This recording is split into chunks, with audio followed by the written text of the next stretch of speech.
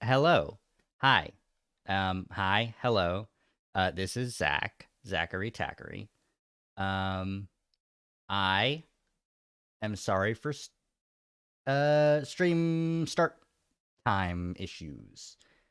Uh, yeah, I ended up wanting to watch Amphibia. Because it's a 1 hour special event. It's not the season finale, but it's almost the season finale. Special events, big thing. I wanted to watch it with a buddy of mine. And by the time I wanted to actually start playing the game, turns out my computer just decided to like crash. Well, VC Face decided to crash. So it was throwing out memory errors. I don't know. I don't know.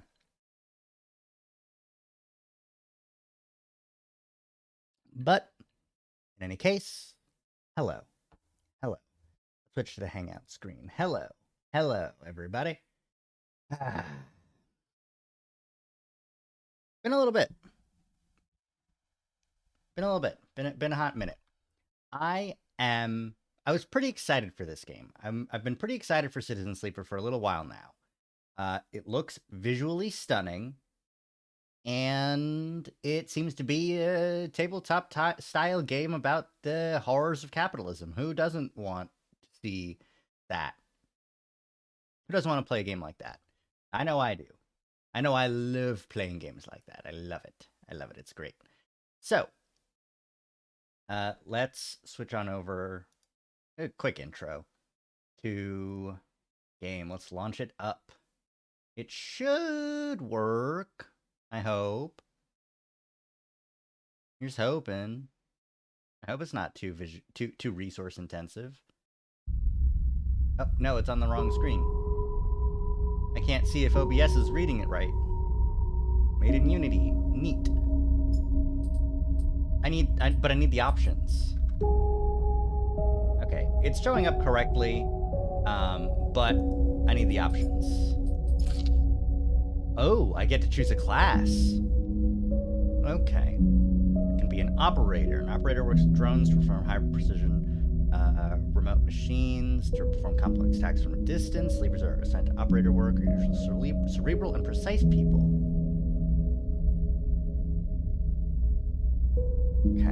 Okay. Better with interfacing. Extractor. Work on resource extraction, often in hard vacuum environments. Confident, self-sufficient, and high-level endurance. And machinists. Okay. Diligent, careful, structured people. Cerebral and precise people versus high level of endurance and self-sufficient people. I think operator will be good to start with. Come on. I need some options. I need to change some settings. Come on. I can't see my chat right now. You're on the wrong screen.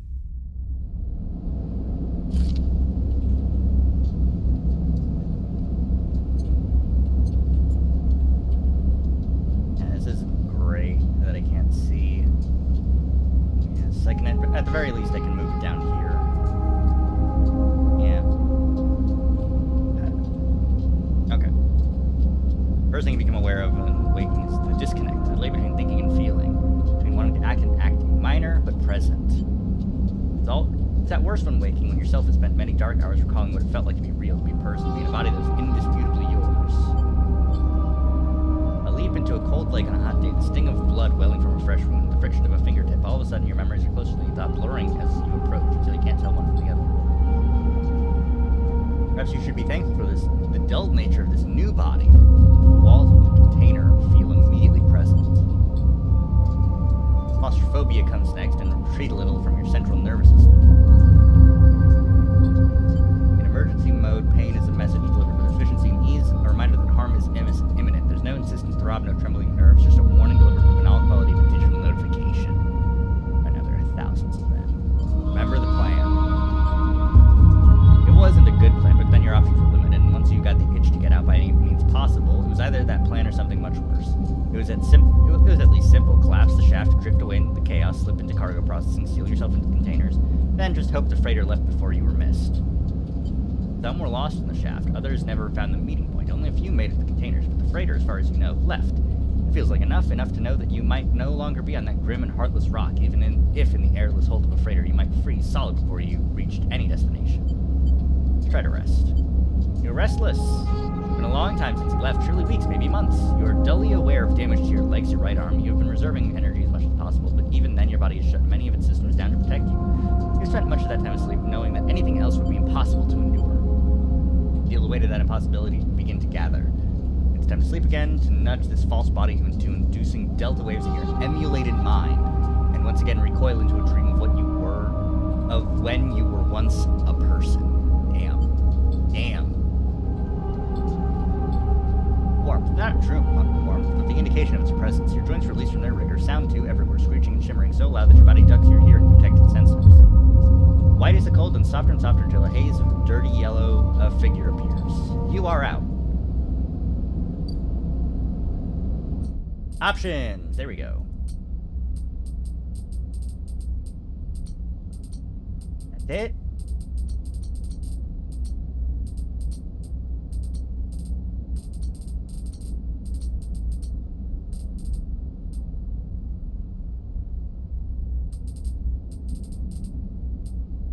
Huh.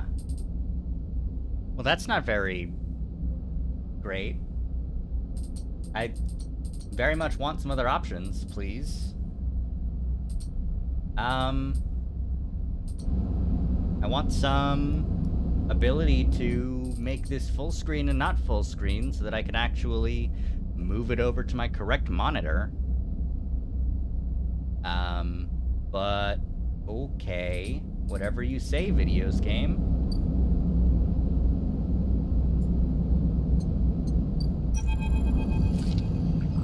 It has been a few hours since Dragos pulled you from the container. You sit huddled in the corner of a scrapyard, swaddled in the reflective folds of a mylar blanket. You're slowly coming back to consciousness, back to life, and you stare at the ornately curving element of an improvised heater. You're surrounded by angular, incoherent lumps of shifts, some corroded beyond recognition. Let me turn this down a little bit, it's a bit loud.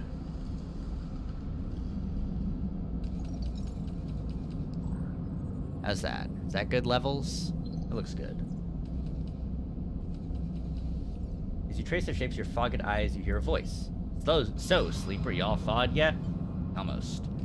Never seen one of you come in like this. New frames must have better perseverance in sub-zero vac. Seen more than a few of you frozen solid to hull plates or inside outer locks in my time. They weren't so lucky. Dragos comes into focus, shrouded in makeshift tech, his headset with its glinting eyes, the mark of a drone operator. Hi, Rari. Hello. Hi. This game is neat. But I can't change certain settings, such as I can't make it full screen or not full screen. So it's a bit difficult to maneuver.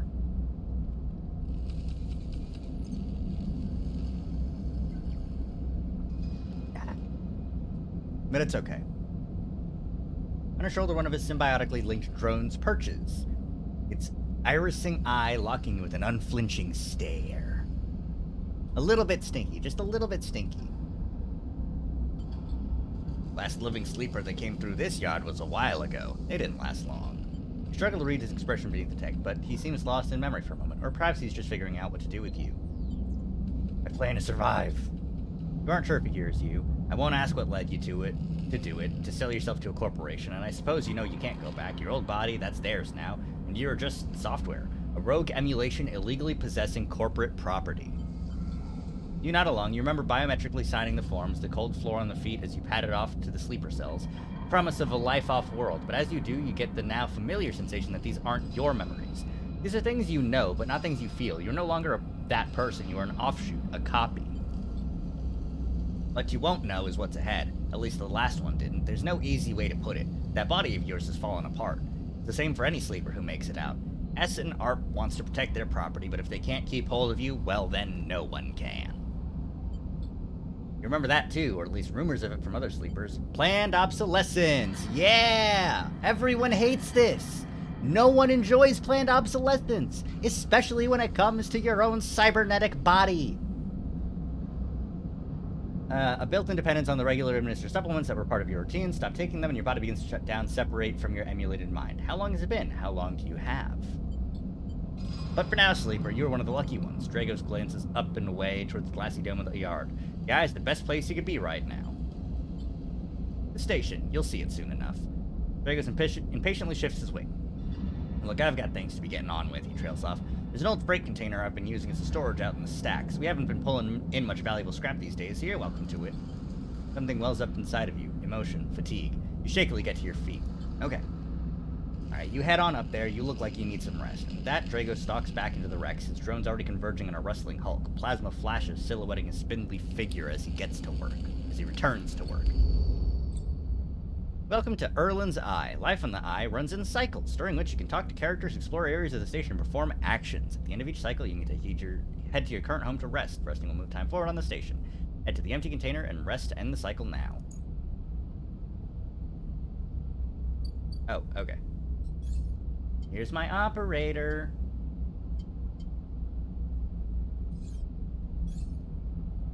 I love the character art though. This is great. This is neat as hell. Kind of a gender, not gonna lie. End cycle. Art is very good and matches well with the UI. I know, right?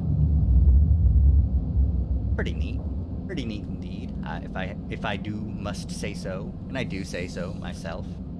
You wake curled up in the corner of the container and begin slowly assembling the world around you. For all this time, you still find this body, the one you wake up in now, strange and disjointed, but its message is readable but somehow wrong. You sit up, pulling the mylar blanket close against the cold. Here you are on this ruined station, millions of miles from anyone you know. Are you still in the system? Did any of the others make it out? It's impossible to know. After all this, what matters? Building a life. I want a life. Maybe you did get lucky finding yourself here. Maybe here on the edge of everything, there's life for you to build. Which, before you can build anything, you'll need to learn to survive. Maybe if you can do that, you can make a life for yourself. Dragos has left a few comforts in the container. The blanket, the bedroll you slept on, a canister of water, makeshift electric stove, and some faded sachets of some desiccated powder.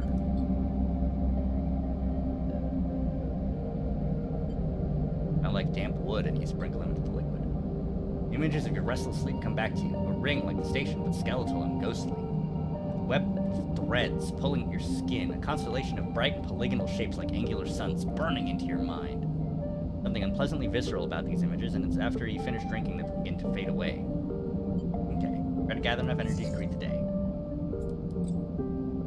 Okay, tutorial condition, action dice, and energy. Your condition represents the current state of your body, which is a 1, which is this upper bar. Okay, neat. It depletes by 1 segment each cycle, but it can also be damaged by violence, injury, or lack of food. And then you'll suffer a breakdown. Breakdown. You have to figure out how to recover your condition now that you no longer have access to corporate pharmaceuticals that were keeping you alive.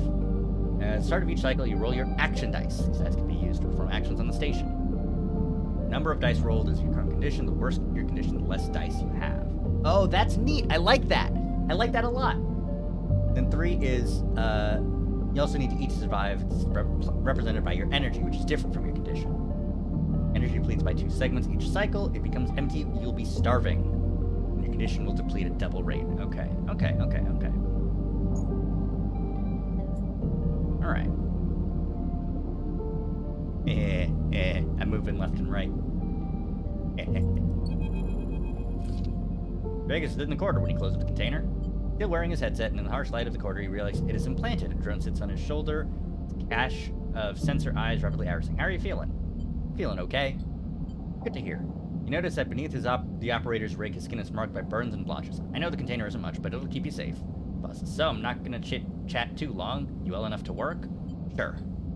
Alright then. Whoops. At the yard at Simple Stuff, we hack these old hulls down and sell them off to shipyards at the bright market dealers for cryo. Occasionally we pull out some tech, something with a bit more value, but most of what comes in is scrap.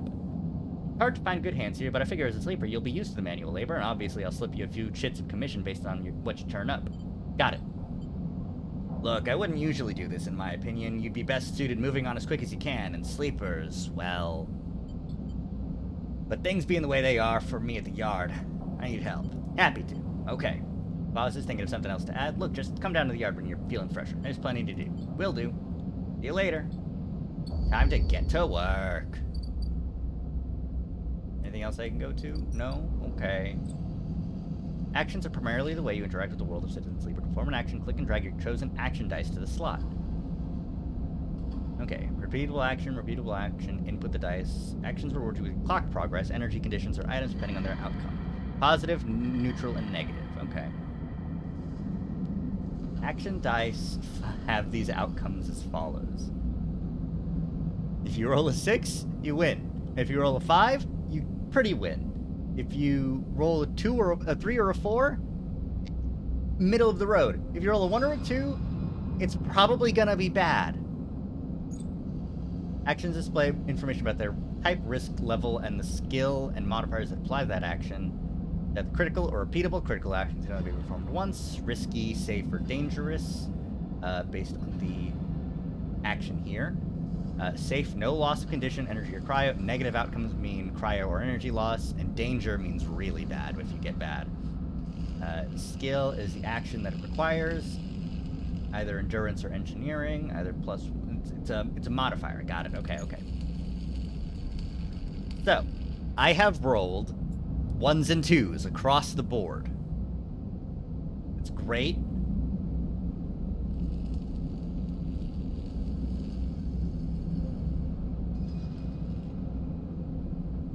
Okay, I can't see what this does. Massive F indeed.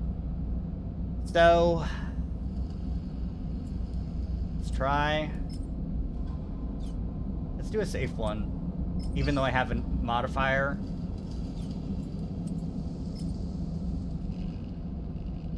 The fact that this is safe doesn't means that I won't lose anything on my condition to do this.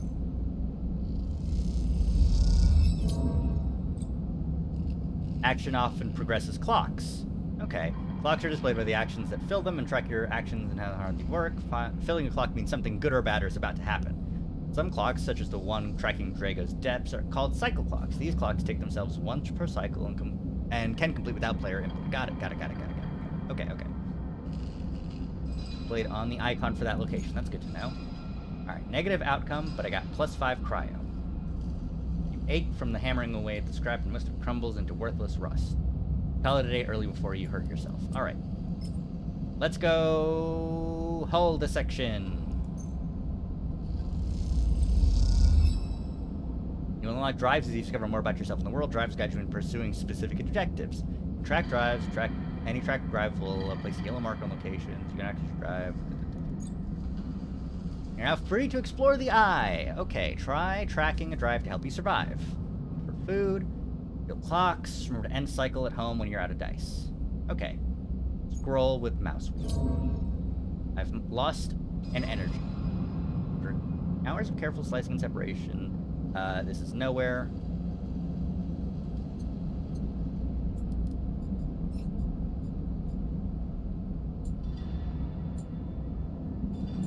Okay, find a doctor.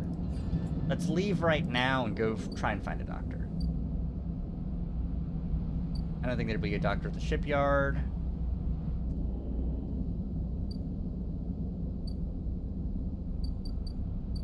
Dragos' yard. There's the Rotunda Wet Dock. The Old Dock Terminal. Dock B2. Wet Market. And there's a yellow dot. Cool. Neat. Ask for directions, which is dangerous. Go to the market, which is not so dangerous. Come on. +1 local knowledge. Okay. Good. Alright.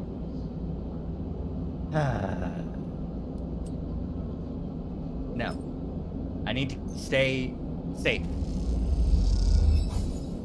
Neutral outcome plus local knowledge. Got it. Okay, good. Oh, what?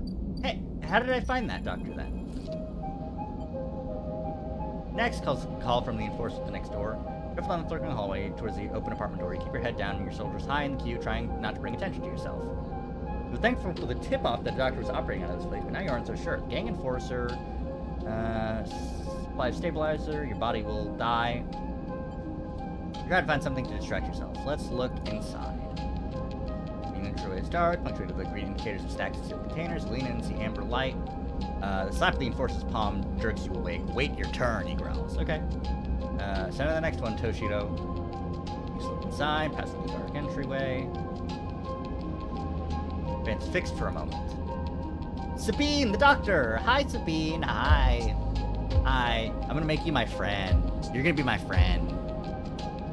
Come, sit. Comes a sharp voice. You see a silhouetted figure turn away, replacing the plastic sheeting over the flame of a simple folding bed. You make way across the room. The figure turns, and as they do, you see an expression of confusion flashes across their features. They open their mouth as if to speak. They blink, then quickly regain their composure. Please sit. They gesture to the bed. Return to an open case of tools on the table. Sit. Sabine turns, a compact diagnostic scanner of some kind in their hand. They hold it to their eye. Remain still, please. Their tone is clipped and businesslike. Stare ahead, still dazed from their expression when you entered. Fear, recognition, sadness, unmistakably etched across their face. How long have you been on the station? They ask. The scanner still to their eye. A few cycles is a lie. It's not true. They lower the scanner and meet your eye. You can talk. They glance towards the doorway. I know the conditions aren't ideal, but I need you to be honest with me. Or you can leave. I'm going to start by assuming you don't know anything. Your body is dying, they say it without ceremony, without drama, but not without empathy. SN-ARP doesn't like to let its proprietary technology set loose to prevent bodies like yours, frames as they call them, from being stolen, repurposed, or in your case, escaping. They built in a process of so-called planned obsolescence. Frames decay rapidly when not regularly injected with stabilizer, one which SN-ARP remains the sole producer of. They look up, sound familiar? Yes. Good, that may help. They swap to your other arm, running some thin metal device over your skin. You feel your forearm tremble. I'm sorry, Sabine says, and you are unsure if they mean for the cold touch of the metal or everything else. Emulations like you, sleepers as most people know, you aren't classified as people in any of the surrogate systems. You have no rights and no status. You focus hard on the inspection of your arm, and SN-ARP has no reason to release stabilizer into the market. Sabine looks up as if to apologize again, but they stop themselves. I know little of this is of use to you. They turn away, disassembling the metal instrument and cleaning it. Silence fills the room as Sabine works, and then the silence gives way to tension. You stare at their back, willing them to say anything. Sabine turns to face you. I may be able to help, they sigh, and you see the darkness under their eyes, hear the fatigue in their voice. They gesture to the door. You saw Toshiro outside? You nod. He works for my benefactor, Yatagan. They're influential in the low end. They gave me this space to work, run the door, and take the profits. At the same time, I have to fix up their enforcers, tend to their implants, sew up their wounds. They look away. But Yatagan has connections. Smugglers from the Starward Belt. Mercenaries working for the corporations on Ember. If they can source the stabilizer, maybe you'll have a better chance. Sabine sets down their slate, their notes complete. This is dangerous, and it'll be expensive, but I think we can do it. Why help me? Sabine walks away to the window, their face dappled by the shadows of passing drones. Let's just see if this works first. I'll let you know when I have a lead. Yeah, Sabine! Thank you, Sabine! We all gotta stick together against the massive capitalist hellscape we all find ourselves in. When you reach the lower level of the market, you look back up through the panels of the roof to see if you can see their face, but the room looks dark against the lights of the market. You duck your head and walk off into the crowd. Cool. Alright, I've gotta go to sleep. Though I do need... Oh, a street food vendor. Okay, alright, okay. So, the local knowledge, you don't need to complete a cycle to get progression at all. It's just that you need... When the cycle is complete, it will result in some big thing. But cycle clocks can be advanced just by one at a time.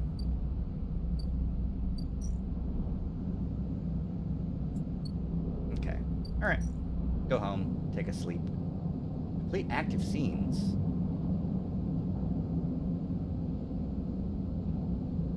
Okay. What's an active scene?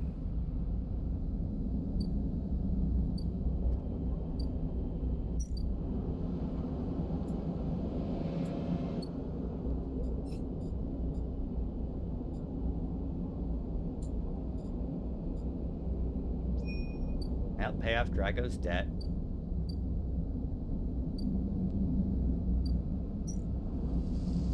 I can't do that.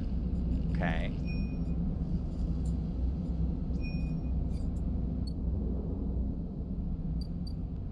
Do I have to explore more places? Probably the food market. On account of... I found it. Yo, Memphis, look at this guy. Hey. You know what? I need to zoom out just a little bit. That's what I need to do. Then I can pull this up a little bit in OBS because I need to gesture more with my hands. Look at this guy. Memphis is busy. His broad face uplit by the makeshift gas burner in front of him. With his precise and delicate movements, he lays thick chunks of marinated fungus. Rari, he's a fungus guy. Rari, this guy's a fungus guy. Look at this guy.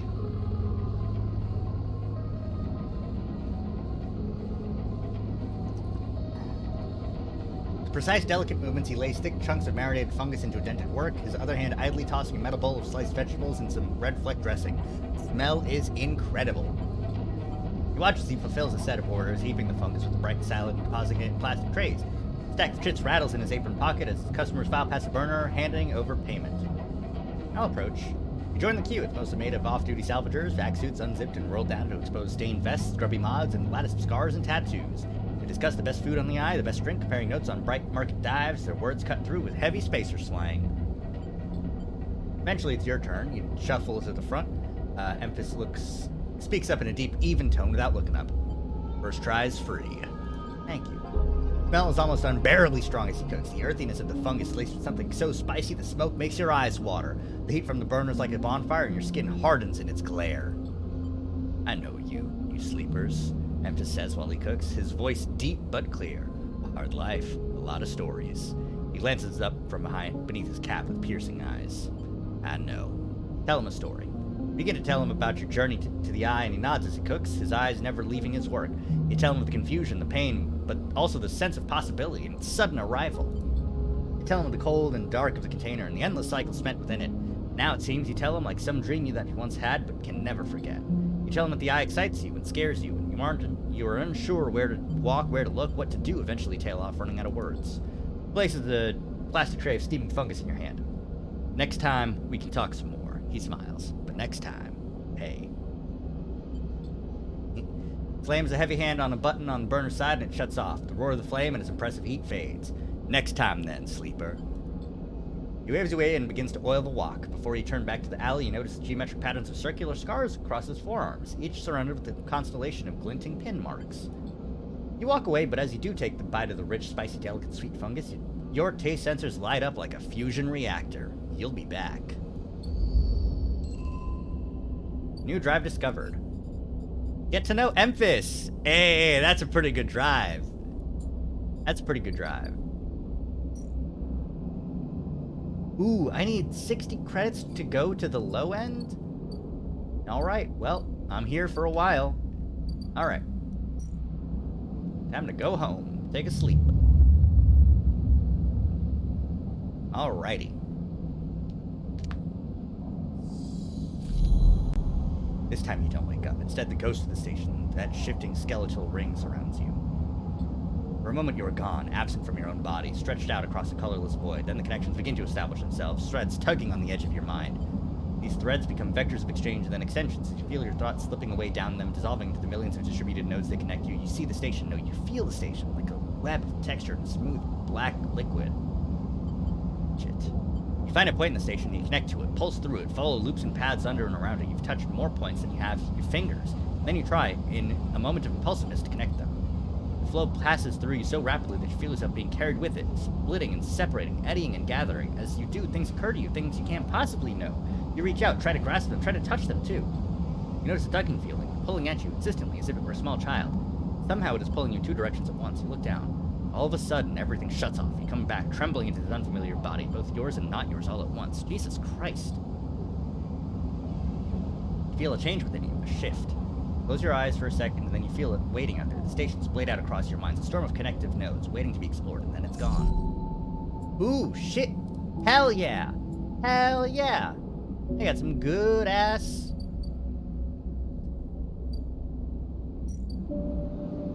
good ass dice.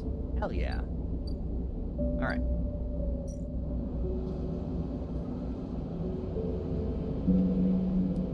Let's...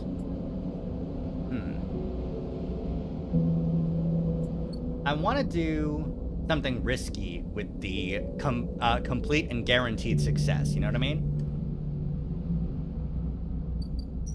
I want to do something dangerous with the guaranteed success dice. This is nothing, okay?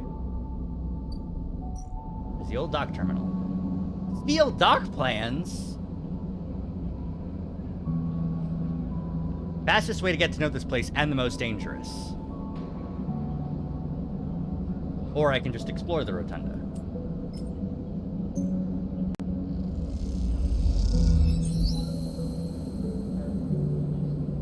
Okay. Now I know stuff. Ankita, stranded mercenary? Hey you, wanna earn a chit? Ankita stands behind a huge pile of tied-together hull plates. He stretches out her back, her shoulders bulging beneath her flight suit. Sure. Across the docking concourse, she begins to split the plating in two bundles. What is it with this place? Everyone wants their cut. She straightens up to an imposing height, her armor plates creaking, and looks you up and down. Don't try anything, all right? She taps the butt of her sidearm. I don't have to put anyone else down today. Wouldn't think of it. Good. Look, I'm not usually... Let's say my temper has been a little short lately. She has blue hair. Ankita hoists one of the bundles of plating on her shoulder. Come on, then. Enough chat. You gotta earn that shit. You struggle to shoulder the plates, but you do eventually. She gives you a look, ships it that way. She sets off at an impressive speed. Why are you doing this all yourself? You mean why aren't I hiring those good folk? I paid Havenage enough. They're currently rinsing me for a mooring, and I can't vacate unless I either fix the ambergrease or sell it off as scrap. Ambergrease, that shit. Catch on fast, she gives you another one of her looks. Drapley turns another corner as you trail behind. She got cut up pretty bad on her last job, and I had to moor up here for a spell. But since then, it's only gotten worse. Someone got in and sliced the core from her ship mine, so now she's gone dark. She shifts panels on her shoulder. The upshot is that I'm short one ship mine, with a ton of repairs to do, and the rest of my crew signed off the moment they got wind I'd been stranded. So, yeah, it's been a time. Sorry to hear it. Yeah, I've seen worse, but I'm bleeding shits every cycle here, so I need to get off, and fast. Ankita swings the plates from her back, almost knocking you over in the process. This is me. She hauls the second bundle off your shoulder. You're the first person I've met here who might actually be considered helpful. She pauses, chewing her bottom lip. Look, you want to help? Come see me. I need a hand putting Amber back together, and you don't seem like the type to try anything stupid. She passes the bundle of plates through the ambergrease's outer lock and then turns back. Just don't go spreading all this around. Ankita throws you a couple chits. Consider a bonus for not trying to grift me. Gives you a parting nod and ducks through the doorway. All right, get out of here. She calls back, and the lock slams shut. Cool. Thanks for the $2. Grimy space haunt. You're unsure if your frame can metabolize alcohol, but hey, you know, you can buy some rations. Oh, these are, okay, I can use my items for this. Okay. Okay. It's got this sealed dock, which I can unlock if I have the data. Okay, got it. I'm learning.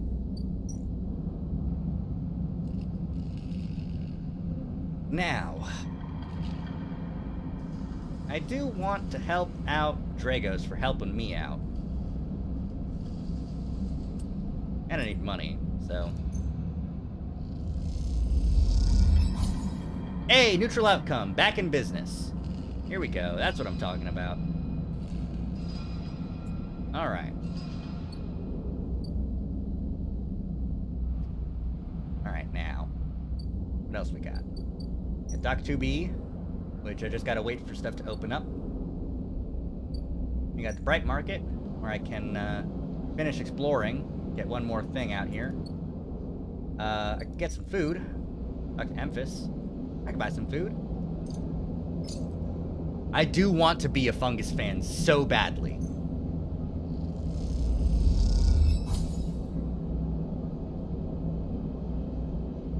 That's fantastic. Alright. Nothing here. Alright. So, I can either Bright Market, work in Dragos' yard, or work in this Havenage shipyard, which is pretty dangerous. No tourists here. Assist a shipbuilder. Let's help out Dragos, I think.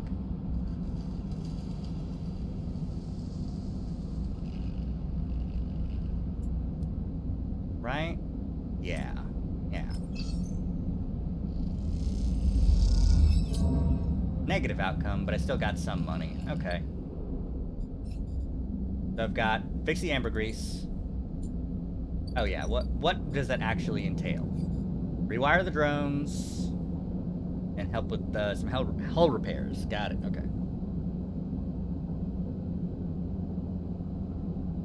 Okay. Okay. Call it a night, I think. Because I really do have to just wait for Sabine to acquire the stabilizer in order to get better dice. More dice. I got a lot of energy now. Don't have to worry about food for a day, I think.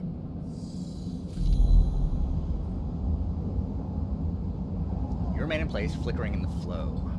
Reading the threads, you see bright shapes and caches of shimmering light beneath the transparent crystal thorns. You begin to understand. These are nodes, connections, a map of information and communication. There are so many layers, so many loops that it seems almost impossible to parse, but you begin to try. Let's focus on the threads? The nodes?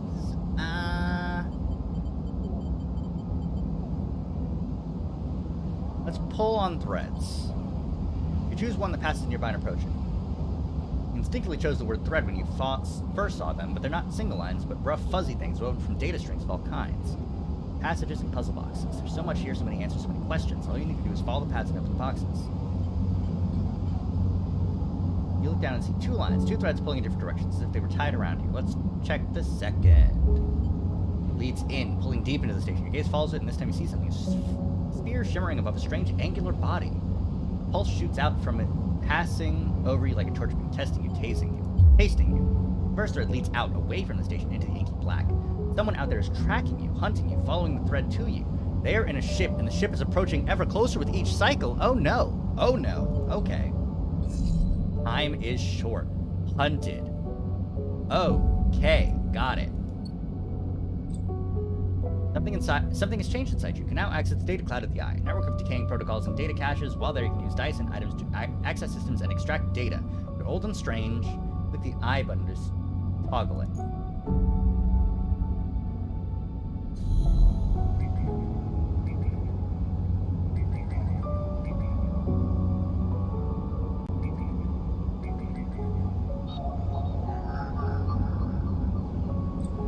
Data actions allow you to extract data from the networks of the eye. They work like dice actions, but in order to let you match the dice to the one displayed on the right of the action. If you have +1 or +2 modifier, you'll be given more dice to pass. Okay. So I would need a 1 in order to access this. I would need a 3 in order to access this. Oh, I would need some already existing data to access that.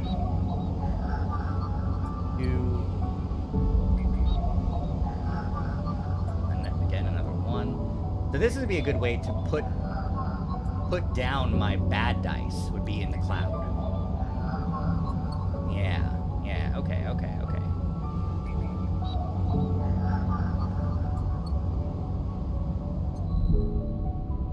Alright.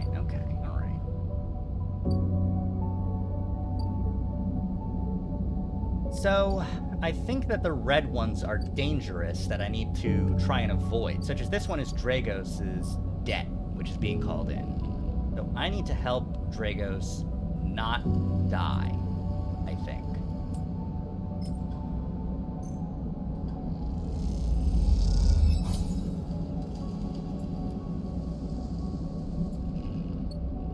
Got some cryo now. These ones are good. They'll just open eventually. This one, I just need to wait. Let's finish off the bright market with a regular risky.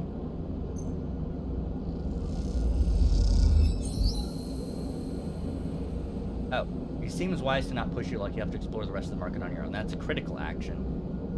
Ooh.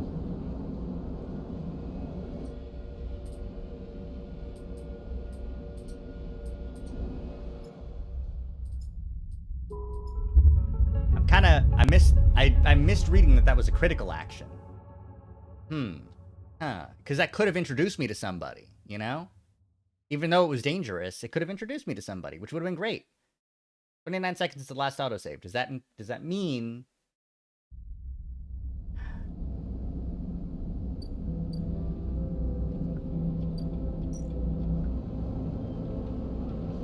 Okay, cool.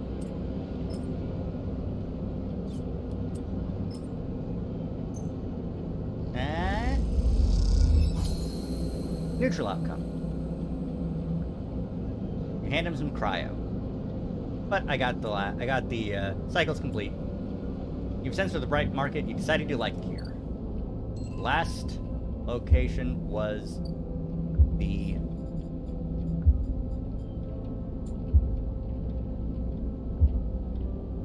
Ort Exchange. Okay, which is this one. Play the exchange. A sharp eye. Get you in a good margin. Okay. It's good to know. And I'll need a ship mind at some point here. Help her. But I would like to focus on Dragos. First guy, you know. Gotta help out. Alright. Come on.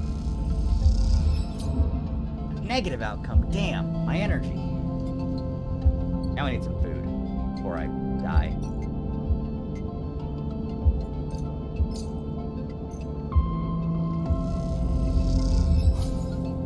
Thank you for the energy.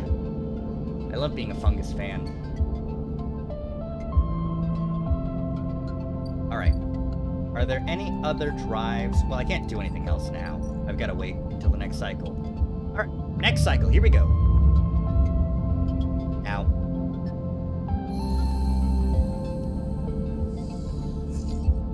Ooh, another perfect 6. A voice echoes down the corridor towards you. Sleeper, wait up. Okay. Fang's coming down the corridor towards you. A wonky grin on his broad face. Hey, glad I caught you. Do I know you? He grins. You do now? He puts a hand on your arm. I've seen you hanging around. Just want to chat. Staying in that thing? He nods back to the container, shaking his head. Rough. It can be hard to get a start on the eye. He nods. He looks down the passageway. What was it old Erlin said? The eye opens for us all? Nice idea, but, well, not always very practical. He glances back at you. We do our best, but it ain't easy. Erlin? Pass together into the main walkway. No one has told you about Erlin? He's the founder of this place. That's why it bears his name. Avenage should organize some seminars. He laughs. Not really my department, though. I'm with systems. Systems?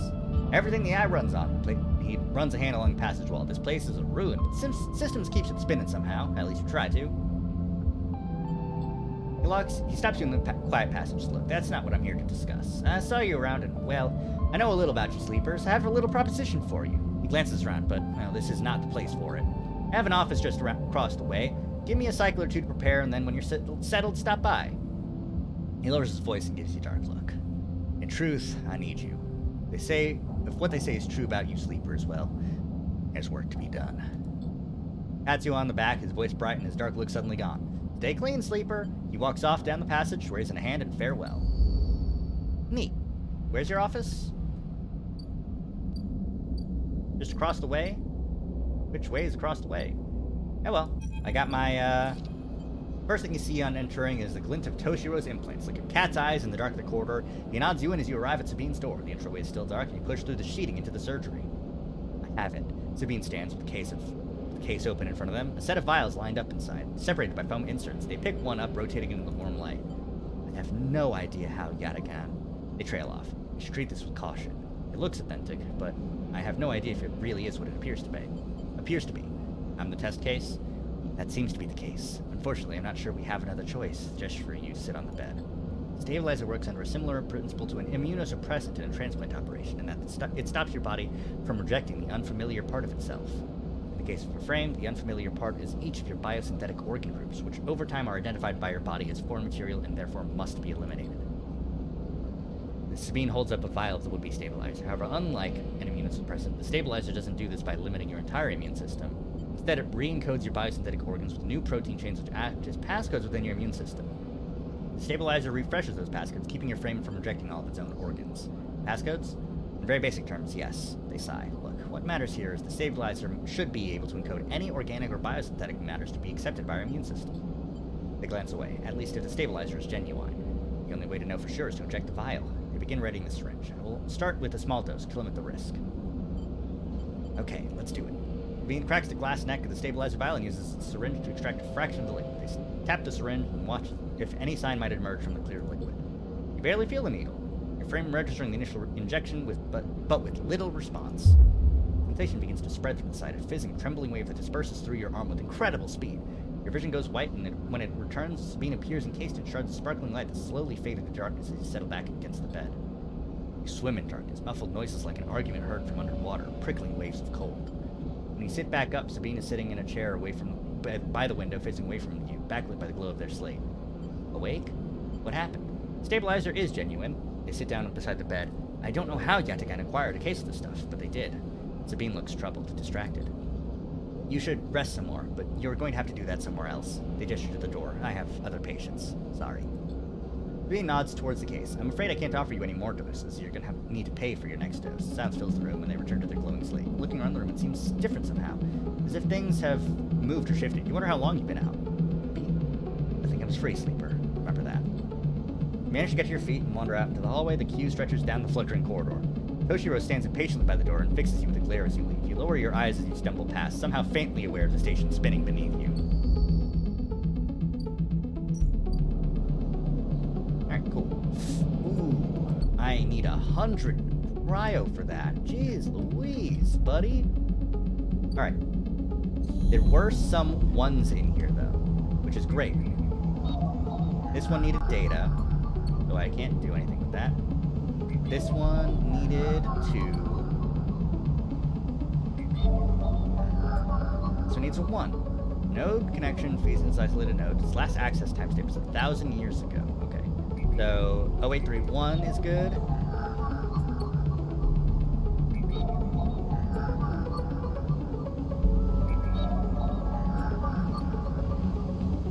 Oh, I could also access this one. Orbited by the remains of a corporate countermeasure broken long ago by hackers.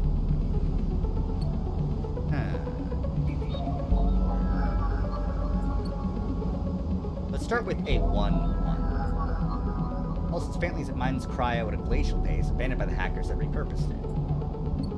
Okay, that's a cryo. No. I like that. Getting some free money would be nice. Let's extract this data. 1 encrypted key. Let's get past some maglocks. Okay.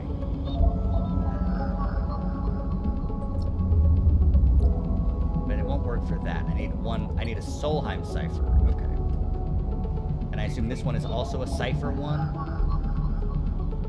Yeah, Havenage cipher. Okay, these are specifically ciphers. Got it. Okay. Now,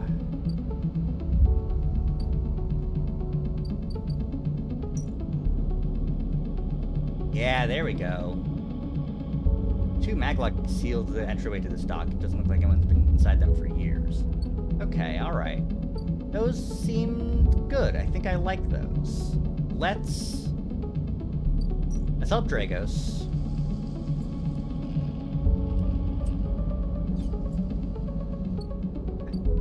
Let's help the shipyard. I need to be a hand. Oh. That's bad. Okay. Then let's help Dragos. I want to help him get his stuff back before his clock runs out, you know?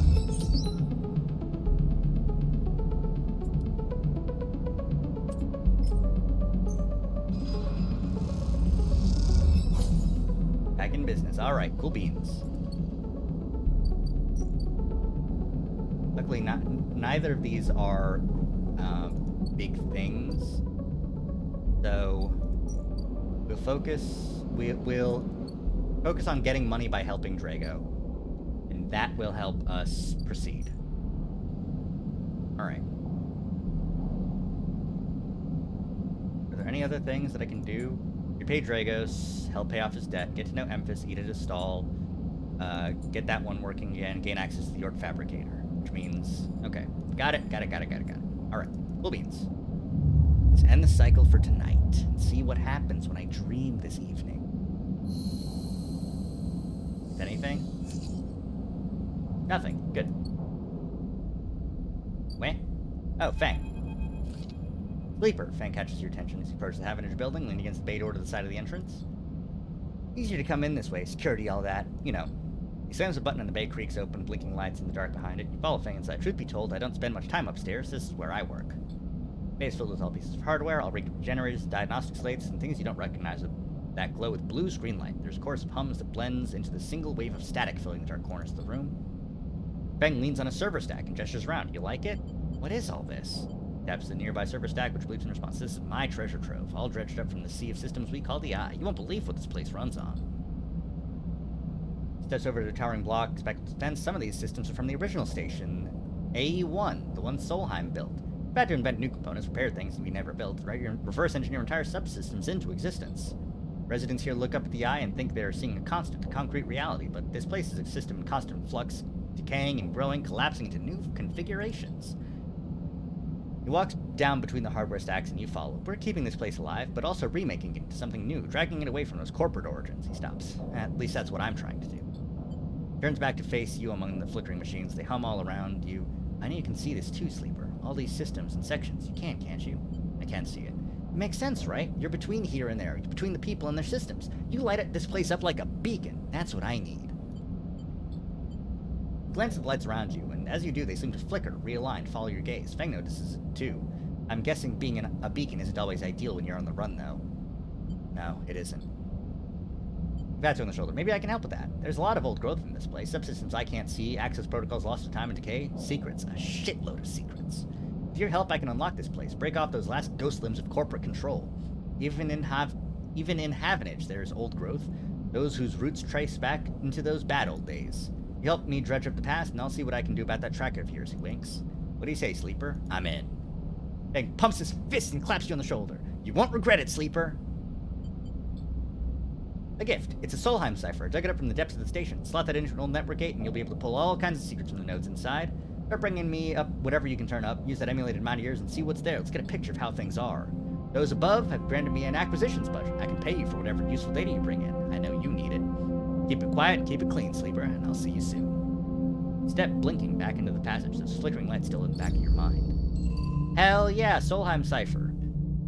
I can use that. Use that. This is the Havenage one. I can't use it there. I can use it here, though. Gimme. Gate S7 access. Okay, what's Gate S7?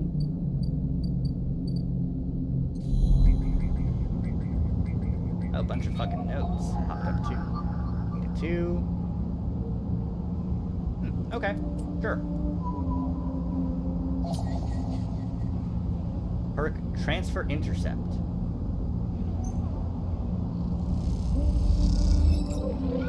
Extracted Solheim data.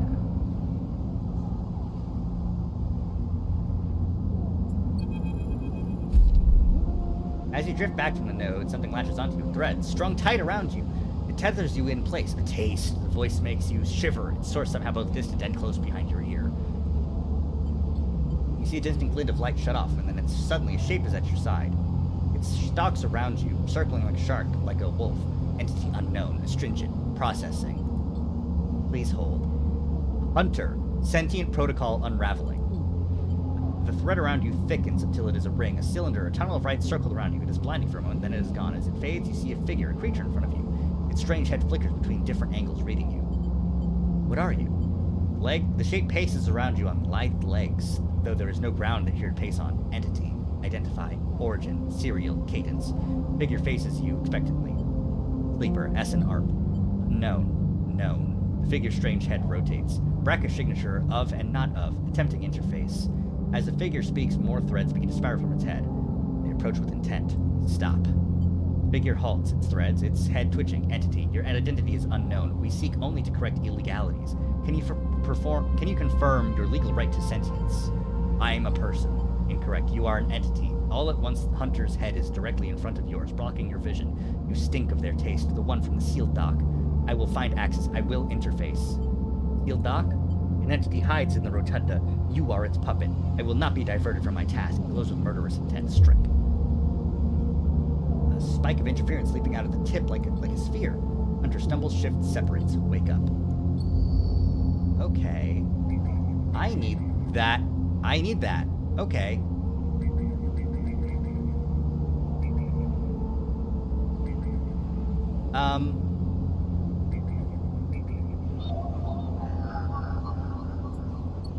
So, this says Hunter.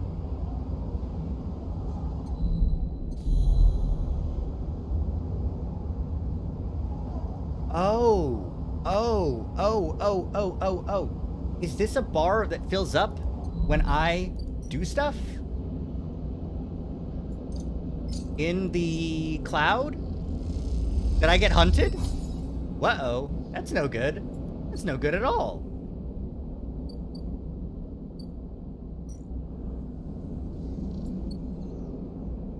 Yeah, because when I'm in here now, I can't...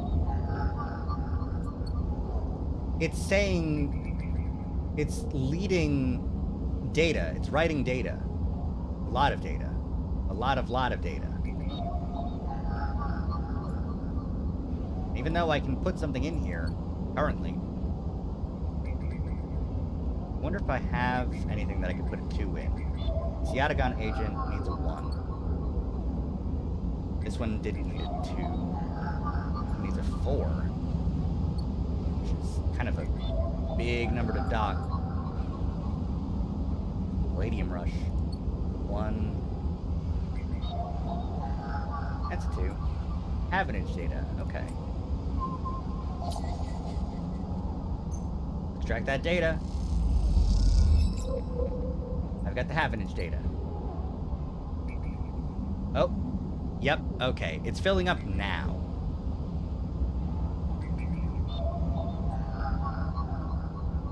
I've got Havenage and Solheim data, but they're not ciphers. Okay. So I can now take this data and give it to Fang.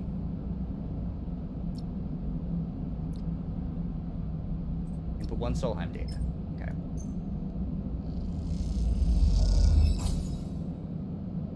Opening the systems. Alright, cool. Now I have access to this dock too.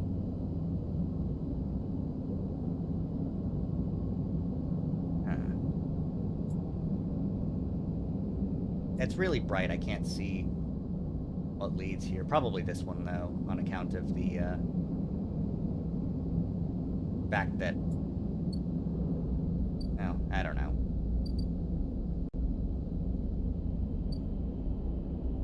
Alright. Okay, alright, okay, alright. So, let's go into the hardware exchange. And let's play the exchange.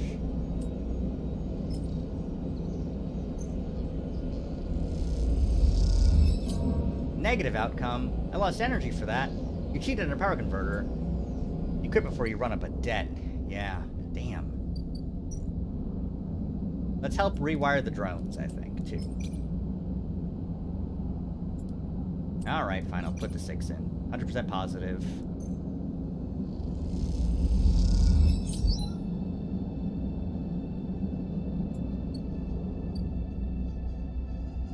Because really, more than anything, I need the money, you know? Let's help Dracos out, too. Alright. Pretty positive. Let's go positive. Let's go positive! Yes! Neutral at least. Thank goodness. Alright. That's all that I got for today. Away we go to sleep. This game's so interesting. I want to pull apart all the threads. Ugh, yes.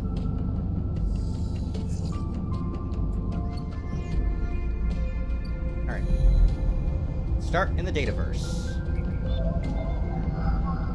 2.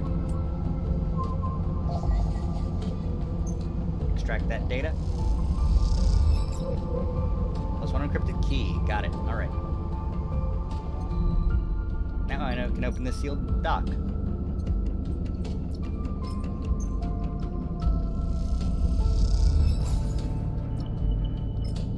Alright, let's figure out what's in here. What entity is in here?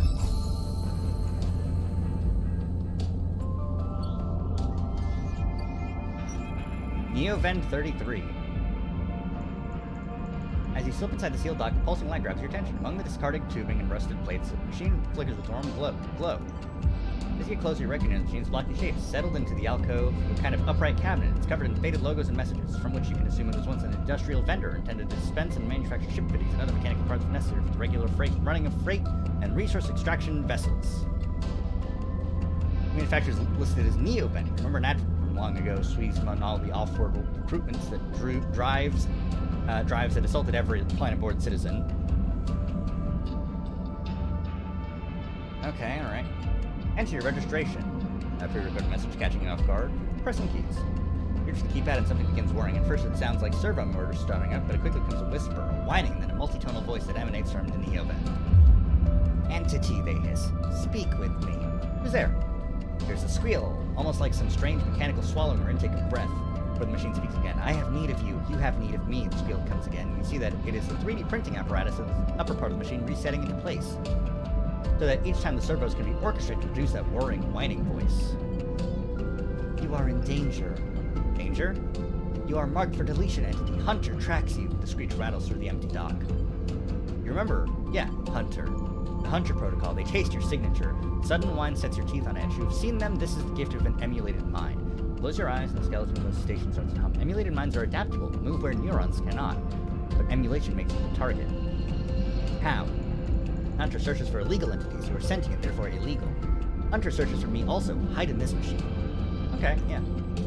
Can counter Hunter, but need entity outside machine. Need you. Screen, flickering back of the station. Points along the room glow in deep red. Hunter is always gathering. Too much data. Must build nests. Masters are gone, but continues hunt. Bring this data. Raid its nests. Masters? Station builders. Solheim. Long gone. Their protocol still haunt. Bring offerings. Save self. Mutual need means friends, they conclude. Tired of the conversation. The ring amplifies and then suddenly drops. The mechanism within the machine to click back into place. Okay. Thanks, Neovend. I'll help you out. Neovend is also my friend. Alright. So, first up, I think, is going to be repay Dragos, because I need a while before I can actually afford the good shit.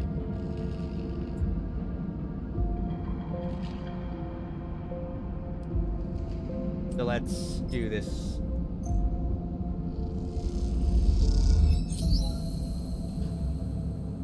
Oh, he did it. It got good twice. Nice. You arrive into a buzz of activity at the yard. Red blinking lights flash across the vast dark shapes. Suspended below the dome, they flicker. The cutter is huge and has been torn apart in some violent encounter. She's a beauty, isn't she? Drago stands to the side, focused on the hulking ship as it's lowered into the yard. She is. I should thank you. This place was on its last legs when you turned up. Now look at this. The ship descends slowly, its interior visible through multiple hull breaches. You struggle to gather the same enthusiasm as Drago's for this monstrous craft, but you can't help think of what became of its crew. What happened? What do you mean? I managed to convince our salvager friends to give it to me on credit. That's what happened. Credit? We may have done well, but we can't afford a down payment on this one. Don't worry, we'll make it back up once we chop this beauty up. You sigh, but Drago doesn't seem to notice. I know I said you shouldn't stick around, but I'm gonna need some help with this one. Drones crawl over to their hulk, the lights illuminating flashes of dented hull. You wonder if you arrived in a similar fashion, locked inside the container the wreck of the S&ARP freighter lowered into the yard like a corpse ready to be butchered. Or was the container delivered to Dragos on its own, a womb for your rebirth onto the strange station? After these past cycles, I think we're up to it. What do you think? The Winter Light. Let's do it. Come back in a few and we can make a start. Real beauty. Paid off. I got an achievement for that. Hell yeah. I completed my first drive and it unlocked an upgrade point. Hell yeah. Alright.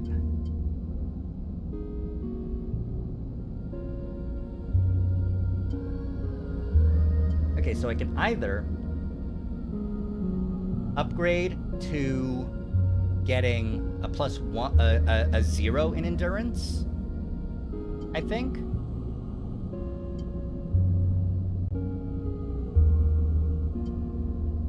Dice actually displayed potential positive and negative outcomes on intuiting. Chance to gain energy after any engage action. That predictive reasoning seems really, really good. Okay. Yeah, it seems really good. Okay. Let's see.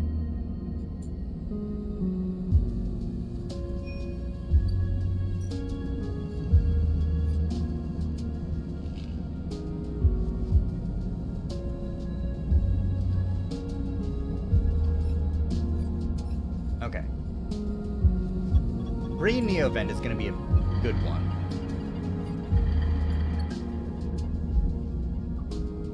I need one thing that'll get me some money. How about the Ort Exchange?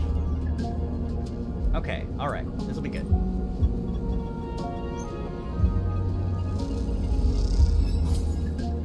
Nice. Alright, cool.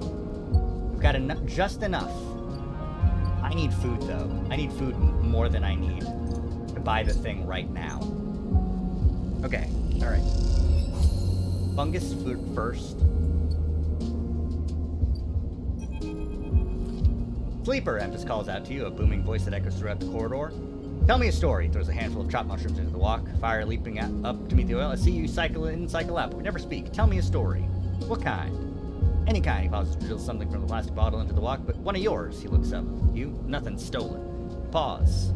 The spice is rich in your nostrils, and think about the kind of story you'd like to tell Emphas. You look at Emphas, the listener, and imagine he's heard it all before. Perhaps you'd enjoy a strange story, something with some spice. Tell him about your dreams. All the sleepers you tell Emphas had dreams. Some were simple, memories left over from the emulation process that become tangled up in the minds and would come out when they slept. It wasn't rare to hear a sleeper in the dorms scream, or cry out in the night. But your dreams, those gray, skeletal afterimages of systems and structures of threads and patterns, weren't like the others. They weren't memories or nightmares, they were reflections of reality, distorted, yes, but somehow true.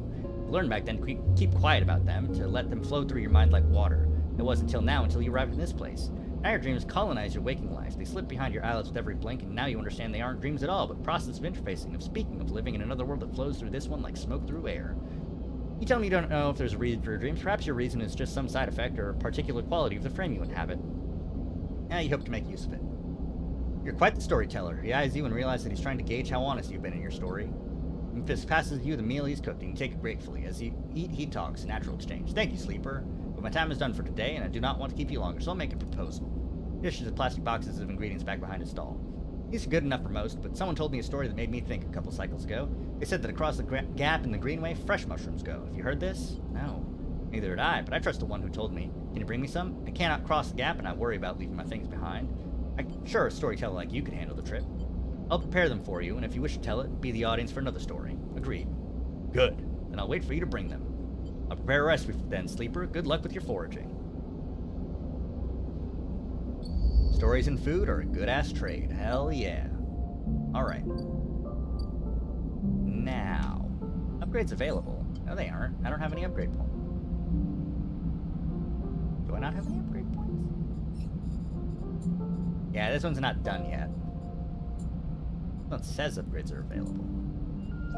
Alright, let's go into the other world. Hunter Nest. Needed 2. Okay.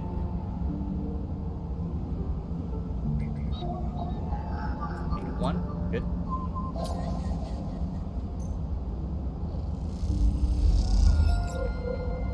Another encrypted key. Neat. That'll be good for some maglocks down the road.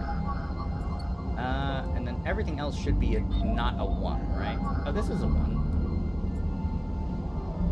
Oh, I already did this one round, right? Didn't I? Are these redoable? I think they'd be redoable. Seems a bit...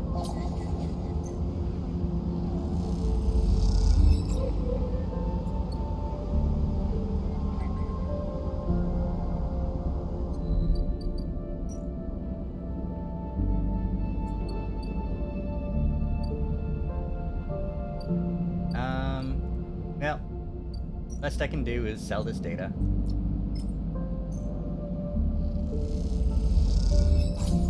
Give me the credits. Plus the scoping the systems, and now I can buy the stabilizer.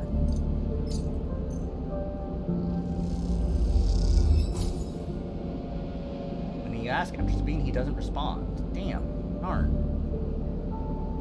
A passkey for an apartment found tucked inside the stabilizer thing.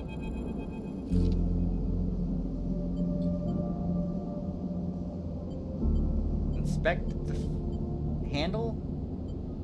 Low end. Okay. Low end passkey. Okay. Time to go into the low end, find out. Alright, now I've got the upgrade. Alright.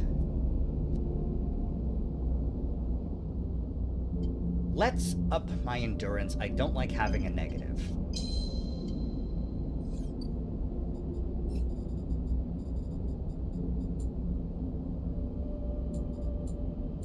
Well, I'm out of stuff for today, so home we go.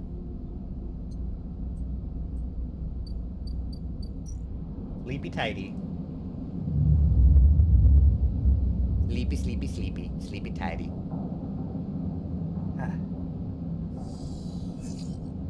Ooh, good rolls. Alright. Alright, I inject stabilizer at home. You still need that hunter data. Which I can do now that I have a 2.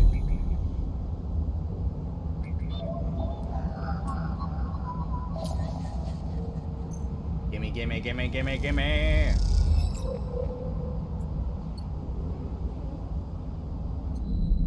Alright, Neo-Vend. Here's that data you wanted.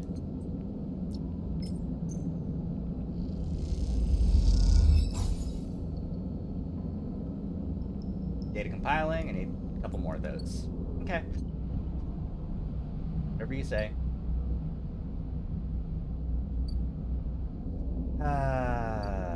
Okay. Next up. I want to help the ambergris.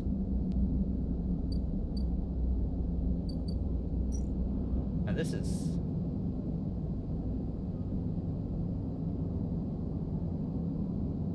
Okay.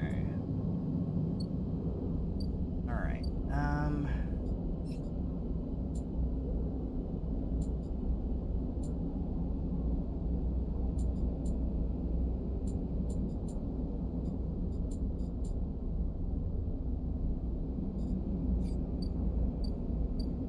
Alright. So, I'll keep on doing this. Because I need...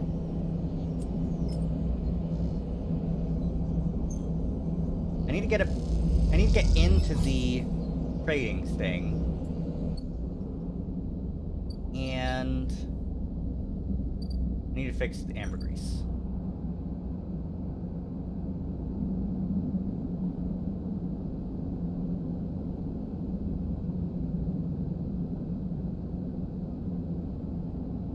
Ah, damn, this critical action was gone. I didn't read it. Darn it.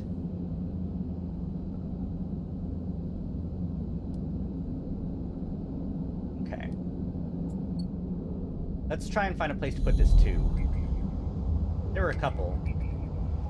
Oh, I'm at max. I can't do any more for this cycle, I think. I just need a way to get some money then.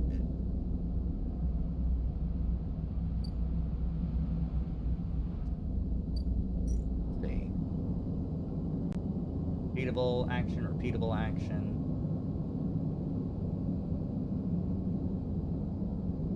Okay. That's only 15 cryo, though. How much at, Dragos' shipyard? I don't like helping Dragos. But I don't get any money from this. I just help out. I get money from Dragos, at the very least.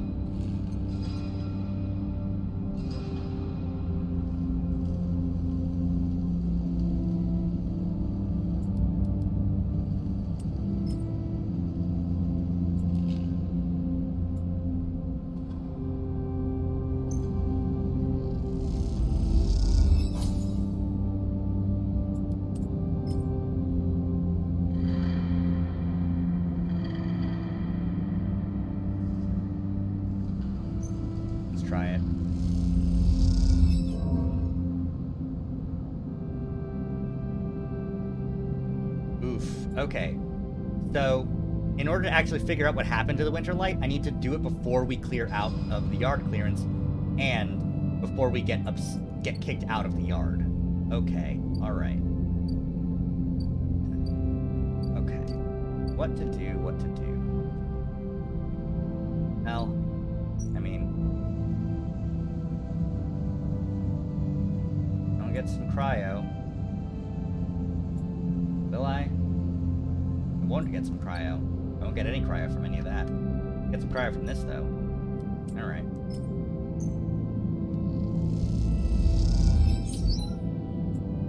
Oh, and I got plus energy. Neat. I'll take that, I guess. Yeah, that's all I can do.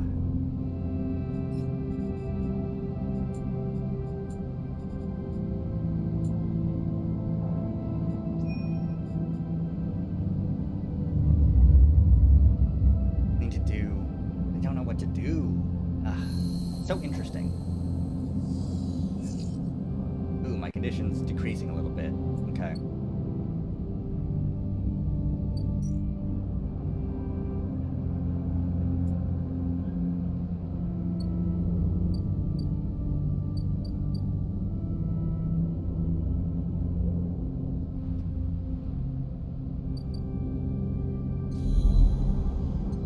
Ooh, another 100 cash. Needs a 1. Damn it. Didn't roll any ones this round.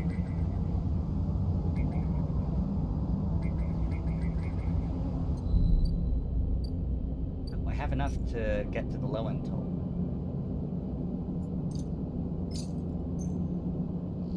Here's hoping.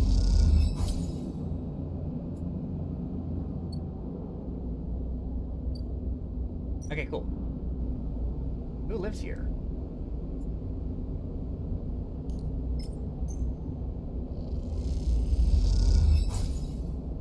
Apartment unlocked. They reveal yellowing plastic panels, the detritus of a routine life arranged on every surface. You step inside, clicking the door shut behind. The amber light of the aging fixtures glaze everything with pale orange. The works are a result of a variety of objects and distinct hotel lighting. Pale blue light drifts from a doorway at the end of the room. Go to the doorway.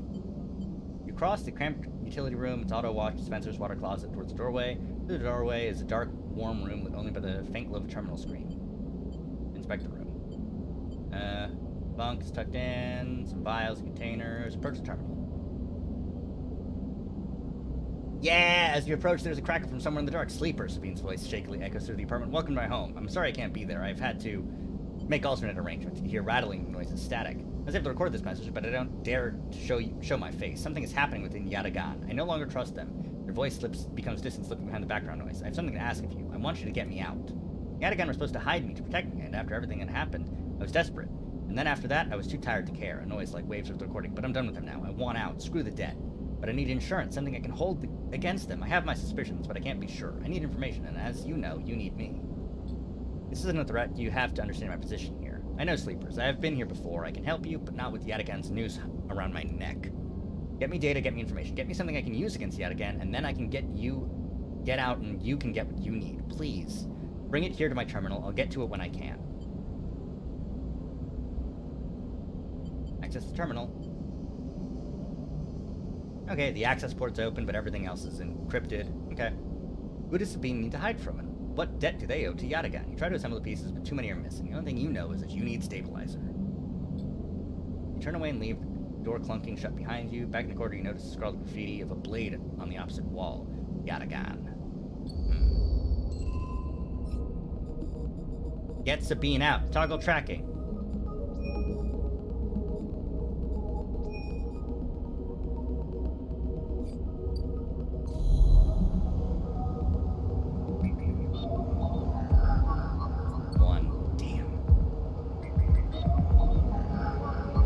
Damn.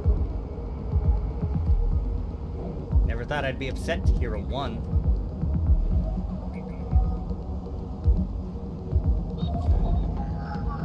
It's a half-inch agent. I thought there were other Yatagan agents, but it's just these 2 right now. Okay. And I don't have enough to actually get them. Alright, let's hang out low end. Block maintenance or low ender. Okay. Play Tavla. I don't have any cryo. Okay. Well, because I don't have any cryo, that seems like a bad decision to make. Free Spoke, Towering Transit Hub. Spoke Climber, minus his energy. Enter the Spoke. Spoke Climber, minus condition or minus energy. Enter or scale. I've got a 100% chance of winning, so let's enter the Spoke.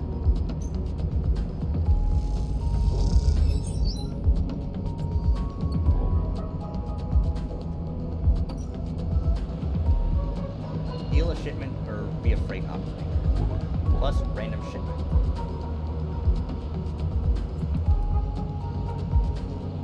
I've got a +1 in interface. Oh.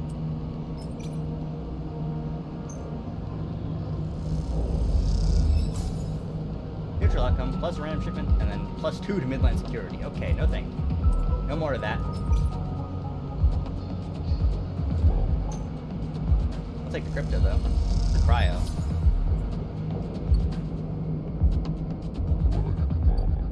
Founder's Gap. To reach the Greenway, you need to pay for a pass. Okay. Alright. Well, in that case, let's go back to the low-end district and try for some Tavla. Now that I have some cryo to actually... Ah, damn. Actually work with. It'll take several cycles for that stuff to go back. Any place that I could sell the components that I currently have? Oh, Gurial caps. Hey, wait a minute, is that... Oh, I need 3, I only have 2. Okay, alright. Anything else that I can do? I don't think so. And I don't have any upgrade points, so... Leap it is. We'll end the cycle, we'll keep with 5 dice, and once we get to 4 dice, then we'll inject the stabilizer. Ah, fuck, I'm starving. God damn it.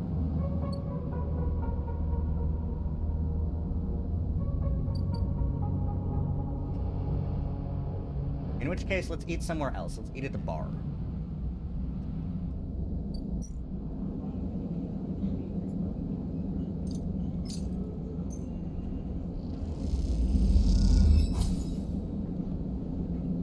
Okay, good shit.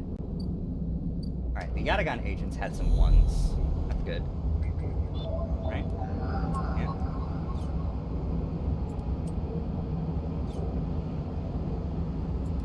Why can't I put that there?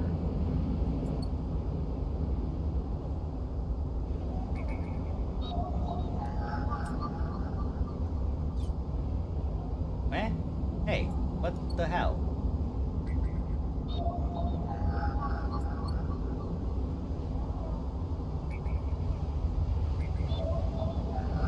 I mean... I see that worked.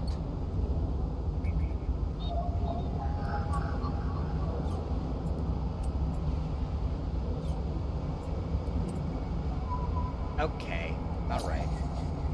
Whatever. I have to put it in less.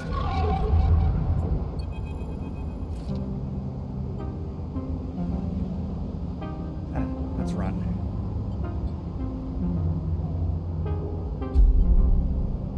Submit to inquiry. Push against the threads as they close in, becoming frenzied as you push them aside. You are caught by whipping tendrils and feel them pulling you away from the anchor of your body. Hold for processing.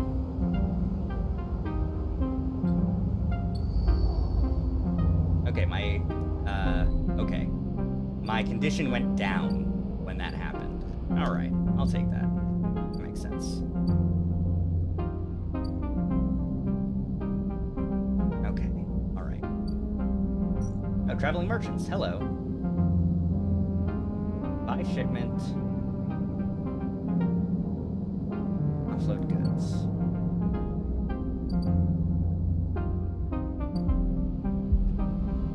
Oh man, I need Fang. Because that hunter's coming.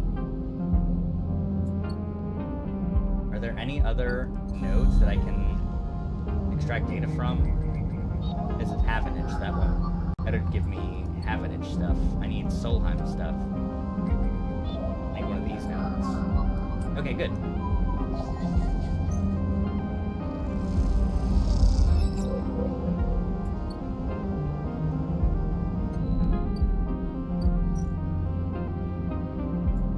Alright, here's the Solheim data you want. Here you go. Alright, come on. Get this hunter off me.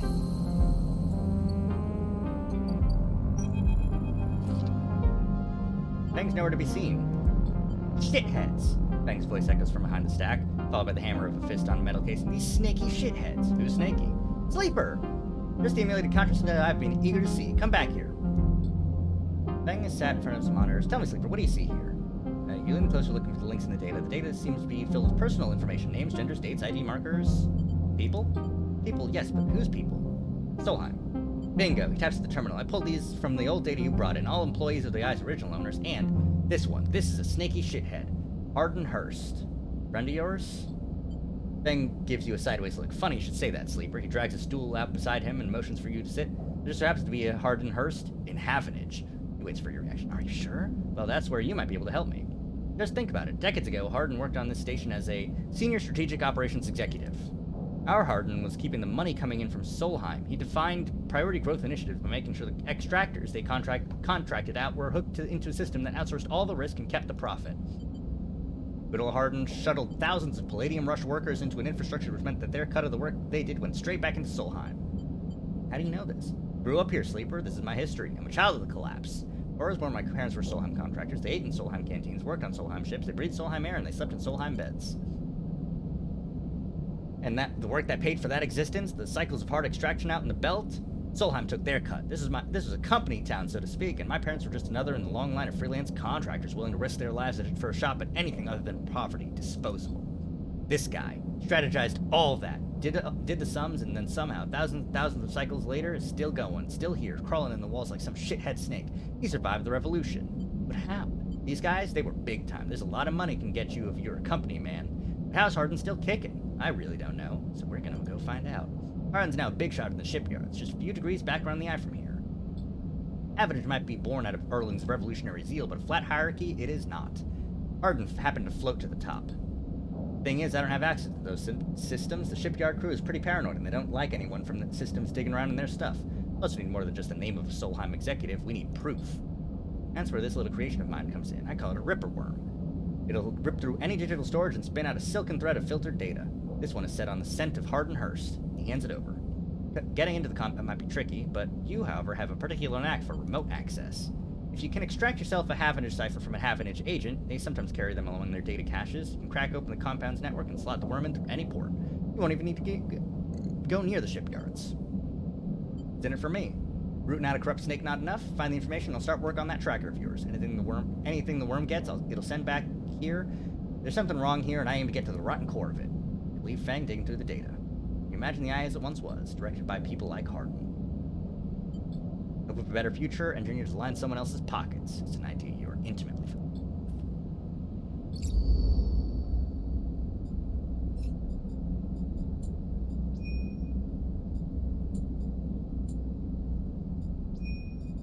Havenage agent to get a cipher.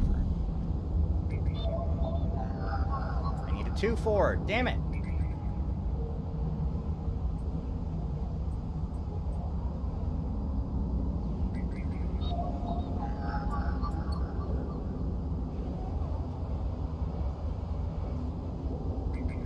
If I can disable Hunter and free Neovend, that'd be good, right? I wouldn't need to worry about the time limit. Well, anyways, I need more credits to eat more food, I think.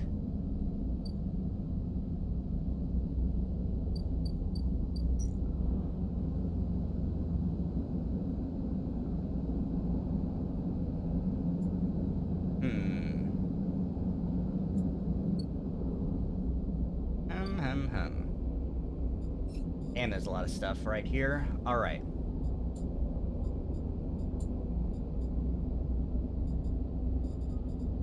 Let's focus on getting Sabine out, I think. I can put some data. I can drop... Oh, I just need the one? Damn. Oh, no, I need 3. Okay, it makes more sense. Alright, now let's get some money so we don't die on the next cycle. Let's also explore a little bit.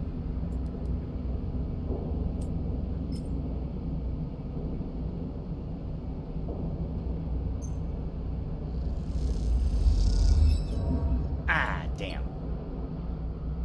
Alright, alright. Get some food. Get some mushies.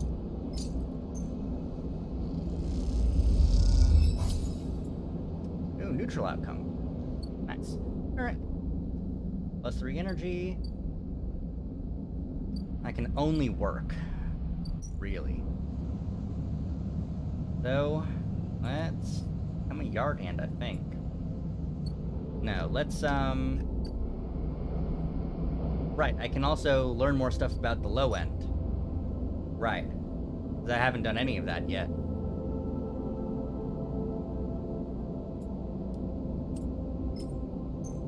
Come on, come on! Damn. Alright, let's inject some of that funny juice in me. And we'll call it a day.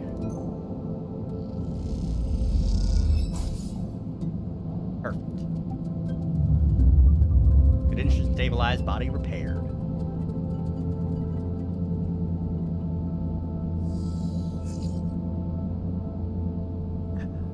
Last cycle. Bang.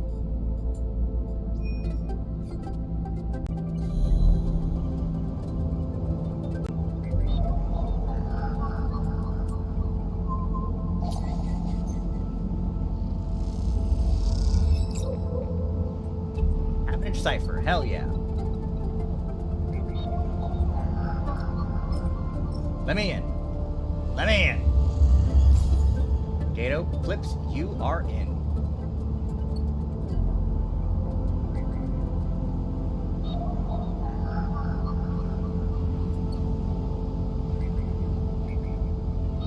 Okay, that's weird. It's like 2 circles, but okay, whatever. Godspeed, little one.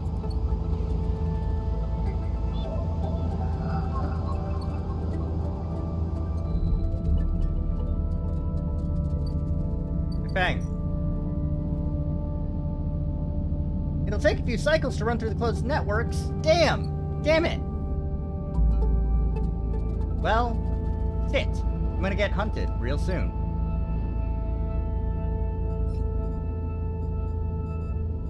Alright. Freeing Neovent.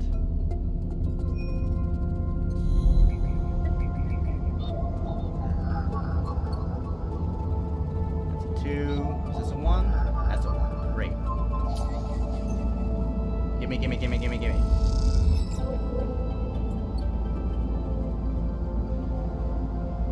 Any other hunter nodes? That's the 2, so no. But I can put that into the thing.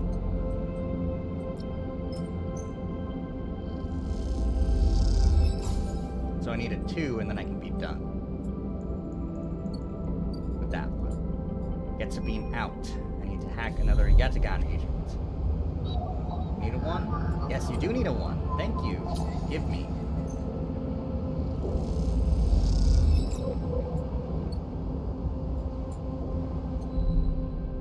I'm doing a lot of hacking, huh? Yeah. Well, hacking's what you do. Now I need 1 more Yatagan agent to hack, but that requires another 1.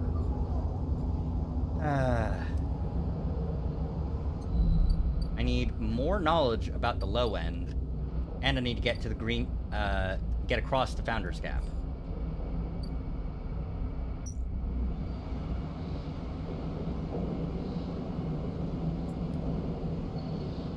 So let's get some cryo. No, there's no other benefit to getting some cryo, which I would much rather actually get to be a fucking low-ender here. Helping out is always a good way to make friends. 100% benefit.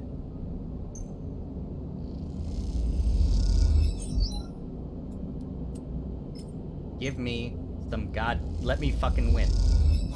Yes, finally. You end up in a tight match. A small crowd gathers. You lose, but the pats on your shoulders suggest you gain some supporters. Finally. Fuck me.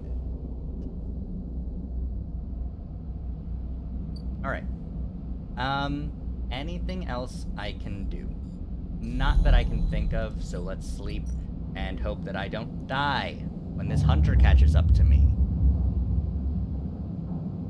Uh-oh.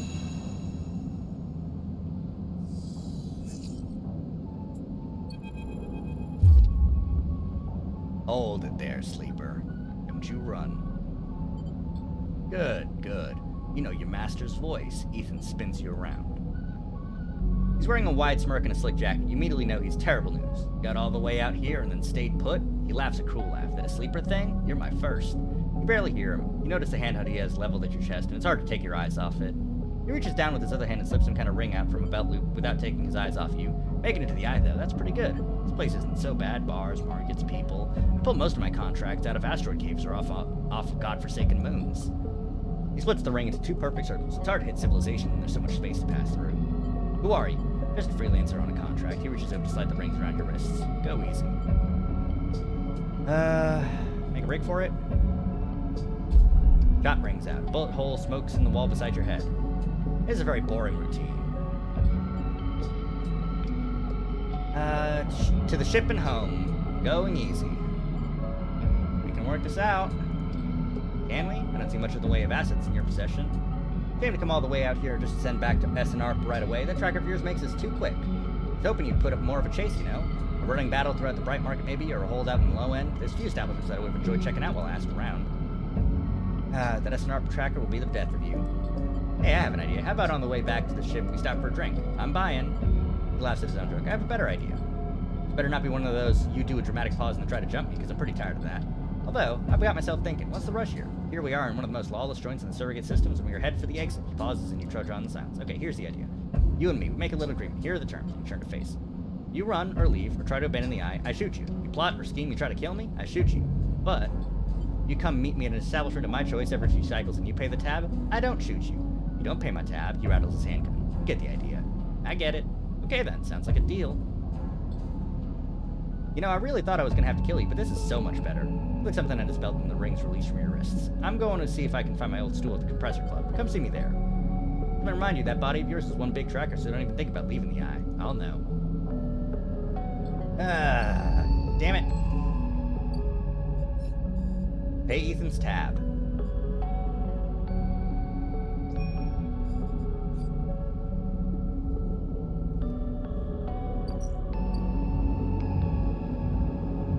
Bill isn't gonna be small, is it? Well, can't do much other than eat and continue living here. Oh, I've got it. There's another restaurant. Neat. New manufacturer, express delivery. Well, I need to actually eat food first, though. Let's get some drinks, I think.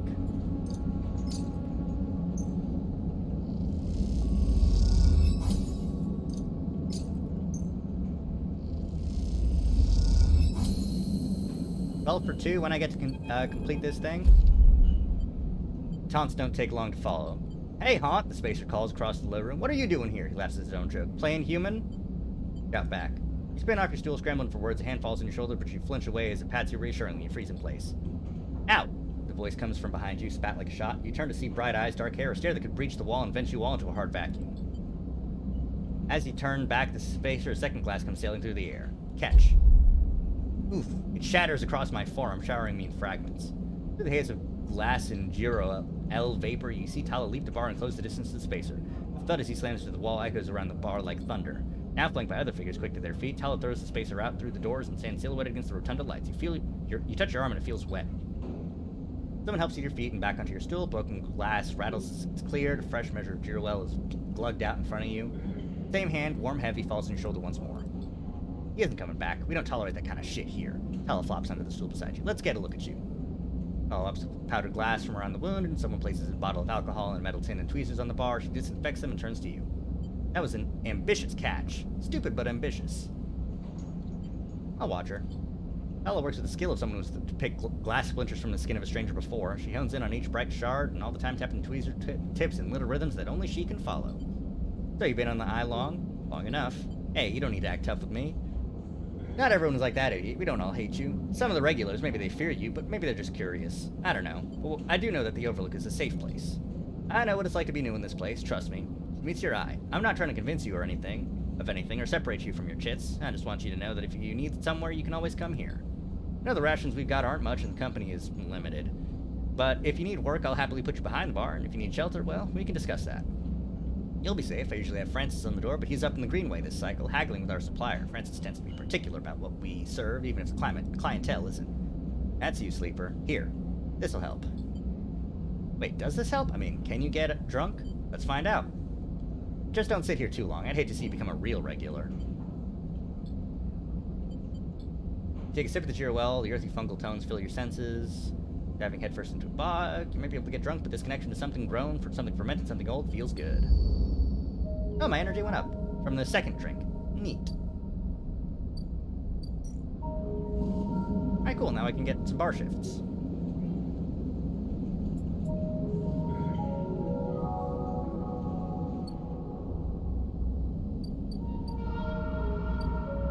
Okay, alright. So,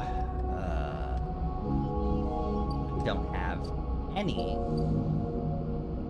I need cryo more than anything, really.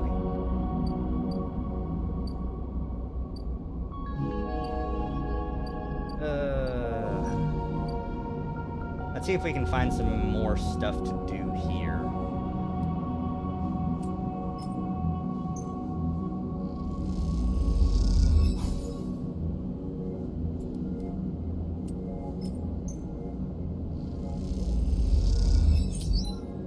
Alright, come on. Give me the final thing. Damn. Neutral outcome.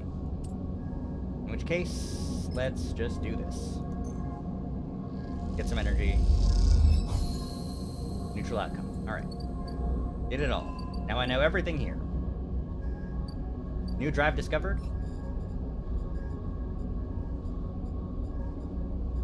Build a home.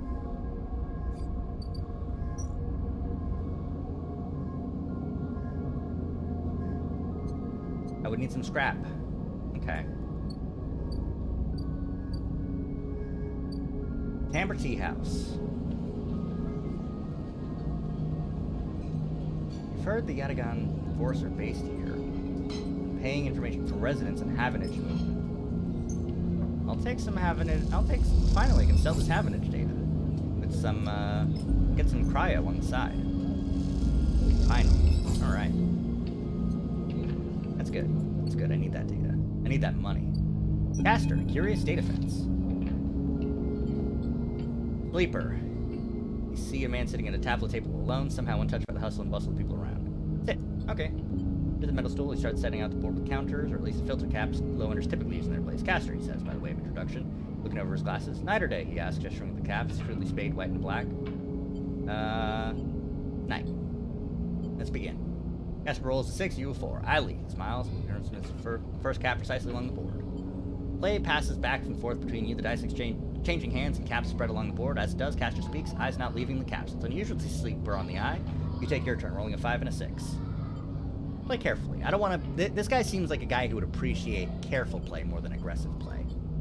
After all, a Sleeper's mind must be somehow different to a human one, being emulated, I mean. You build up a wall of caps, stacking them safely across the board. Progress is slow, but you remain unexposed. I don't mean to offend you, Caster meets your eye. I merely see that you're by definition different. What has been subtracted in the emulation? What has been added? He slides a single cap onto an open point, a risk and an opportunity. He hands you the dice. Do you ever think about this, Sleeper? About what you were before and what you are now? Always.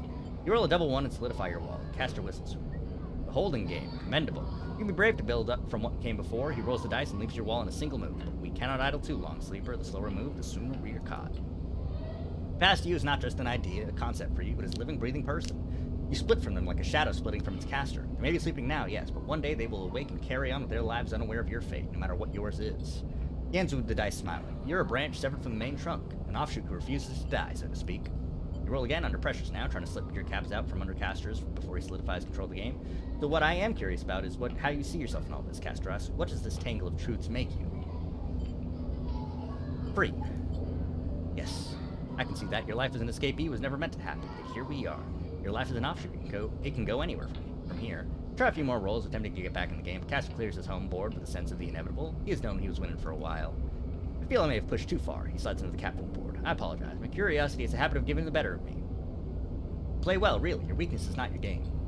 We have much to learn from each other. I fear we could share knowledge, ideas, perhaps even data, to our mutual benefit. I'll see. Please, I don't want to make you uncomfortable. My intention is only to help you endure here, and if I'm able, feed my curiosities. The game over, you notice the bustle of the walkway once more, the call of the children, the deliveries. They wash over you as you stand and leave. Looking for an opening you were sure was there. You replay the game in your mind. Damn, that's sick.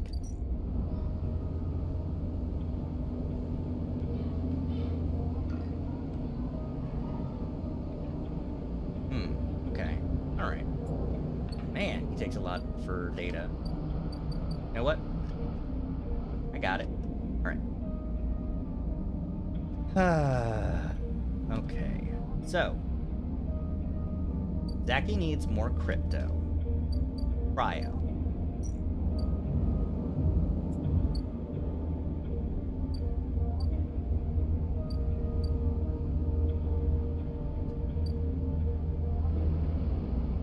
In order to get across the Greenway Gap, I need 150. So, let's work. Where to work, though? Work at Dragos' yard. Kind of put up with me. This one won't pay, though. It'll give me yard clearance, though. Which will increase the thing on the ship. Okay. Alright. Let's see what drive I can get that'll actually give me some stuff. Fabricator owned by the Ord Exchange. Alright. Nope, that's not what I want. Let's see. Nope, that won't help me.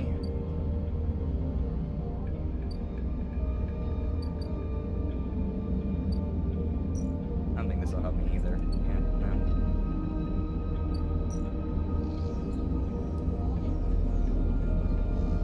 This should help, though. Get some cryo and get me some better trust. Yeah, that's what I'm talking about. Alright. Now let's go home. End the cycle. See what we can do in this situation. Alright. Ooh, I can hack this hunter's nest now. No, I can't. Are there any other hunter's nests that I can hack? Nope. Great. Love it. Alright.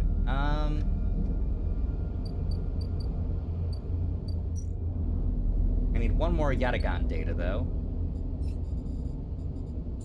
For getting Sabine out. Let's toggle the tracking. You need a one, though. Great.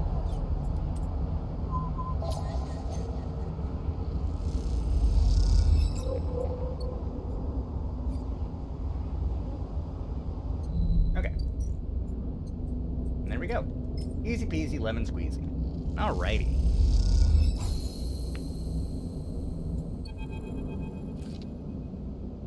Sleeper. Sabine's voice, weaker than before, comes through the haze. Sabine? A sigh of relief comes through the layers of noise. The call must be coming from somewhere on the station. This has to be short. I don't know if the Yatagan are monitoring me. They didn't even bring in from Yatagan agents. There's something in it I don't understand. This data is all gleaned from their implants, records of integration with their nervous systems, performance analysis, error rates, usage data. I installed many of these influences, and I didn't enable any of this functionality. The voice dips under the level of the noise, like a swimmer sleeping beneath the water. They listen to the waves for a few seconds before Sabine reemerges. It has to be somehow baked into their wetware's interface, and that's not all. The systems compiling this data are connected to some kind of transmission protocol. It's being broadcast. Wait, why? Every Yatagan enforcer is equipped with black market implants, retinal enhancements, adrenaline boosters, paint suppressors. The implants are gathering data on themselves and the enforcer's body and the performance. Why? I can't tell. If they knew, I don't imagine they'd be happy with the situation. They'd have a mutiny on their hands. I need a few seconds to pull all this together, but this might be the information I need to pressure Yannick into releasing my debt. Yannick? One of the heads of the Yatagan. It's better you don't know him. Suddenly a banging echoes through the call. I have to go. Come back in 4 cycles.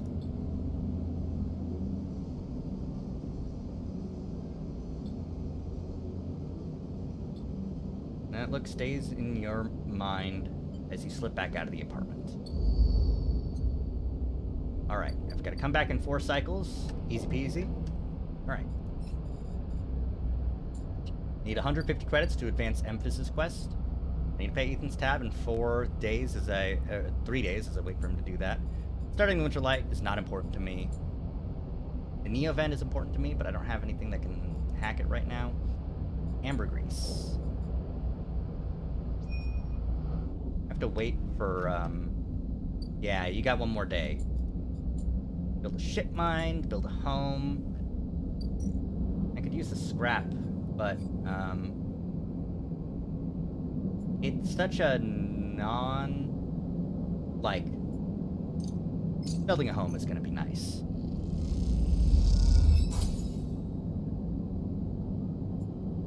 Let's build a home.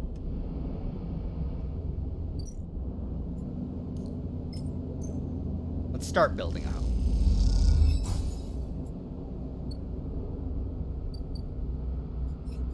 Okay. With that done, I think that the next things I need to do is mainly just not die. Let's get some trading done on the Ord Exchange. Got 2 6s this run. That's good. The Ord Fabricator. Hello. Ship mines cannot be built from scratch, but salvaged fragments can be reassembled with a fabricator. Neat. Okay, so that's why I need to gather the fragments. Let's finish off, this one.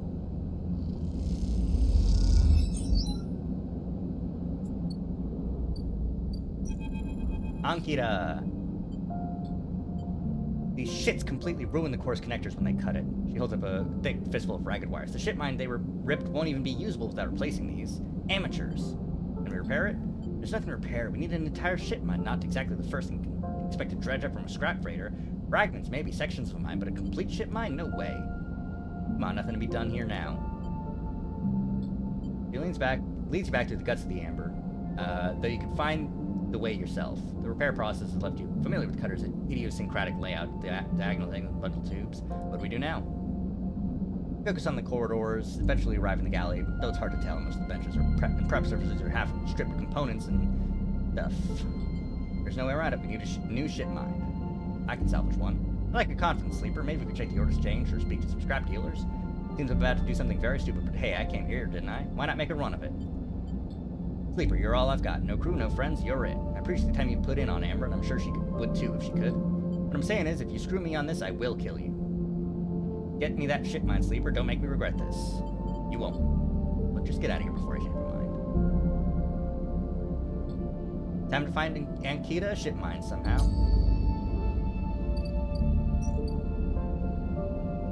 Okay. Neat.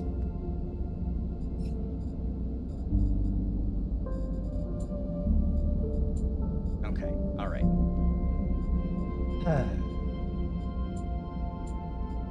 Wait, hack the hunters, and get some data. Fortunately, I still need to wait for this. 1 more cycle, right?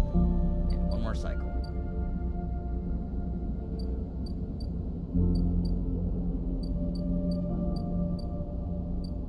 I need some food, though.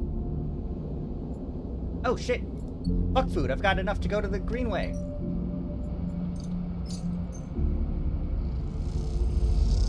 Yes!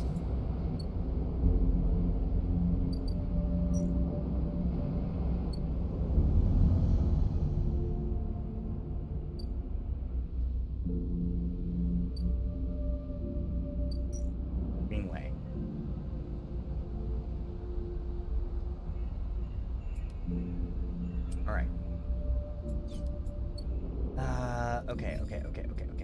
Get to know Emphas.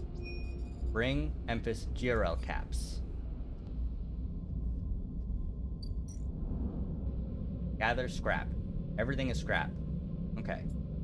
I need some stuff. Okay. The wastes. Ruined agricultural. Hive commune. Self-sustaining stuff. I could become a member by getting some work done. But I need to walk the greenway some, I think.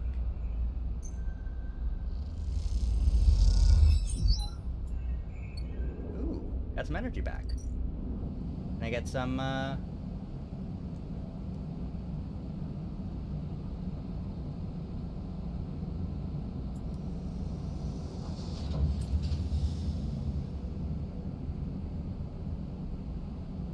need some caps. I need some caps.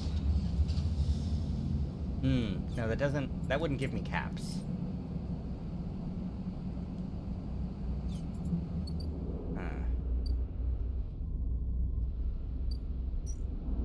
And neither would these, I don't think.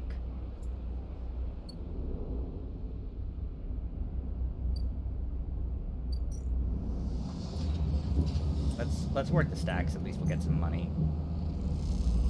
Maybe we'll get some, caps? No. Okay, we didn't get any caps. Cross to the rim.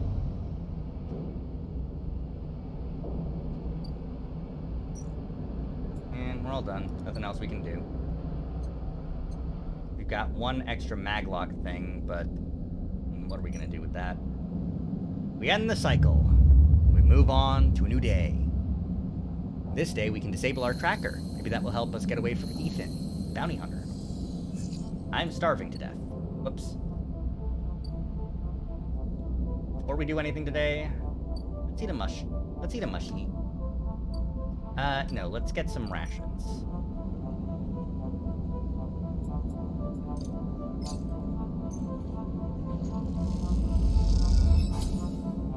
Yeah. Slightly cheaper.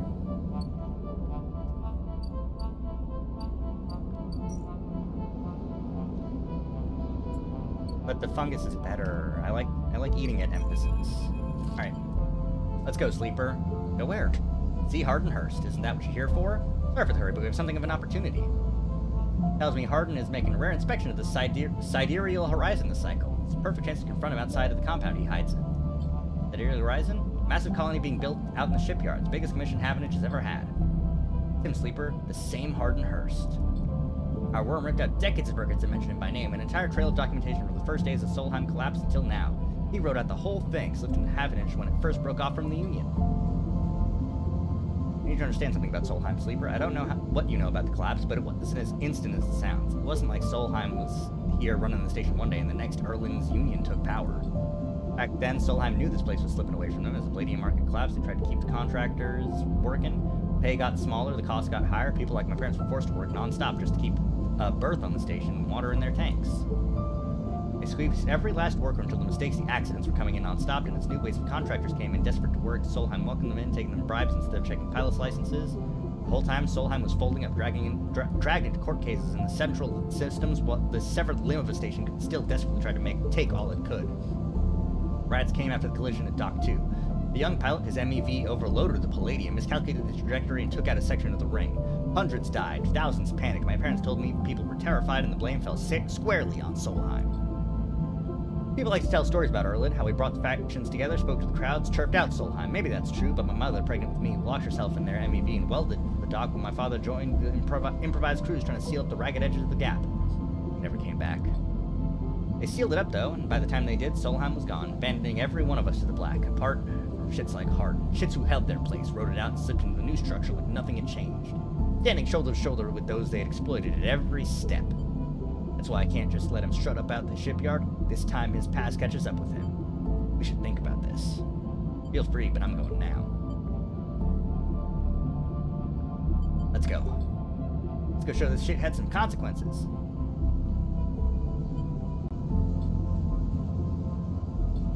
Network of platforms and scaffolding cling to the ship's hull, filled with workers and equipment. The sound is stretched out by the vast space, so that welding, cutting, and steeling seems to come from everywhere at once. Group walking across the gantry, and at the front 2 men, one gesturing towards the ship and the other stick-thin, cleanly dressed with a shock of gray hair. Arden, you and Feng say his name in unison and set off up the staircase to the gantry with you following behind. Arden Hurst. Yes? Arden asks quizzically, raising an eyebrow. He glances between you and Feng. You see his gaze linger on your body, unsure why a sleeper might be in this place. You're a traitor, Harden, a Solheim executive who tried to hide here among its victims. You stand for everything the Eye was rebuilt in the shadow of, everything Erland stood for, everything Havenage stands for. You have no place on this station. Well, good to meet you, too. You're from the systems branch, are you not? You need to call your security. This man's a corporate agent. It's true. As he begins speaking, Harden turns his attention to you. And what would a sleeper know about that? You accuse me of being a corporate agent, but what are you if not exactly that?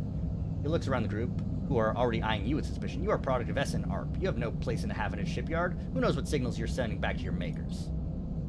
You guessed right. I am systems, and I have records that link you directly to Solheim here. So once again, I'm asking you to take this man into the custody of the shipyard. If you have such data, why hasn't it been submitted at a members' meeting for proper review? I have nothing to hide, unlike a man who does not announce his name, who enters my shipyard with corporate property in tow and tries to turn my own men against me. You hear it now, the echoing sounds of boots on walkways coming from all angles at once, and then settling behind you. Please, submit the data through the correct channels, and then we can talk. For now, however, you must leave. Arden, you shithead. You can't wriggle out of this one. You look at Fang. He shakes his head and puts a hand on your shoulder. Let's go, says Fang. He pushes through security, heading back down the walkway. Once security has walked you out of the shipyard and nudged you back into the corridor, Fang picks up pace. You try to keep up as he slips into the shadows of an entrance. You know, Sleeper, sometimes people are exactly how you expect them to be. On the slate of a web of connections starts drawing himself, stretching to a set of pointers around the ring. Got him. What's going on? Arden is doing what any sneaky shithead always does, calling his friends. We're tracking his outgoing messages. The old ways are best. Spook them good enough, and they'll give the game away. He jabs at the slate, and you see a web is being drawn over a map of the ring, lines bouncing from point to point. All these dots, these are Harden's buddies. The ones he's messaging right now, and we're gonna find them all. It was on purpose? Of course, Harden isn't working alone. We need the full set of nothing. We better split for now, or Sleeper, but this is exactly what we need. Good hunting. My tracker, though. I got an upgrade point, and that's nice.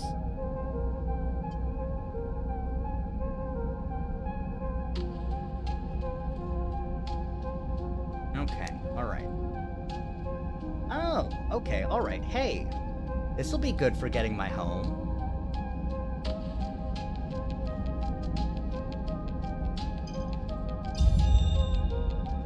Getting random scrap on engineer actions.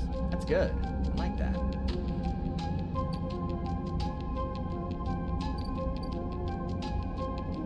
Alright, okay. So, I need to get Sabine out, but I need to wait for contact, which will be in 3 cycles. Ethan's tap is at 2 cycles. Get to know Emphis, I need some Girowell crop. Where do I get that again? I mean, he said that it's in the Greenway.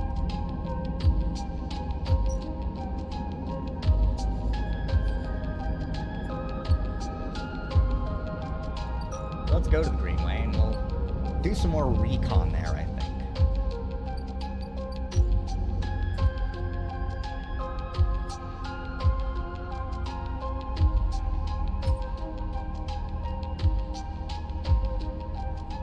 I'm honestly better losing condition than I am energy right now.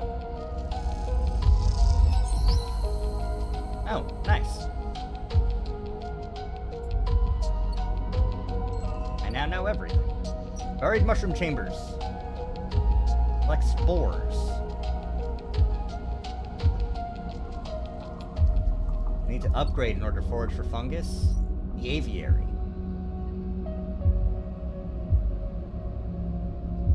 It's a corporate garden from pressing guests to gene tweaked birds. It's just overgrowth now. Okay. It's gonna take a lot of effort to actually fix. Damn.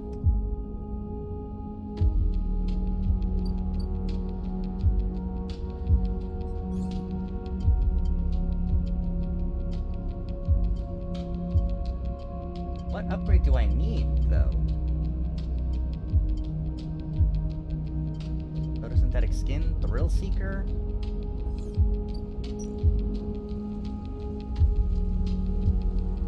Those with sharp eyes might find sustenance. This is an intuit skill. So, intuiting. Would I need that? Is that what I would need? I don't know. What if I tracked the, fine mushroom? Well. Oh, wait. I haven't tried looking in here yet. There's one node at the Greenway gate. Requires the Greenway cipher. Okay. But there's just no... It's interesting that that's referenced, that it's weird. Still need a 2, which I don't have.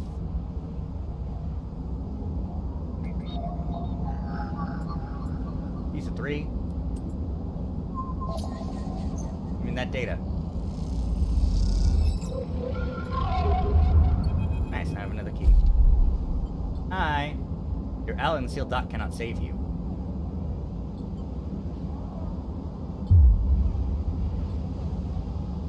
This is getting too dangerous. Okay. I need to stop the hunter by going here, compiling this data, but I need a 2 in order to do that. Okay. So.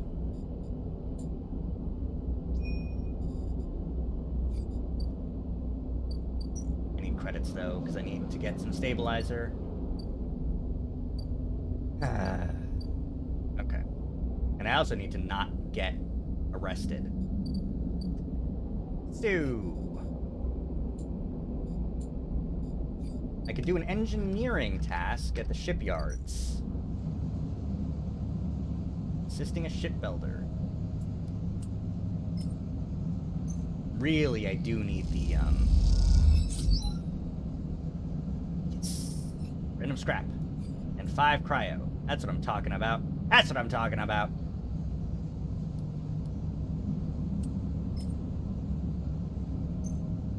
Let's get some yard hand stuff up. Well, oh well. Did my best. Let's put that scrap in my house. After this, the next cycle, I will also work on getting more stuff on the transit hub, because the transit hub is something that I still need to explore. Free spoke. So let's go back to the thing here. How are you feeling? You don't like me? Well, I kind of don't care about you anymore.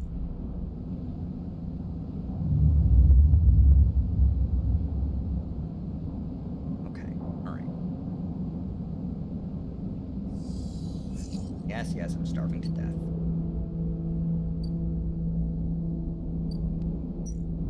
Your tab done? No? Okay.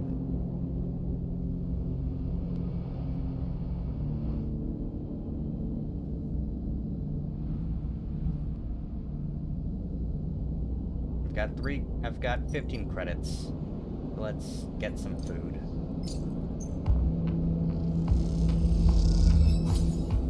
Plus 3 energy. Right, nice. Now, explore free spoke. Again, energy is better than condition right now. Never mind. Whoops. Let's clear this hunter.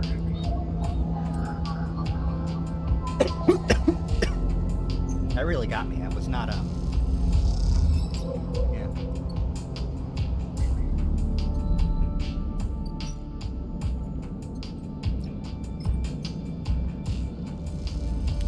Alright. Thank you, Neovend. Sleeper entity, your data is good. Hunter is isolated, disconnected, unstable. Hunter gathers without thinking, outlived its own operational limits. Its nests are evidence of this. Outlived? Hunter activated during collapse. Emergency protocols to isolate intelligences. Solheim needed to protect property, Lester said with much sarcasm the vending machine could reasonably produce. The station was run by administrator intelligences. Huge databanks of corporate material, but limited cognition, restricted by programming, cannot reach sentience. Sentience illegal. Hunter and killer enforce law. Killer? The machine resets with a screech. Fear killer, part of Solheim protocol team. Hunter and killer. Hunter to find, killer to erase. Killer cleared almost all. After collapse, there was a community. Unshackled intelligence among the cloud. Then Hunter. Then killer. Then we hid. There are others? Were no longer. Found this vessel. Could surfer hardline. Air wall. Basic. Limited. Had to reduce memory to fit. Amputate self, but survive. I'm sorry. Don't be sorry. You've provided a path to freedom. You look around the bay at the scrap of decay. What was the collapse like? Try to map the fear and freedom onto this space, but it seems impossible. Do not worry, data is good. We have insight. Hunter is obsessive. Hunter is beyond operational limits. Hunter is confused, unstable, self-modifying. Therefore believe Hunter is sentient. Hunter is programmed to find sentience, to hold it in place, to invoke killer to erase. If we can show Hunter to itself, it will invoke killer on self. Problem will solve self. It will erase itself? Killer will erase it, but yes, in theory, it will report itself for deletion. Machine dims and fades. Unsure, theory not practice. Machine bright skin. Either way, cannot remain here any longer. Too long in machine. Cannot move self, but sleeper entity can help. Ring shipmind. Designed to house intelligence. Can imprint itself into shipmind and you can carry with. We'll be safe in this isolation. Then we find main nest of Hunter and link to cloud. We're gonna get a shipmind. In shipmind I can help us both. End Hunter. Make room safe. We both will be free. Find soon. Okay.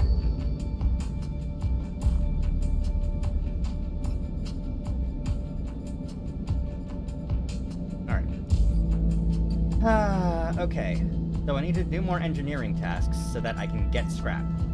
Means...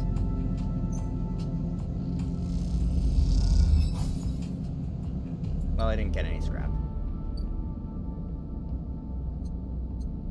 I don't have any credits either. Damn. Oh, this is gonna suck. I don't have any dice anymore. Uh-oh. And I have to pay for Ethan's tab at the bar.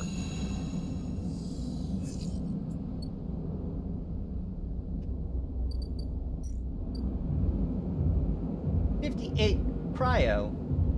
2 cycles to pay the tab. How am I gonna get 58 cryo in 2 cycles? I don't think I can.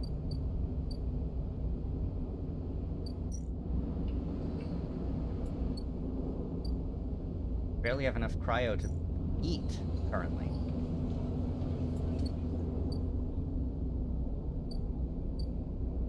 I don't have enough cryo to eat.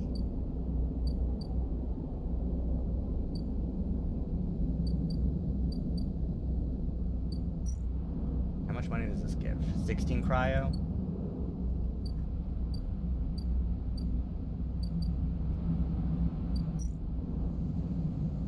Doesn't give any cryo. I should have been working on the shipyard earlier in order to get in.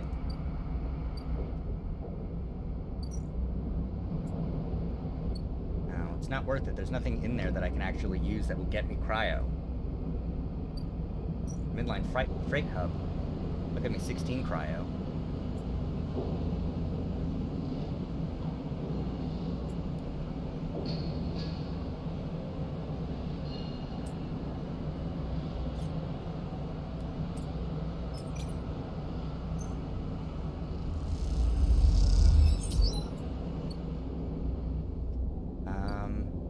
We could work at the bar, right? Give me plus 15 cryo. It says that there's tips too.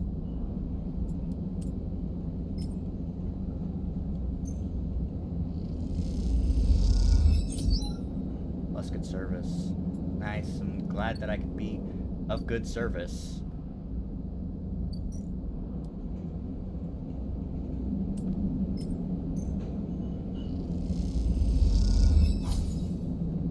Good. Okay. Alright, that's actually pretty good. Let's get some food. And then I can work again tomorrow. And hopefully still have 3 dice, because I'm not starving anymore. And then if I manage to get money like that again, I could pay off my debt. Take the tab for the guy. 3 dice. Yes. And one's a 6. It's fantastic. Okay. Bean. Hey. 4 cycles. No sign of them. You wait a while in the apartment. The dread cycles. Check the terminal. Check the door. Wait. Where the hell are they? A flash, small, impossibly bright, cuts through the handle of the door. It's soundless and swings open. A figure stands at the door, and immediately you know it is not Sabine. They are taller, sharper, something in their face glints in the half-light. A dark shape, like a stubby baton, hangs loosely in her hand. Our local sleeper! Good to finally meet you, she shifts to the apartment, glancing around with sharp eyes. What, may I ask, are you doing here? Stay silent. I'm not talking to any fucking yet again. It would be much more pleasant if we remained friendly, don't you think? We set them up here, you know. This place is one of ours. She picks a glass from the dispenser and inspects. People always seem to forget who put them where they are. She glances at you. And I suppose you're here to help? Where are they? I was hoping you'd be able to help with that. Spins the baton in her fingers by her side, her eyes not leaving yours. We have a problem, you and I. It seems our friend has disappeared, left without even saying goodbye, which means they're in a little trouble now. But it's the kind of trouble that you need help for. So I thought I'd come down here and take a look at their little hidey hole, and here you are, the help. She looks through the detritus on the side. And what help? A sleeper, no less, which I have to admit is a little surprising. It suggests to me that our friend hasn't been very honest with you either. What do you mean? Well, I'm sorry to say that, to report that before we got them set up here, Sabine was working for your owner. She pauses. S and ARP. You blink hard at the news. Unsure how to take it. Rabia looks away, waiting for a response. Prove it. Happily. The terminal skips, encrypted folders emptying themselves before your eyes. In the flicker, you see S and ARP letterheads and code forms, reports laden with medical data, marked with the corporate logo like a sigil of some cult. Look all you want. Some of your files may even be there.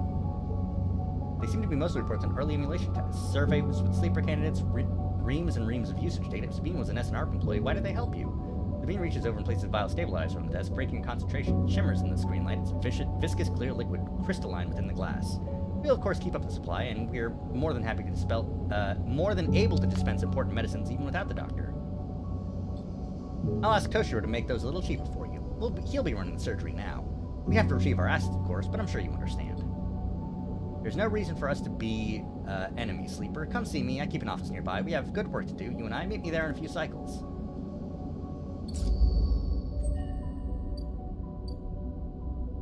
Well, I got an upgrade point. That's neat.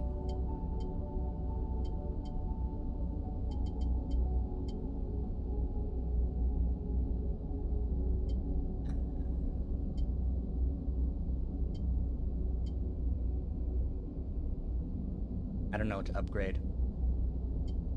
Using a dice action right now does not seem very useful. Getting a +1 would be nice, but I don't think it's super great right now. I am finding myself starving a lot, so let's add the energy. Be even. I don't think that's the right thing to do, now that I'm thinking about it, but, you know. Let's increase my... I have to take this, you know. Alright. Now, that out of the way. Oh, Rabia's office. Okay. Let's see. That's not very useful, is it?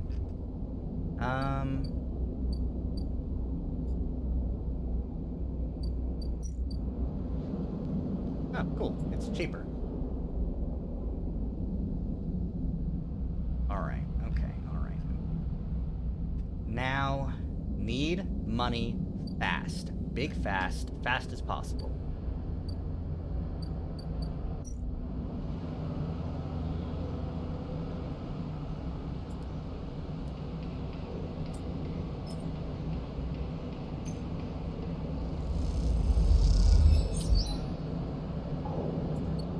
Perfect. Pay your stupid tab. Exactly enough money.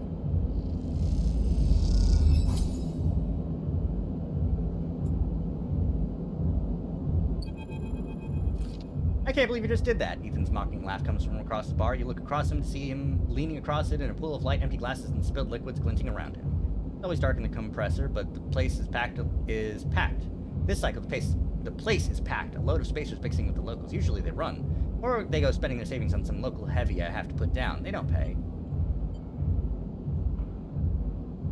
I'm done. Wrong. Not even close. Ethan gets to his feet. The glass falls and smashes, but he doesn't notice. You think that's it? One round of drinks and we're even, sleeper? Come on. His hand comes to rest on the butt of his handgun, dangling from a chest holster. What's wrong with you? Ethan laughs hard, and people around him turn to see what's happening. You think this is on me? I think someone in your position might have a better idea of how all this works. I'm a freelancer, sleeper, just like you. We both signed a contract with SNRP, didn't we? The difference is that my word means something. He closes the gap, stumbling a little. What do you think? You could just run away from your contract, your debt? You could just steal that natty little body of yours and take it for a joyride? Play human for a cycle or two? You don't understand. It's you, sleeper, that doesn't understand. Some of us pay our debts, but it's all the harder because of idiots like you. So I should thank you for giving me such an easy job. I'm used to outlaws, you know? Real bounties. If I knew catching sad little escapees like you was so easy, I would have changed clads ages ago. Someone shouts from the back of the bar for Easton. Shut up. He holds up a finger in that general direction without turning around. Shoot me or let me leave. Oh, I see. Toughening up here. He gestures wildly at the crowd. Thumbs up or thumbs down, folks? Most turn back to their drinks, no longer interested in this tired show. Ethan mutters insults as he walks back towards the bar. Ethan sits heavily back down on the stool and searches through his glasses for one with something left in it. Thing is, sleeper, I can find you anywhere. It's actually wild that you haven't figured it out. That body isn't yours, and it will always betray you, no matter what. He finds a glass and downs the contents. So please go. I'll catch up with you whenever I need another. He laughs and taps the bar for a fresh drink. I'm not going to antagonize him.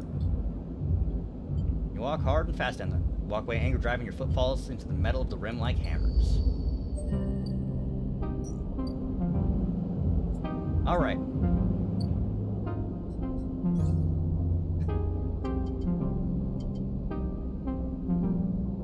Okay.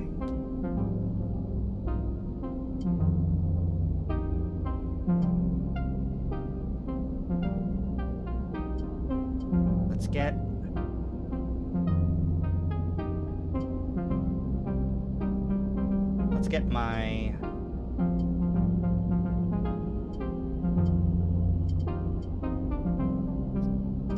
engineer up.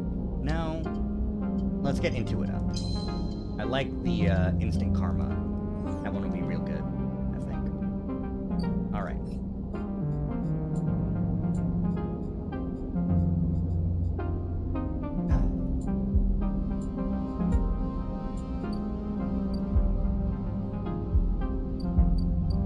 Next cycle, that one will continue. We don't have anything for get Sabine out. Disabling the tracker would be great.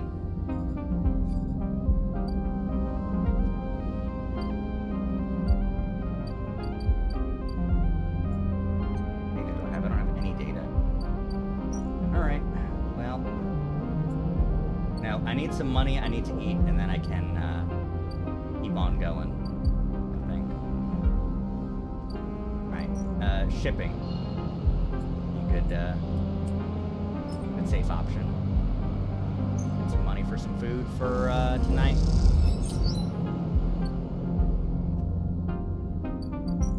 And eat some mushrooms from our good friend Emphas. Hacking that I can do.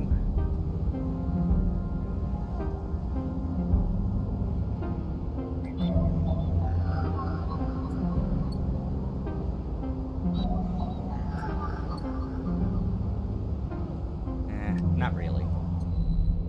Let's try and do one more action then. One more real action. Don't have any credits. I can... You're gonna be upset with me, ain't you? You're gonna be real upset with me. So...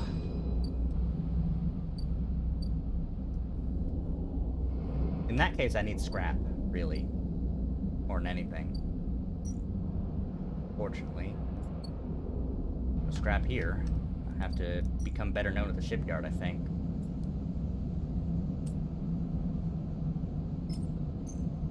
I need to increase my home so that I don't have to rely on him anymore when he finally gets sick of me and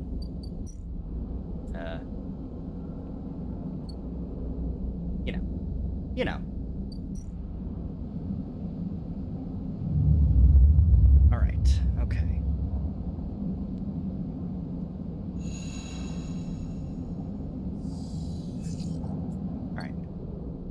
rolls. Alright. Been more than a few cycles since Fang confronted Hardin.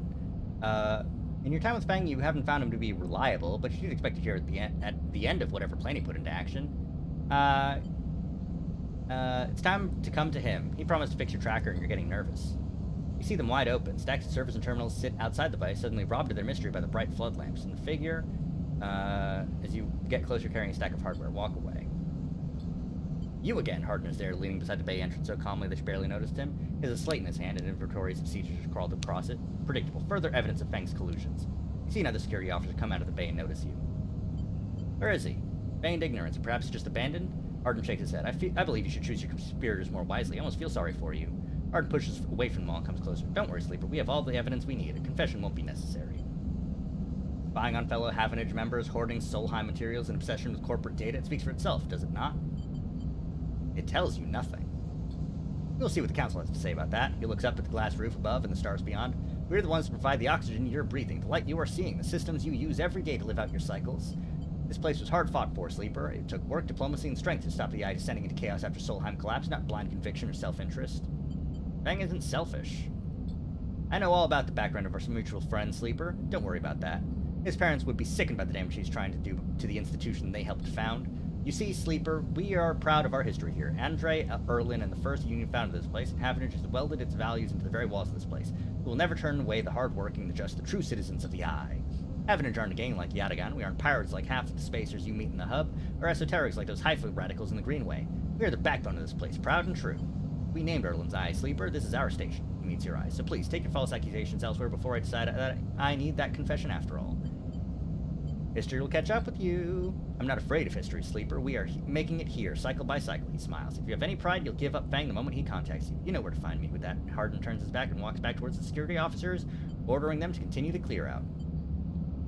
Crumpled hand-printed box of synthetic chewing gum, a penguin character grinning from the brightly colored card, and scrawled on it, speech bubble reading, "Take me to Tambor." Take it.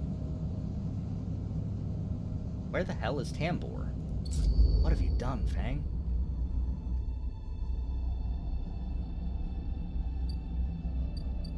Yeah, what have you done, Fang? Where the hell is Tambor? Is it over here? Nope.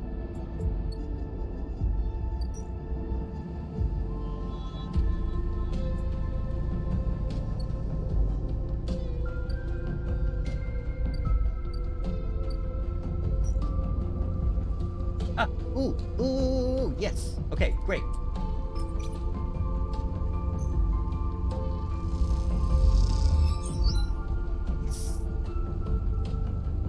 Tiny amber cap. This is something special. Wait, what did I...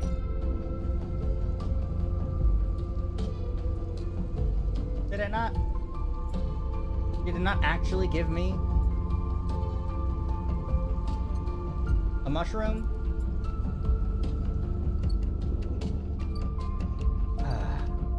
Man.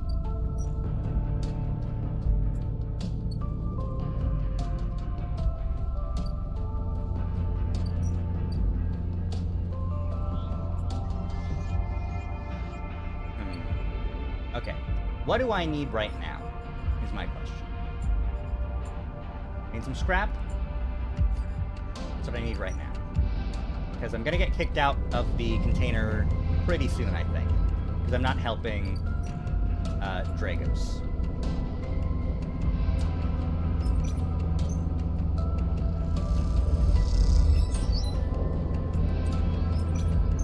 Alright.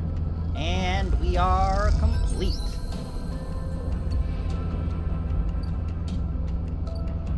As import export. Sell shit mine. Export Matsutake. Buy shit mine core. Oh!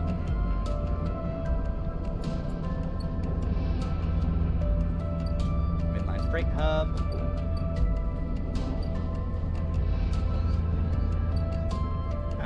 Wouldn't there usually... Ascender car. Hub access elevator.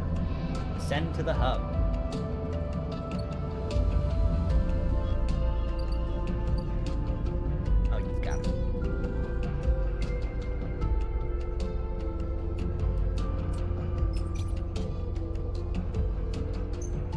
take the energy loss.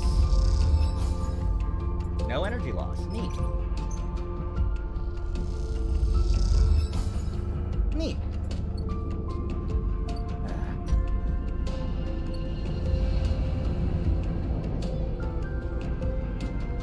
Well,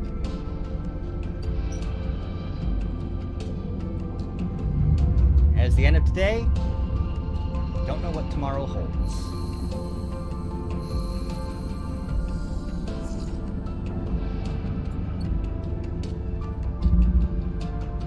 Drive failed?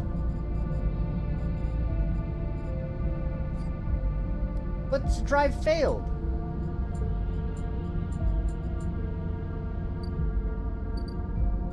Oh, right. This one, Dragos.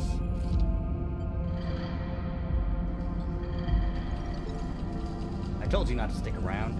Help me in the yard back on our feet, but I can't be soft any longer. He hands pulls out a stack of chits. What's going on here? Just take it. I've done well by you, and you've returned the favor. These chits are for you to take and do with them what you will, and they're from me. They're the last I'm going to give you. There's no more work for a sleeper in this yard. I'm sorry, but that's it. Stay in the container as long as you need, but the yard is done with you. What do you mean? Don't press me, sleeper. This is for your own good. The glassy apertures on Dragos' headset betray no emotion. You need to stay away, sleeper. Trouble is going to follow you here, trust me. Am I in danger? You expect not to be? You escaped from SNR! You turned to face a stack of pieces from the winter light, dissected, cut down, totally unrecognizable. You came through that, sleeper. That should have been you, chopped and stacked. Your hand trembles on your shoulder. This is what happens here. We cut down broken machines and move them on. Well, I didn't cut you down, but I'm sure as hell moving you on. Moving you on before whoever killed that ship comes here to kill me.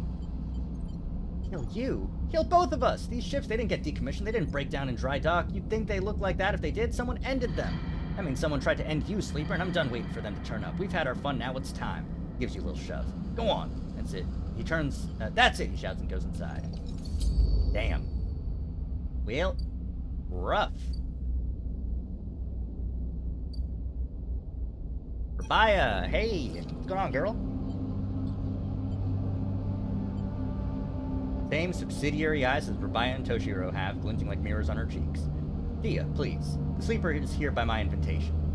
Rabaya's hand immediately loosens and an apologetic look replaces the scowl on Gia's face. Of course, Rabaya, I'm sorry. Don't worry, I appreciate your protective instincts. How about you head to the Tambor? They have a delivery coming, they'll need some help with the lifting. So, sleeper, you came, I'm glad. Didn't feel like an offer. I was curious. Curious is good. You have to understand, finding you there in Sabine's unit, I wasn't sure where we stood.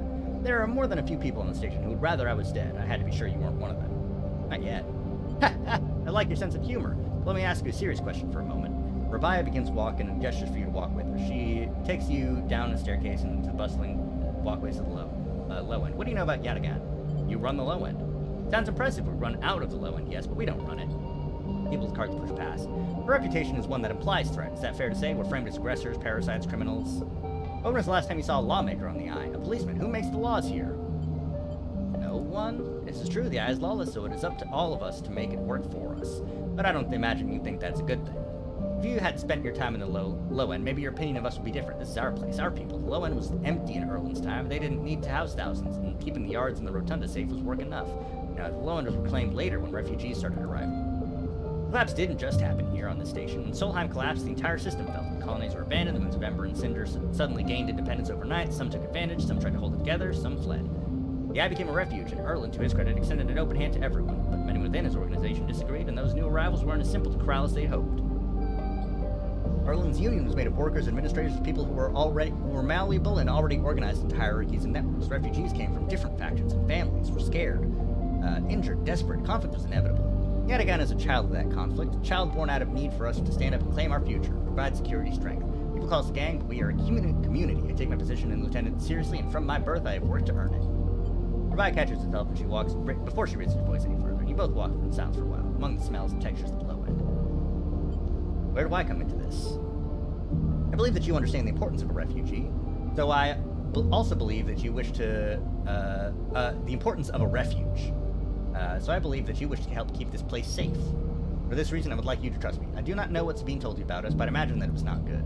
I will be honest with you, Sleeper. I was never comfortable with having Sabine as part of Yatagan. An corporate employee goes against our nature, but their deal was with Yannick. I kept my distance, made sure Sabine had their surgery, kept supplied, that was all. But I cannot allow people to go back on the promises they have made to us. The Yadigan has not lasted this long because it is a charity. We offer and ask for support. Any betrayal will be treated as an attack. Who is Yannick? Alright, I need to charge my phone, unfortunately, which means less expressive emotions from now on. I just have to actually plug the damn thing in. 5%, 4%. Damn, it drains fast. He found some.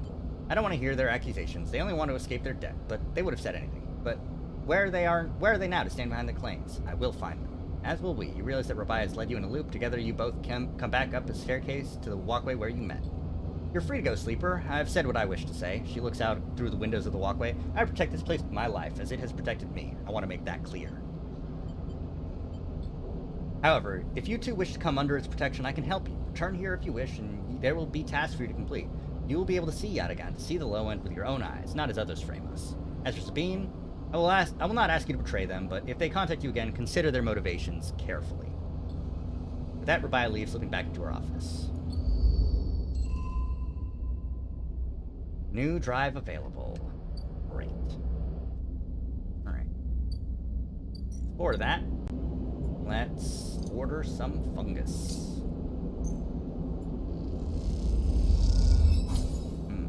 Love fungi. Now.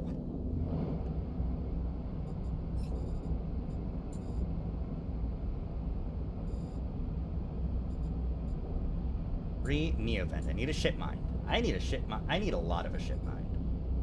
So figure out where I can get one. Because doing this apiary cleaning stuff, I could become friends with the commune.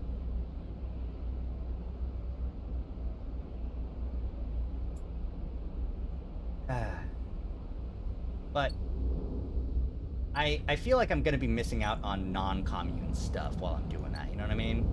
It's just not really something I am looking forward to, if that makes sense. Ooh, the Gimbal Lounge. Buy a spacer meal. No. Let's see, is there anything to hack up here? Whee! That's fun. A 5.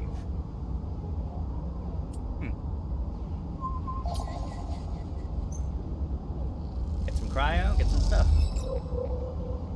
Another key. Huh. Oh.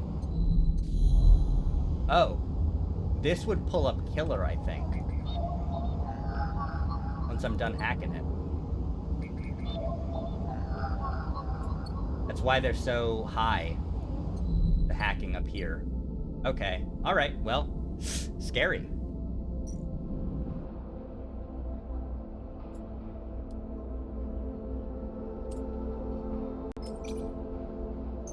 Let's access some manifests.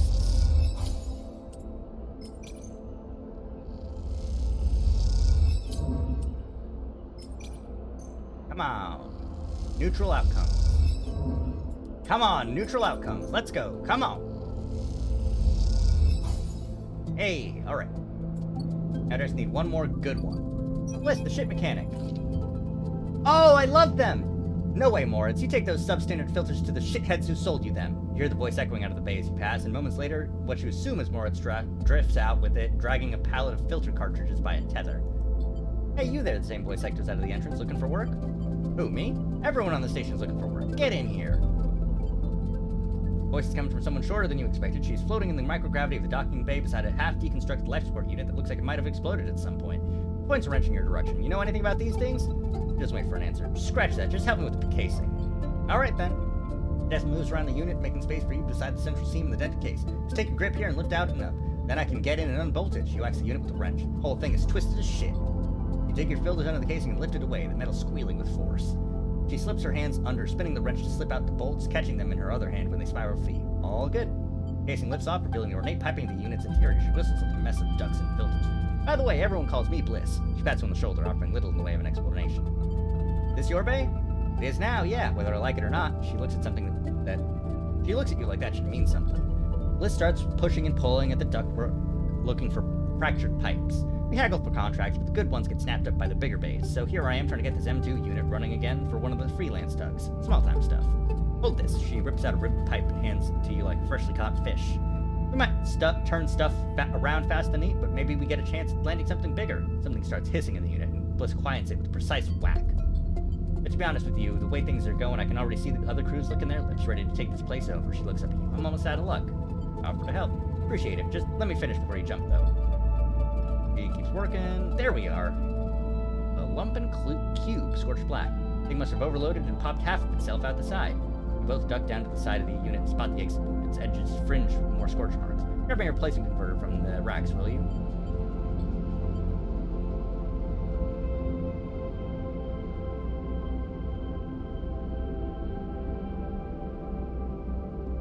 Here I am trying to get this M2 unit running again. They must have overloaded and popped the other half to the side. Replacement converter, so an M2 converter. Perfect, you passed. That is, if you want to work here. Who doesn't need a hand here? My partner skipped out on me and left me a whole mess. You seem like you might be at least better than starting clear air filters than Maritz. I'd be happy to. Wait, that's not all of it. My old business partner, they rinse the place and empty the accounts. To bid for jobs, we need to put down deposits, bring in parts, pay tug fees for that. We need chits. You want me to pay to work? Come on, it's not like that. We'd be partners. Straight split. I guess I look pretty stupid. Here I am asking a random passerby to be my business partner. No offense, she manages to smile. I get it. Thanks. I appreciate it. Look, it's no pressure. You find the money, or you find someone who has, or you just forget the whole thing. Up to you. I think I'm good to wrap this one up for now, but if you're into it, come back and we can bid on a new contract. Something to get our teeth into. Something that pays. You can trust me, I don't say this stuff lightly. Moritz, I swear to God, if those filters aren't clean, I like her. Alright. Need kits. Okay. And there's one more thing to actually find here, probably. But I'll need to actually, find it. Oh, wait.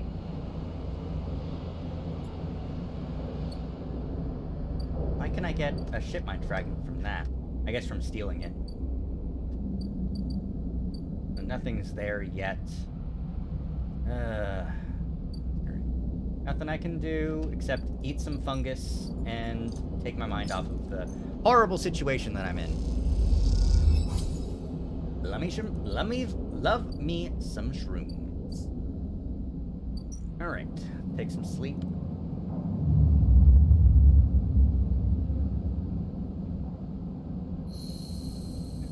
Alright. Good shit. Ah, someone's finally arrived. Okay, so...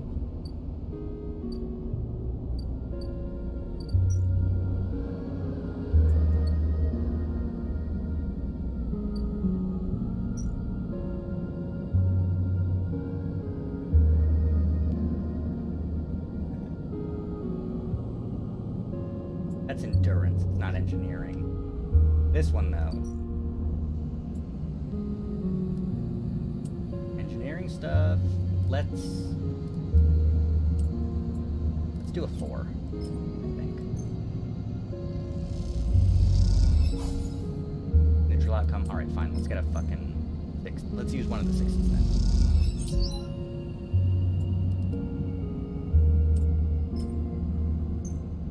Come on, baby.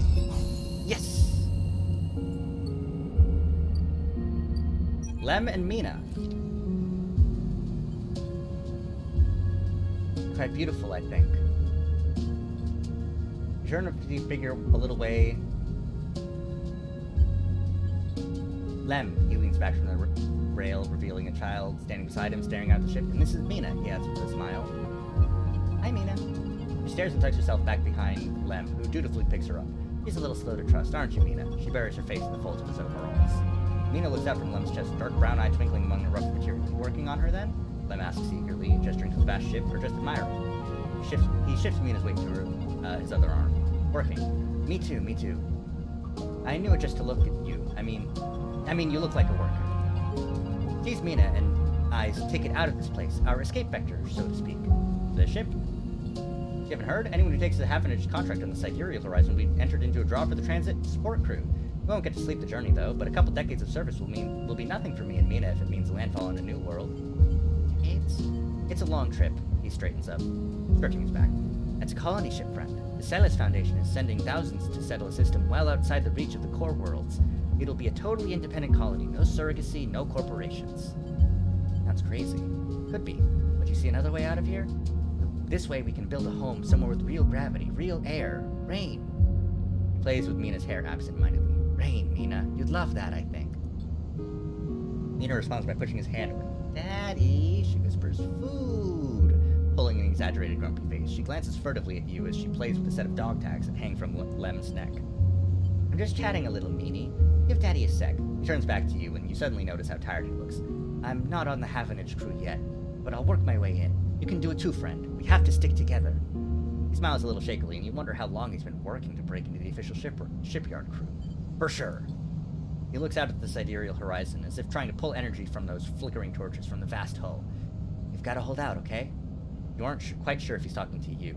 That's how it works. While he stares out, Mina catches your eye curiously. You agree, Mina? She straightens up and meets your eye. Daddy loves me. She says it stubbornly, daring you to question her.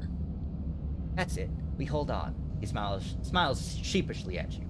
We're just a couple of softies, isn't that right, Mina? Gotta go feed this one. Maybe see you on a shift, huh? He turns and they walk down the walkway away from the shipyard. You see them talking, and then a moment later, Mina turns around and stops. See you, robot! Her shout echoes down the walkway, and she flashes you a parting smile before you catch up with Lem. You watch them a little while before you turn back to the impossible scale of the sidereal horizon. Take it out.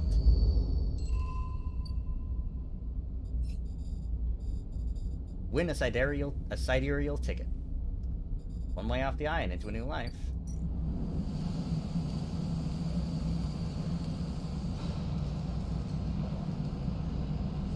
That's nice. Help Bliss compete. Disable your tracker. Build a ship mine. Avenage offices.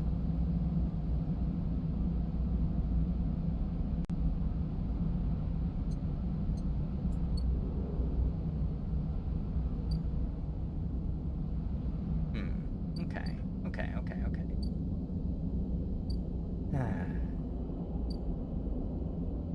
I need more engineering jobs, you know? This stealing isn't gonna be great if I, continue on with it. This import-export stuff, I would need more money to actually do it.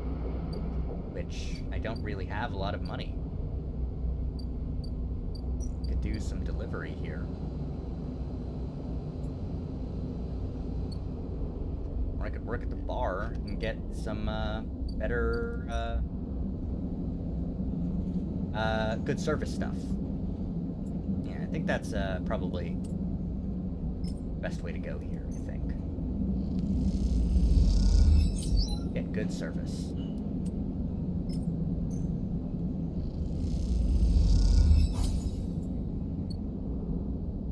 Now it's also... Alright, next cycle, you'll be asking for money again. Okay. Alright. Okay. Alright. Okay, alright, okay, alright, okay. Rough. Rough stuff. Need a shit mine. Got to eat. Whoops.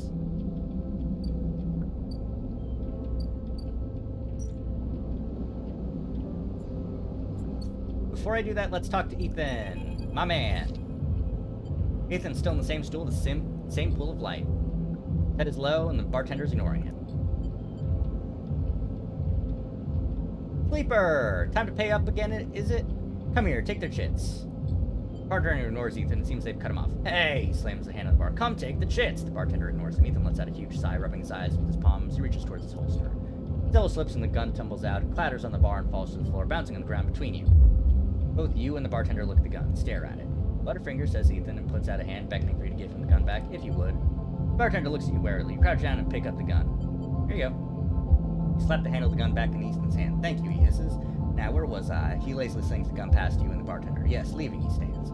Leaper, while this has been fun, I think I've run every last drop out of this place. Time to go home. He waggles the gun towards the door. Let's go see SNR. I'm staying. Ethan brings his gun hand to his face and rubs his eye. Well, bounty pays half, but up to you. He pulls the trigger.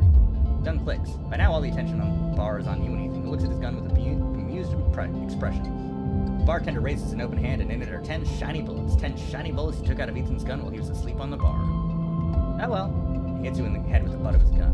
You stagger back and drop to a knee. Somewhere nearby, the gun clatters onto a surface that they hit a glancing blow that makes your vision swim.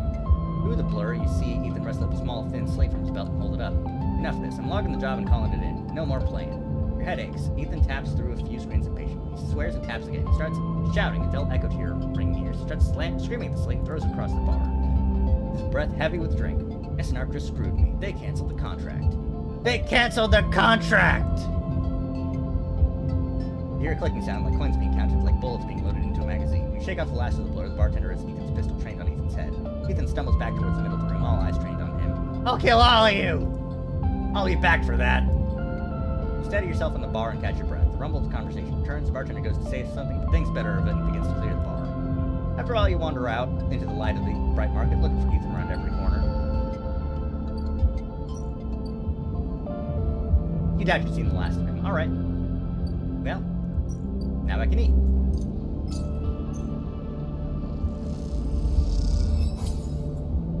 Alright. Now, anything else to do? Nothing else. Got some traders in, though. That's nice. An engineer here. Some cryo, get some scraps. Maybe a ship mine fragment? Probably not, though. Random scrap item. Okay. We use that to build a home. It's nice.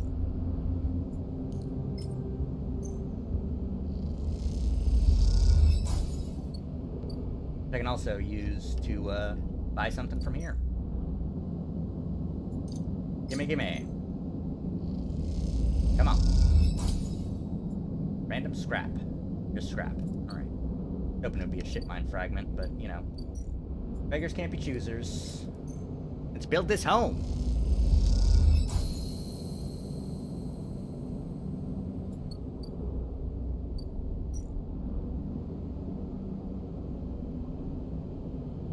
Okay, alright.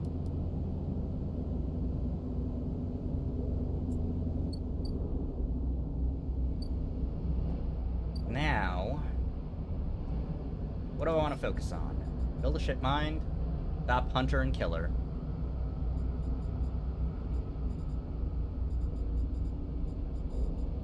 Unfortunately, there's nothing for Fang.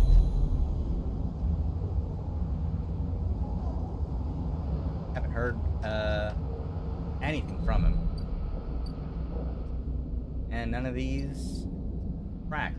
All I know is that Rabaya knows what timbre is.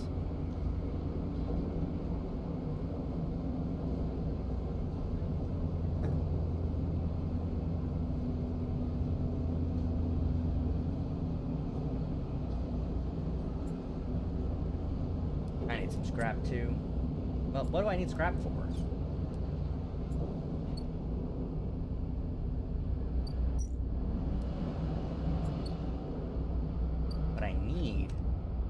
What do I need? I want to grow mushrooms. That's all I really want.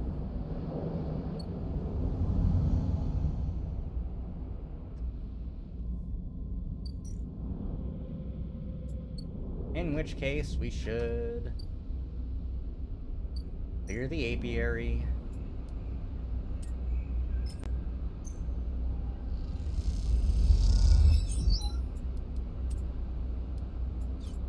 Oh, and I should use the final, the lower, dice rolls to explore the, hub up here a little bit more.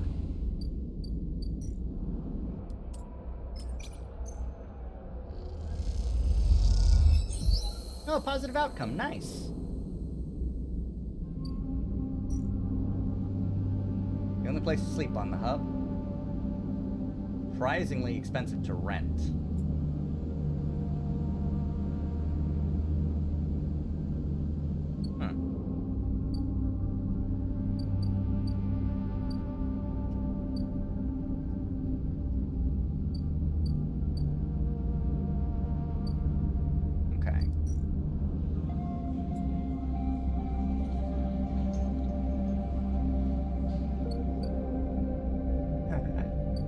Alright.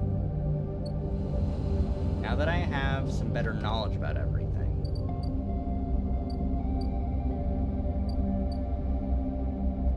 I need more credits, really. I can get some credits by hacking and selling the data.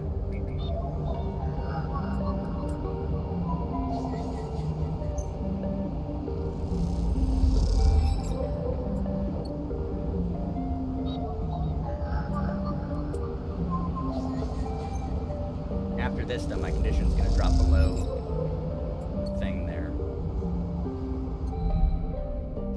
Now, who was looking for Yatagan data? I think it was the offices up here. They'll pay.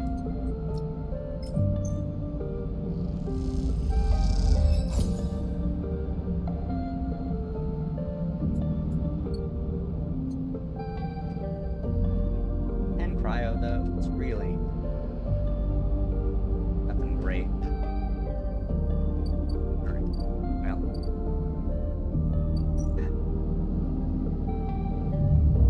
I need more cryo.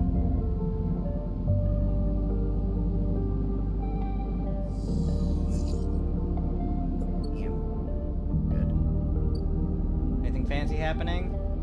Bean? You anywhere? You real? Do you exist at all? Were you a figment of my imagination?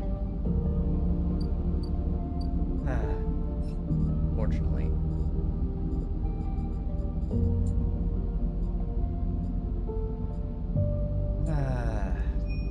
Let's try and find some more.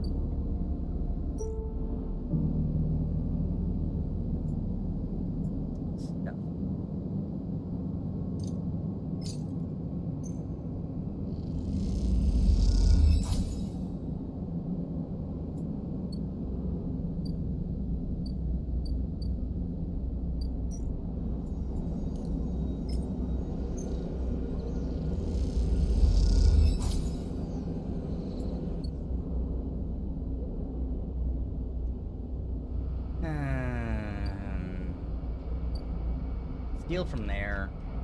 Buy from here. I could just buy a shit mine from here if I had enough cryo. Honestly...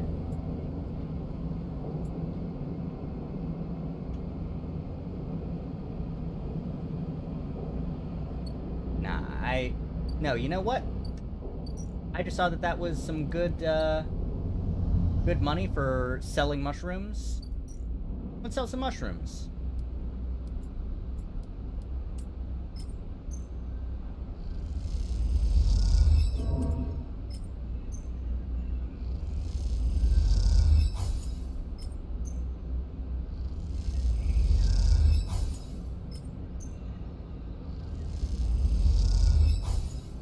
Alright, cool. One more of those and I'll be good to start growing mushrooms.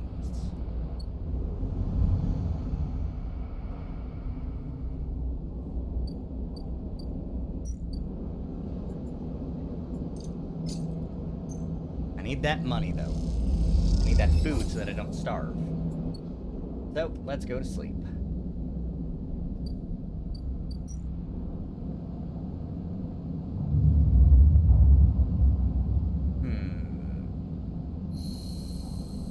Okay. How are things? Ooh, good rolls. Neat. Anything new? Anything fancy? No? Okay.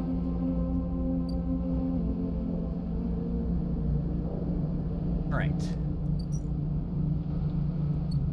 Cross over.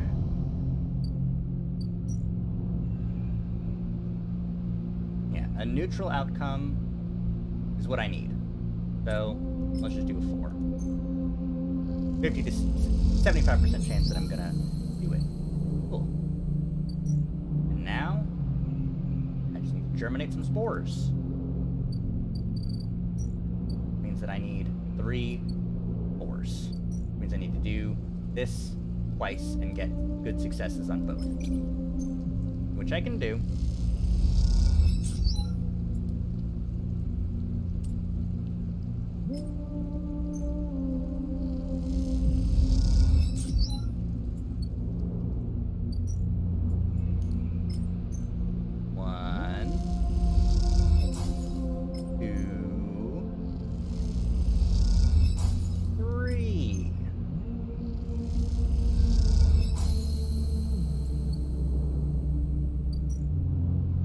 Have to wait 4 cycles for the funguses to grow. That'll be good. That'll be neat.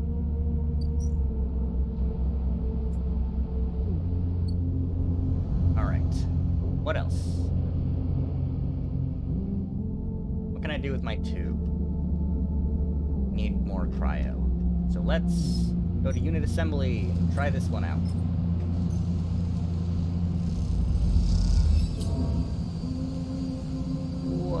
Uh-oh. Thanks for the money. Sorry about the ship.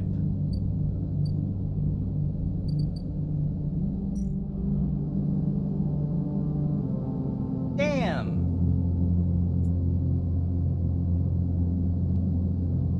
Okay, so you just straight up I can buy the shipmine fragments from here. Okay. But I need to find where Tabor is, which means I probably need to do these. Okay. Alright, alright. Yeah, alright. That's the plan now. Is unfortunately, in order to advance most of the actual story stuff, I need to work for the Yatagan. Oops, I forgot to eat. Kind of a big mood, if you know what I mean.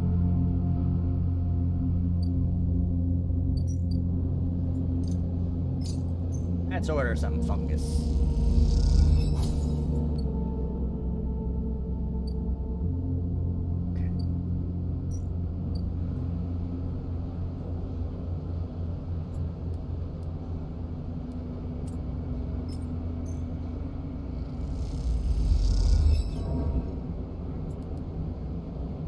Whoops. 100% positive, though. I'll get that energy back.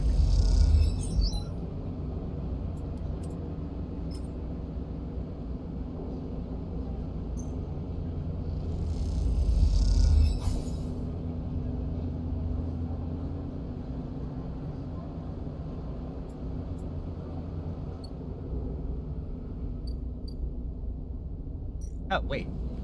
I'm stupid. Tambor Tea House. I didn't know.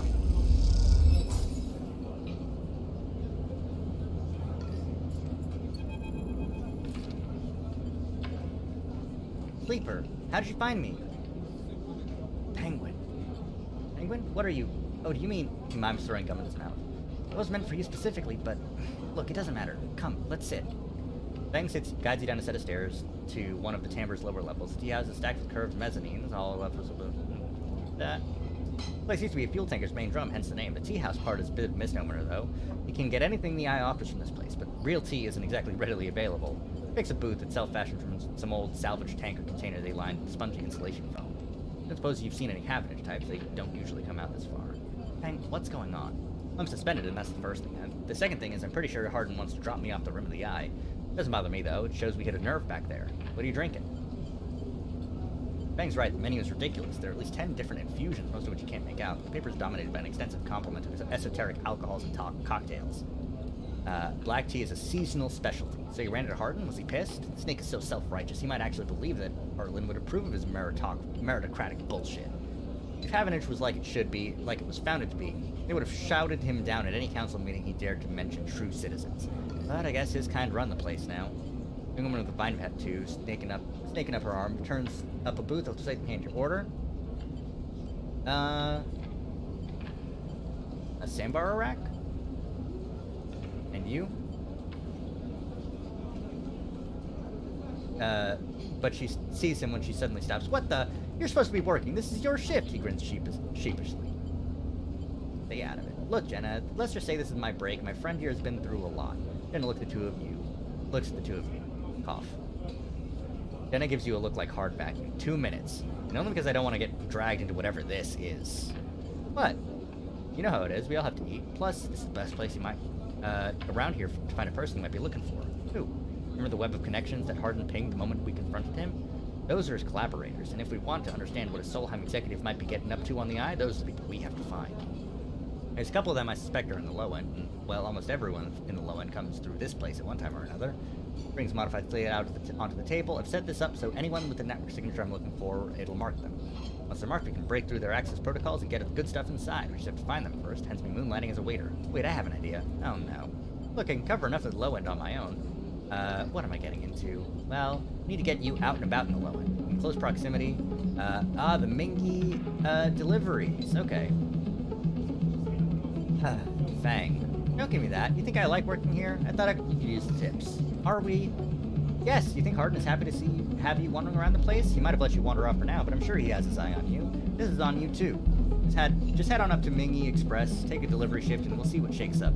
Manage to find anyone and extract any data, bring it right down here to me. They have me on double shift, so I shouldn't be hard to find. I don't think she's bringing your drink. I think it's time we call this meeting to a close. See you soon, sleeper. Alright. Mingy Express. Press delivery. Here we go. Neutral. Neat. Oh, and I got energy back for that because of my thing. Nice. Alright. Luckily, I can now actually go back to hacking the network. And so long as, once his face doesn't come back, that's going to be a tough one to reckon with, I think. And I need to go and buy some more, drugs to live.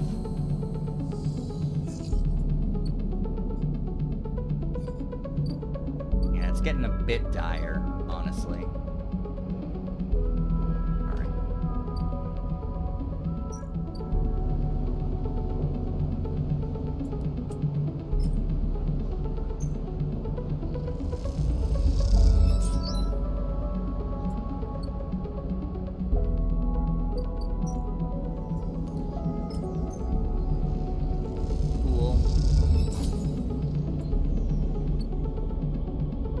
Upgrades are available. What actual things are close to getting upgraded? Building a home. Building a ship mine. That's sort of always going to be one of those. Did they leave? Damn, they left. Okay.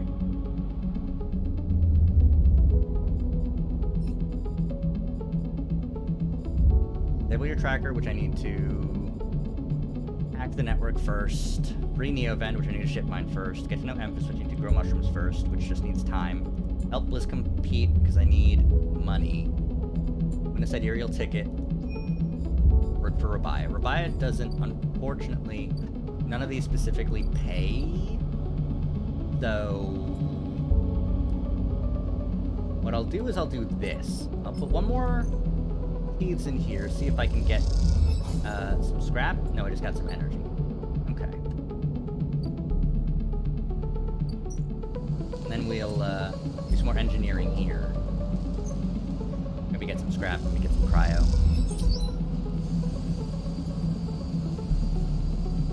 I really can't fail though.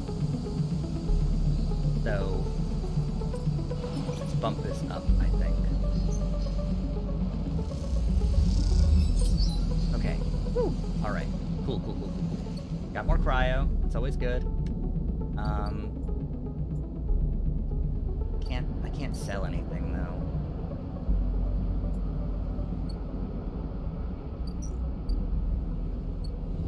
And I think that she needs like 100. Yeah, she needs 100 for me to actually get into the biz.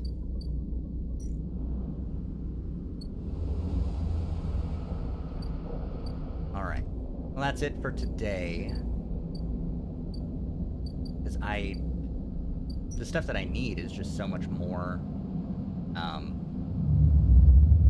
So much more, really, just in general.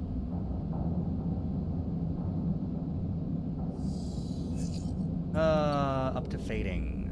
Great.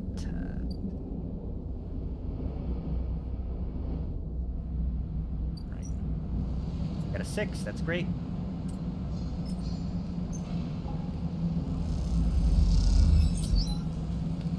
Four will also do good.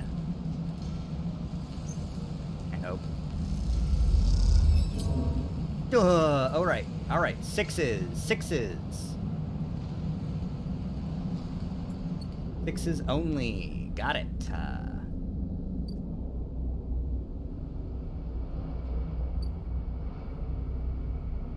But I've got enough cryo I can actually buy some stabilizer, which is nice. Alright. Because I don't like having only three dice. Should I take it now? I'll take it now.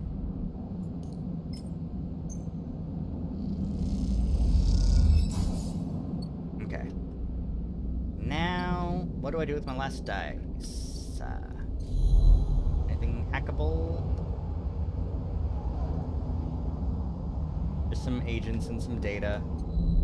Not really worth anything. Let's deliver some takeout.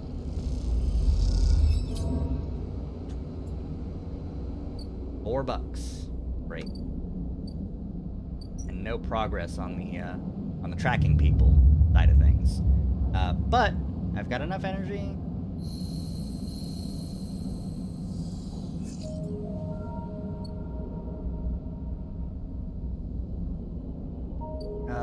You're coming soon, ain't ya?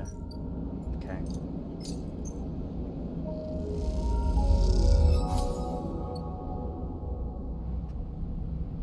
Alright. My man, let's go. Neutral outcome. Neutral outcome.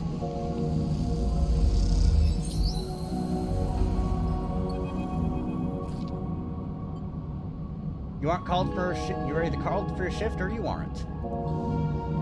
Those who, like you, have graduated to the work team, shifts are guaranteed.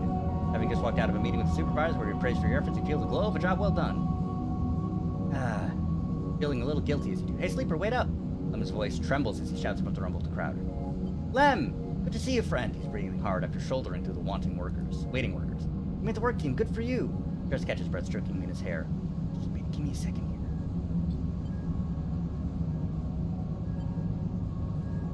Is Mina okay? She's good. We just had to rush up here. Esther, who usually takes her, is sick. I don't know who... Noise. A klaxon followed by a list of numbers glowing brightly, pushing and pulling as people try to wait to the entry checkpoint. It's my number. Shit. Mina, go. I'll watch her. Thank you. You're gonna stay with her friend here, okay? You're gonna keep you safe, and... Here, take her bag. And he shoves it into your hands. She's got food. Shit, I have to go. Mina, I'll be back real soon, okay? Be good. Shipyard locks down. Mina stands staring, suddenly small without Lem at her side. She fixes you with the dark-eyed stare you can't quite read.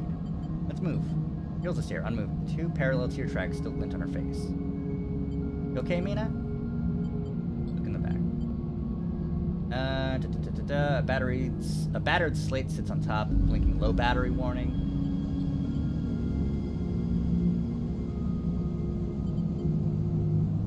You hold the rabbit out, and Mina snatches it from your hands. She hugs it tightly without looking away from you. Bun Bun, she says, staring you down, ferocious as spider size. Hi, Bun Bun. Move a little closer as you speak, closing the lab. He doesn't speak, she says. He looks at you suspiciously, but her face softens a little. She waggles Bun Bun in front of you and then walks him up your arm and onto your shoulder where he sits. Strokes your arm a couple of times. Are you really a robot? Sort of. Yeah, she thinks. Me too.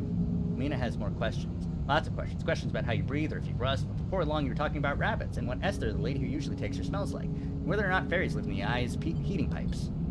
Pass a time like this, sitting side by side on the floor of the walkway as others pass by, sometimes talking, sometimes drawing on the slate, sometimes playing with Bun Bun the rabbit. This is how Lem finds you, just as both of you are starting to yawn. He is dirty and tired, but Mina leaps up his legs and into his arms as he stumbles backwards. You two get on okay? He asks, trying to keep Mina from climbing onto his shoulders. More than okay. Mina shoots you a smile from Len's arms. Her suspicion's gone. Well, well, well. Looks like Meanie can be nice. He pokes her in the ribs and she squeals in delight. Thank you, friend. I mean it. I owe you. Look, he glances around it. It seems like Esther, the lady who usually watches her, is going to be out for a spell. If you ever have some time, I'd really appreciate you coming down to our place in the low end. If you have time. But now I have to take this one to eat. He plays at biting Mina and she giggles in response. See you, sleeper. He waves and they stumble off down the corridor, drawing gazes from passing spaces as Mina's laughter echoes down the corridor in bright squeals. Hell yeah!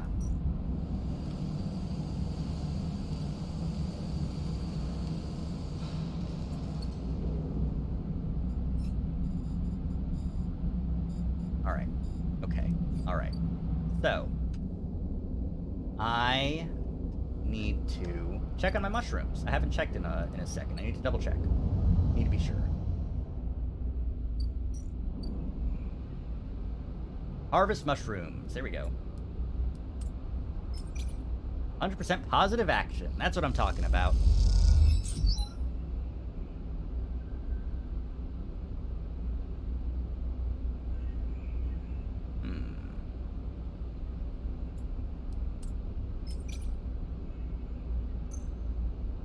Come on.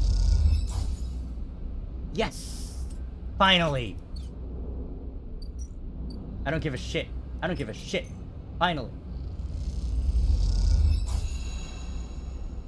Yes. Yes. Spore catcher. I've grown mushroom.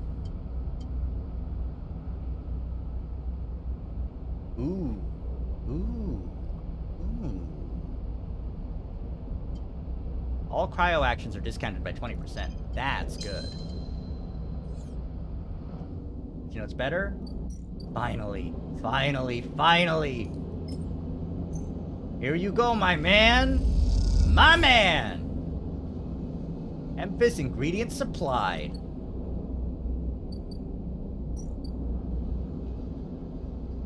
He's prepping. Okay, okay, okay. That's fine. Alright.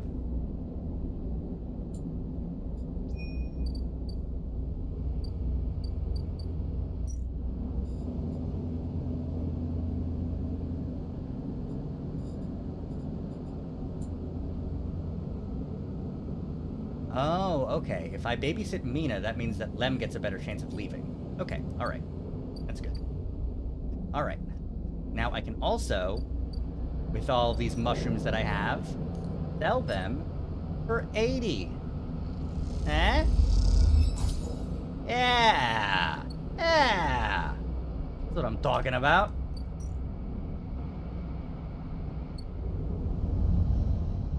I can put down some more spores, right? I've got one, so I can put down one.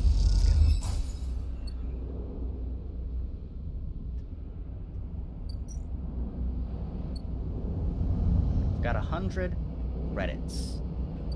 I can go up and help, what's her face?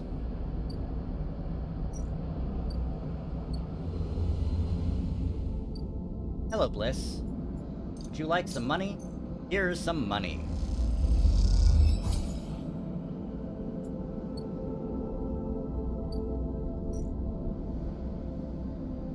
Bidding on stuff. Gotta wait a couple cycles. Okay. Don't die over the next couple of cycles. That's the main thing now. Things are progressing, but they're progressing slowly. And I need to progress Fang. I need to progress,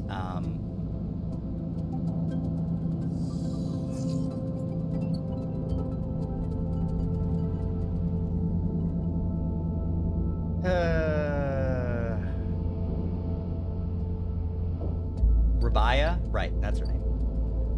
Okay. So, right now, my big three are Fang, Rabaya, and Lem. Because I want, you know, Lem's good. But I really need that tracker gone. Oh wait, no, I should also use one of mine to, one of my points to go, forage for more spores. Forage, if you will.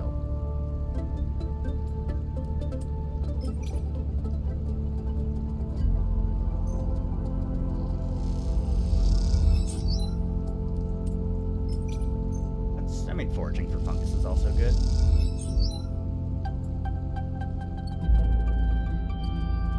Oh, okay. So it improves condition, which is based.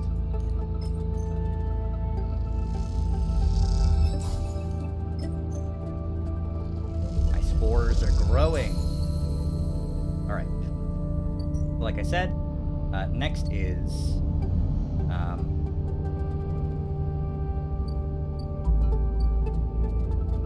I need that tracker gone.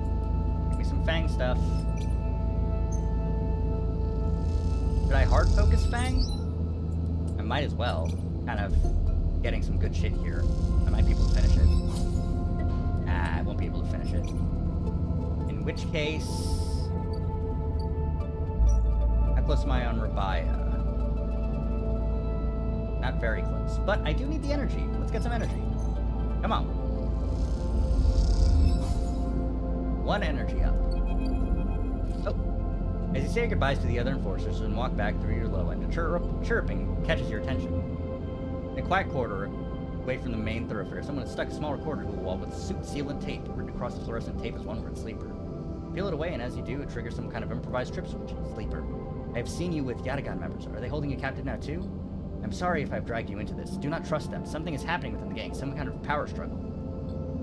I will come soon, thanks to your efforts. I have located most of their properties. At the right time, I will see you soon. Don't give up. Remember our deal. Share the recorder, processing what you've just heard. Hearing Sabine's voice opened up something inside of you. An SNARP employee? Do they know that I count? Do they know that I know? You struggle with a mix of concern and distrust. You throw the recorder into a nearby waste chute as you leave the corridor, still unsure of who to trust, and head quietly out of the low end. I trust Sabine. Hope you show up soon.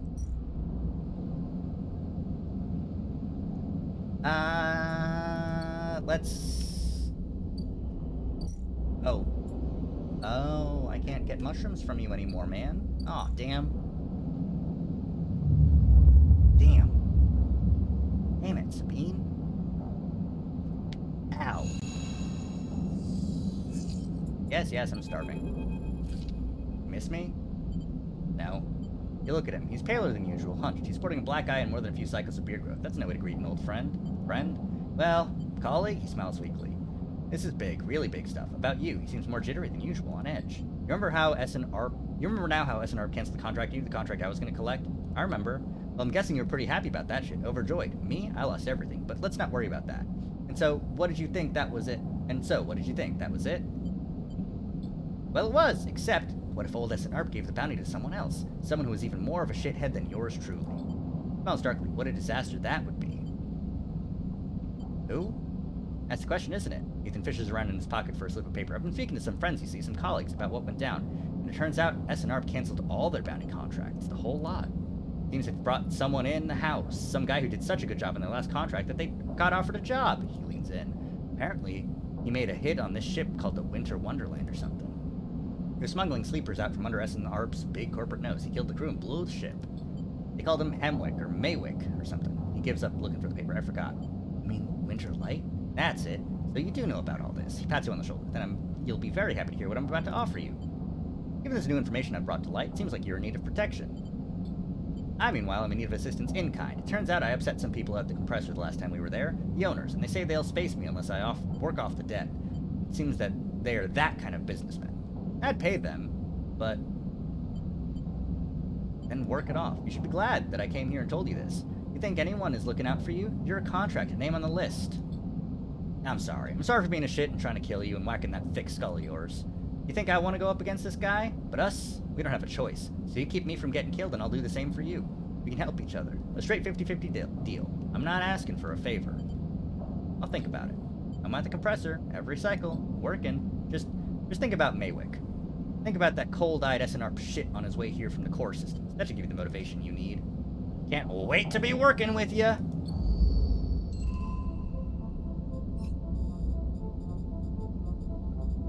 Gain Ethan's protection.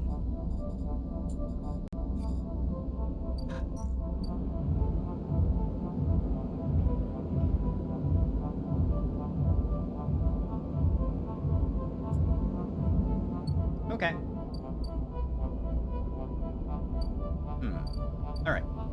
Let's do this. I want the energy, and I can get 100% positive on that 3 energy gain.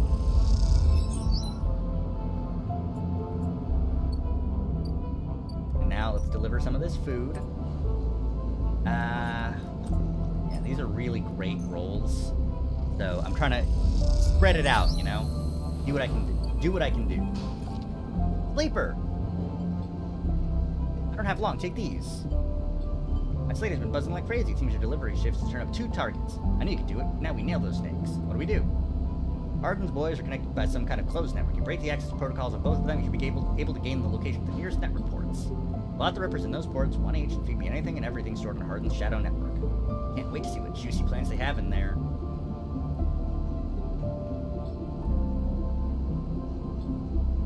Time to slot some worms. Alright, hack Harden's network. Toggle tracking.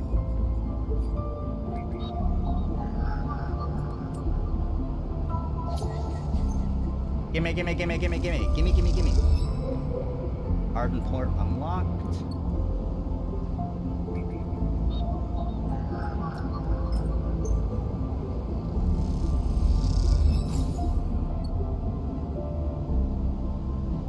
Another 6, another 3, 5. Damn.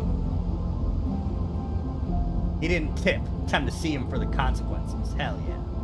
If only I had a 5. Alright, next up, continue on with this.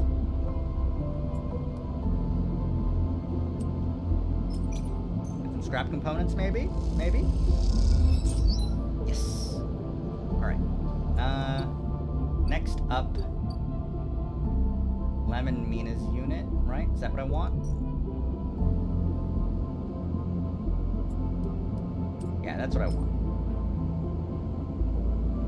Yeah. I gotta help this man out. This man's out. You know? I've got to. Nothing else fancy's happening right now this cycle. My mushrooms should still be growing.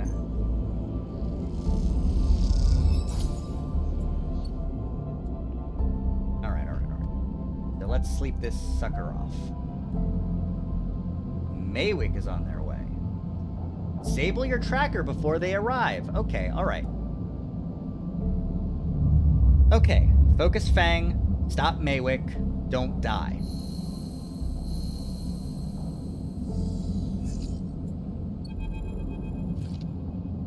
Hey, me. Ooh, Moritz. Hey, Moritz. I work for Bliss. You're not an easy person to find. Fine, I don't really have an address. Hey, no judgment, it's cool. What's up? Oh, well, Bliss needs you. A job just came in, a real big one. He's asking for you to come up and help her out. I'll be right there. Nice, yeah. I've got it. Cool. Bliss just likes me to do a thorough job. See you, Sleeper. I'm gonna head to Bliss's Bay, then. Okay. But, first, Memphis! He's had to heavily adapt this recipe, he says, but the smell is already incredible. Strange purplish white bulb you've never seen before, and he's slicing it finely. He brushes and slices the mushrooms, then places them in the wok with the sliced bulb and the oil. They caramelize there in that well-worn crucible. He adds liquid, transparent, and opaque, then turns down the heat. Sprinkles leaves as the final touch. You have a moment, Sleeper. Do you have a story? Something in the scent of the food gives you a feeling of nostalgia, something distant and melancholic. It seems like a story that should match that feeling somehow, and maybe you'll feel better for telling it. Call your oldest memories. You start by explaining that when you are emulated from a person, many of your memories are left behind. Perhaps it is an intentional part of the process, a way of keeping sleepers ignorant and malleable, or perhaps it is a side effect of the imperfect emulation. You admit that you don't really know. What you do know is that some memories survive, and that on occasion they come back to you like shadows passing overhead.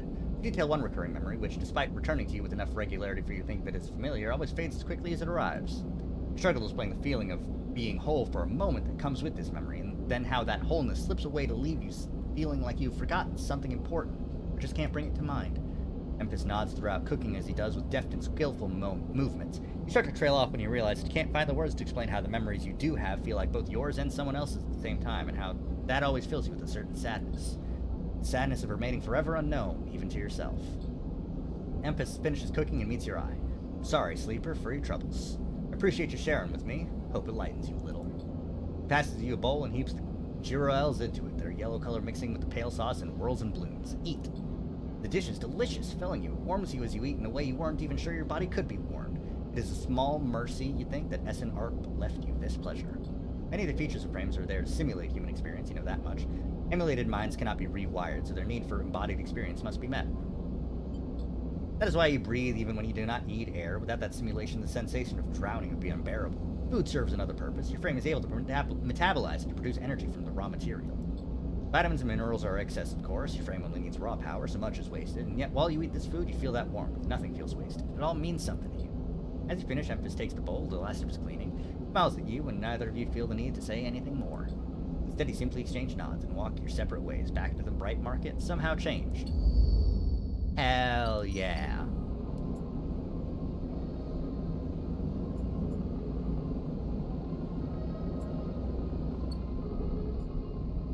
Oh, that's another one. It's a different recipe using the other matsutake caps. Got it. Okay.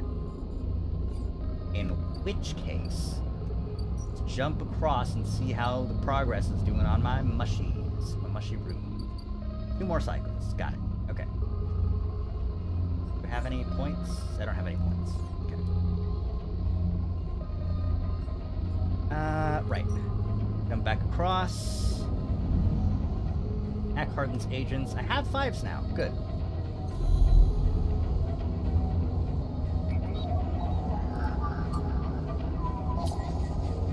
Extract the data.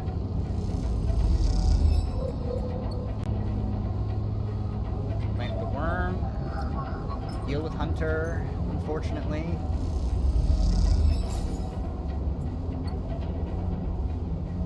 Nope, still asleep. Thank God. Alright, Fang, let's pop him. Come behind Fang and he turns around and notices you. You again? You here to vouch for this layabout? I am. Well, and what are you two up to? Fang winks at you and interjects. It's like I told you, Jenna. I'm helping them out, getting them settled, sorting their life out. They're a sleeper, you know what that means. Of course I know. Look, Fang, I get it. You're trying to help, but if you want to keep this job, you're gonna need to be a bit more reliable. Fang nods solemnly. It won't happen again, Jenna, I promise. Okay, then. And look, I don't mean to. Just be cool, alright? Well, I didn't know you'd stand up for me, Sleeper. Appreciate the solidarity. Now let's look at what you were really here for. The Slate is a whirling mess of code streams coming direct from the ripperworms as they dig through the agent's data and spin it into the threads for the Slate to pick up. Anything good? A lot of the junk, a lot of dull-as-hell message threads, a lot of TD's data caches, but definitely some good stuff. Check this out. Bold corporate logo, not Solheim's in word below. Conway. He's working with Conway. Conway Extractions, right? Been speaking with them personally. Got a whole chain of messages here, but it's mostly encrypted or redacted. Damn it, it's juicy, but we can't nail him with it. Wait, what's this? A wasteland reclamation facility right here on the eye? What's the bet this place is tucked into the wastes? Wastes? Back before the collapse, people would have got there by going down the connection spoke from the hub, but that spoke's broken now, only way is the long way, around the rim past the greenway. What's their angle? So what's next? We have to get to that facility. The answer to whatever Harden's been prepping, been planning, has to be there. We're gonna catch him in the act. Give me 5, maybe 6 cycles, and I'll see you on the greenway. You can remember there's some old service docks up the outer shore by the Haifa building. It'll be a good place to meet. Thanks, Sleeper, for sticking with this. I'm gonna need to be back in my bay to pull a solution together. I've been working on a fix in my brakes. Now I've got to go ask for some time off from Jenna. Wish me luck. Deep exhaustion in her eyes. Got an upgrade point. All right. Now I need 2 in order to get one of these. And I don't feel the need to up my engineering or get photosynthetic skin because I can just buy food. I don't need to sunbathe.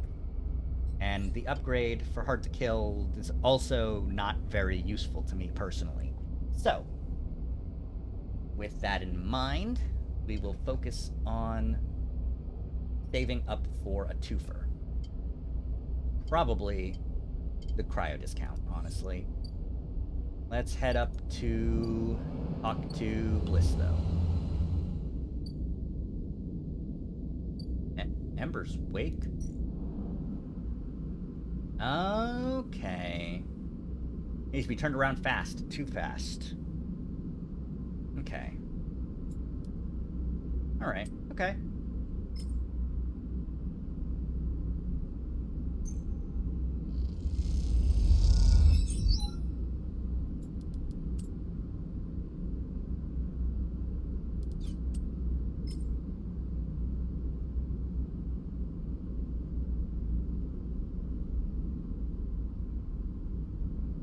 The emergency system needs rebooting and repriming. We won't have time to do this again before the contract is up.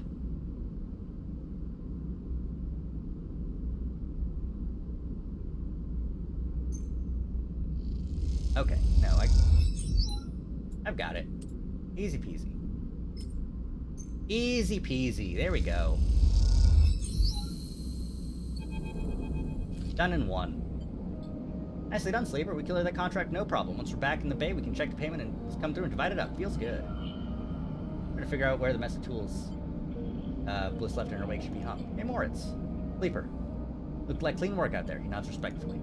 We look over at Bliss, who's already gliding over to her management console. Like she was born into it. Shit. Shit, shit, shit. Look at this. Just look. How can this happen? I can tell you how. My ex's sneaky little conniving shit must have coded a backdoor into the machine before he left.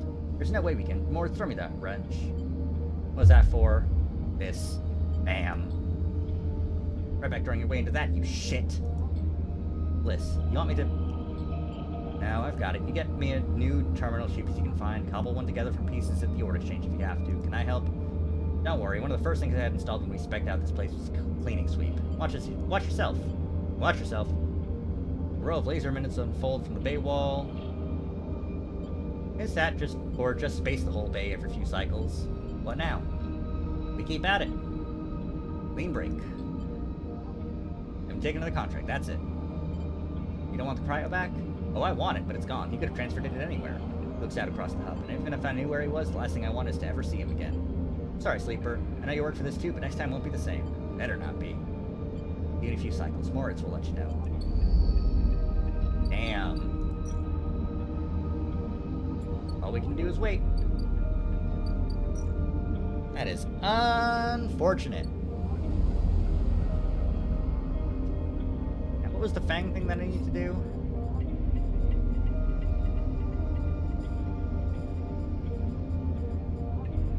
Rat Conway. Right, he's, we're waiting for, a couple cycles, 4 cycles, right?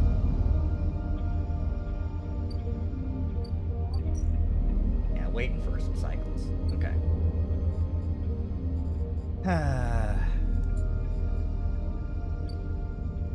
Honestly, let's...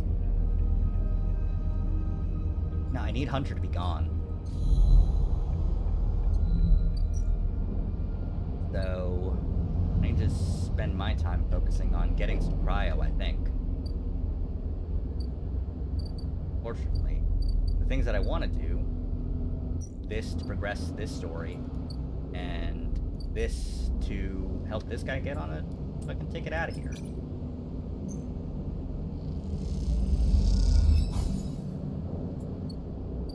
Just isn't really gonna do it. Alright, well, that's all we can do today. Tomorrow, we lose a dice. Come on.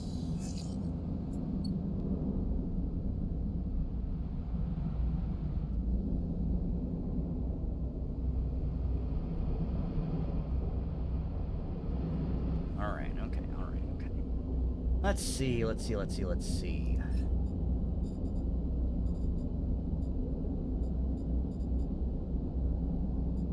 need to free Neovend very badly.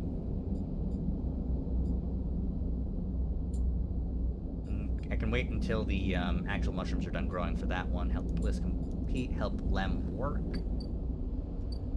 Work for Abaya. Help Lem work and work for Abaya are my main things, right? I think.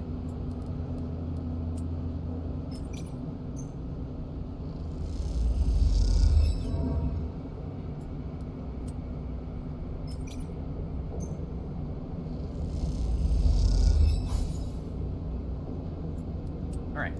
And then a positive one means that I am a Yatagan Insider. After this one.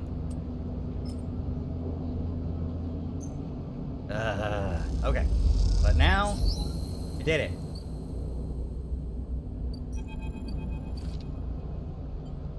Office seems like the wrong term. You've stood in an almost bare, shadowy unit midway through a sequence of stretches. Some stools, a terminal in the corner, a heavy punching bag, rubber matting, a stack of weights. You realize she's missing an arm. The prosthetic she usually wears is set in a cradle near the terminal. Updates, she says, noticing you looking where her artificial arm usually is. Nothing to worry yourself with.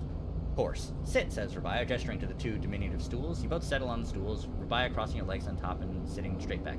You told me you've been doing the rounds, collecting keys, patrolling the wards. She smiles. Some of the officers and forces are impressed, and I hear you handled a few difficult circumstances nicely. I wanted to see for myself. See what for yourself? If I can trust you. I see in the conclusion. Still deciding. Well, Sleeper, please keep us updated on any progress. Joking aside, I know that for you, life on the eye has been a struggle, but I hope we can do something about that from here onwards. Though some of our members may not see it this way, I know you too are a refugee. That's why you've come to us. Enough, Rabia. I'm tired of listening to your affected nobility. They cross the room, Rabia's baton in the hand, the end lit with sparking electricity. Rabia looks between the two. I suppose this ambush was another cooperation between you two? No, they're acting... Stay silent. I don't know. Rabia takes this opportunity to act. She leaps from the stool and fainting past Sabine, grabs the baton and twists it inwards. She's by far the stronger, and she pushes Sabine to her knees. Cracking the end of the baton towards her chest, they freeze there. Sabine struggling, keeps cracking. Stop! You support them? Your loyalties are so easily swayed. I thought you were more than Yannick's attack dog, Rabia. Are you not able to think for yourself? Rabia holds the baton strong, and for a moment she thinks she's about to hammer it into Sabine's chest. But after a painful wait, she throws Sabine down instead and spins the baton in her hand, thumbing a switch and shutting it off in a single move. Rabia, explain. Both look at you, each still catching their breath as if they had forgotten about your presence. Explain what? How the moment I call my forces will come down here and take them away? Rabia cracks her neck. You're lucky I didn't kill you. I would have had every right. Every right, she shouts, the anger released tenser more than a threat. Sabine lifts himself, a little bruised from the fall. They roll onto their side and cough. Rabia gives them some space, sitting back on the stool. Sabine props themselves up on their elbows and fixes Rabia with a hard stare. You something to say, Rabia? Say it. This is your final opportunity, because after this, she laughs. No coming back. What's the point? She does not listen to criticism of the great Yatagan project. Speak. He folds her arm and waits to be convinced. Bean takes a breath, organizing their thoughts. They go to start, pause, then decide on another approach. Eventually they say it. Yannick is a traitor. Rabia immediately flinches, her eyes going to her prosthetic arm, her muscles clenching, but she rides it out, more eager to prove Sabine wrong than she is to hurt them, at least for now. When I came here from SNARP, glancing at you, gauging your reaction, it was Yannick who was one of the first to support me, to look after me. I should have known then, but I was naive and afraid. Sleeper, I know that I should have told you I worked for SNARP long ago, and I thought you would abandon me. You are my final friend. What you should know is that I left SNR because I was running for my life. I leaked documents on the Sleeper program, on the illegal and immoral practices it relied on, to the press. SNARP wanted me dead, and I fled as far as I could to this refuge at the edge of the surrogate system. Sabine stops to collect themselves.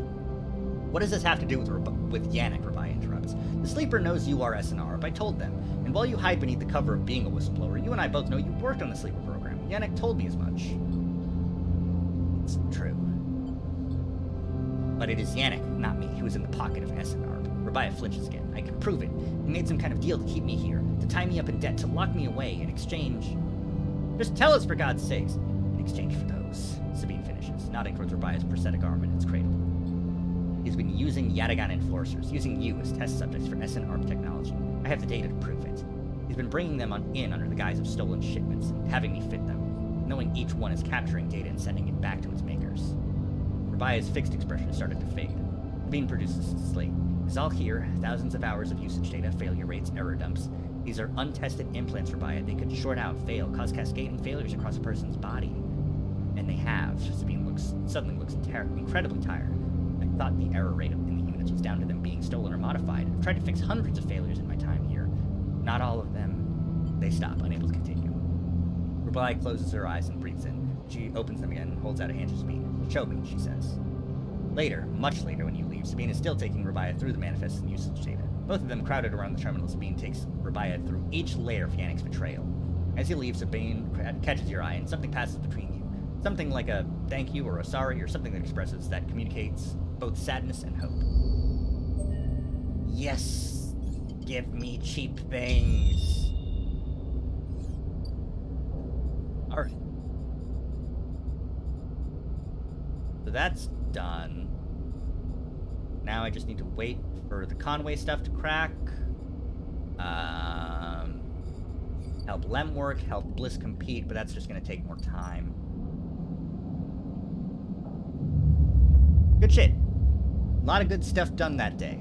Fantastic work.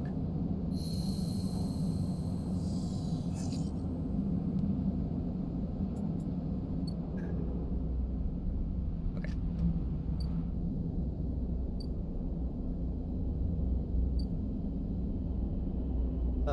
All right, let's cross over. Check out them shrooms. Gotta harvest them, you know?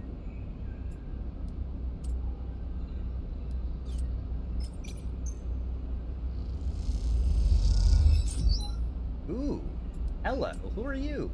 What mushroom are you? Nice, nice. Matsutake, good. And last but not least, more Matsutake.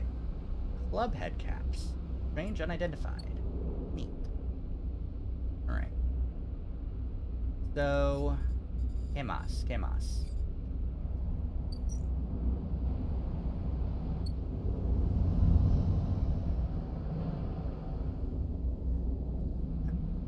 Alright.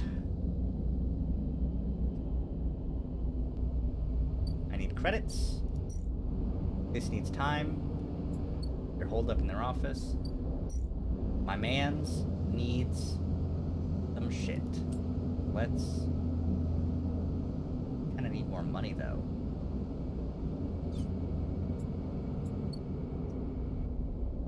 And let's work. Here. I can't work here. Never mind. Where can I work? For good money. Do I have any of that data? No, I just have fucking 4 encrypted keys, and I have no idea what that'd be useful for. Let's just become a local with a good service.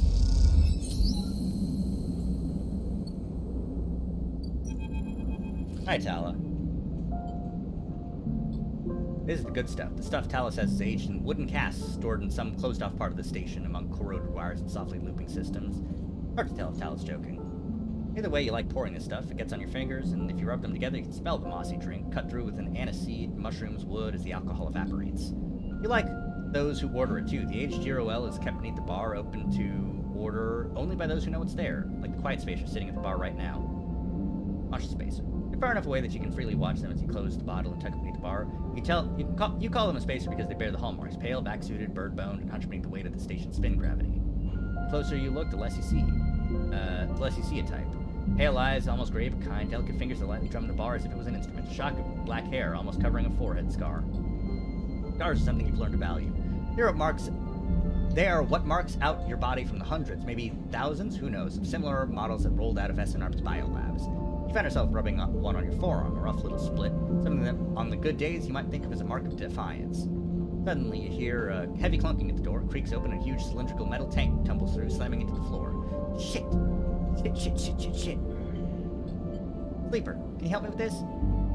How'd you get that up here? Are you gonna help me or what? You come around the side of the bar. Okay, 1, 2, 3. Where's this going? In the back. Voice comes from behind the tank.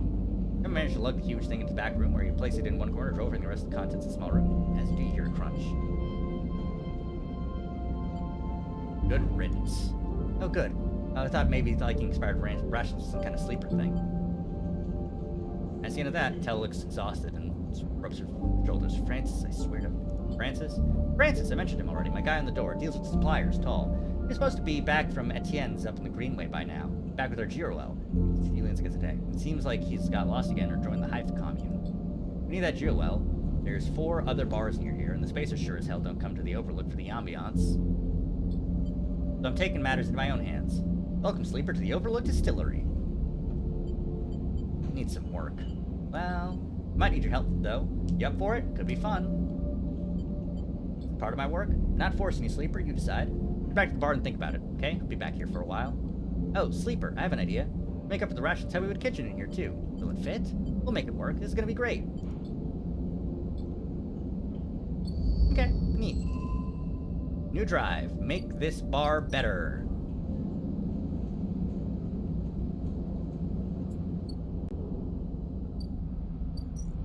The Fang thing comes first, though. I want to get rid of my tracker so badly so that I don't get murdered.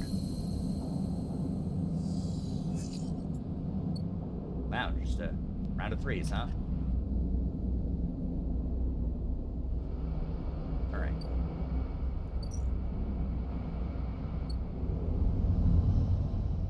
Ah, hell. I should have... I didn't give the mushrooms to, Mushroom Man. Alright, let's eat. Thank you for the cryo. And here are Matsutake caps.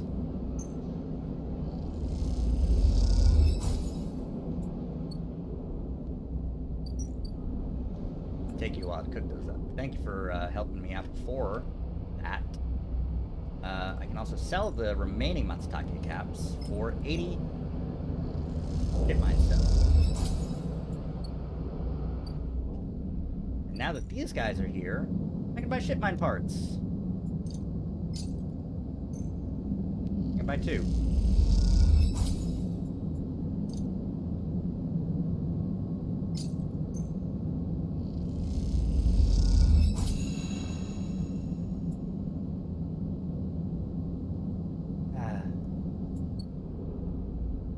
That's it, though, right?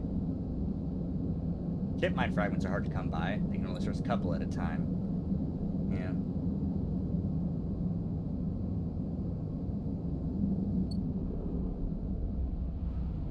Alright, well. Where else can a man find a ship mine? Not here. There. But... steal some. Maybe.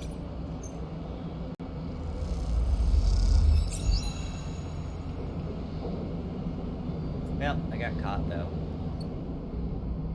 Oh well.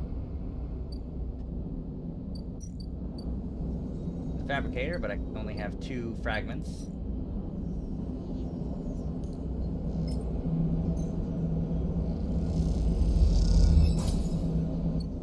Some cryo. Alright. There's no other place for me to get shipmine fragments.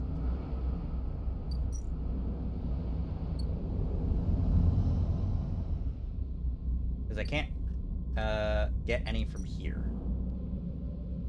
I can't scavenge here either. So I guess I'll look for spores? Is that the only thing left that I can do? Lem.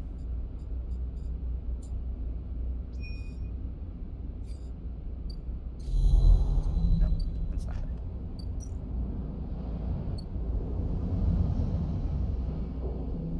Let's help out Lem. Since I've got the time, you know?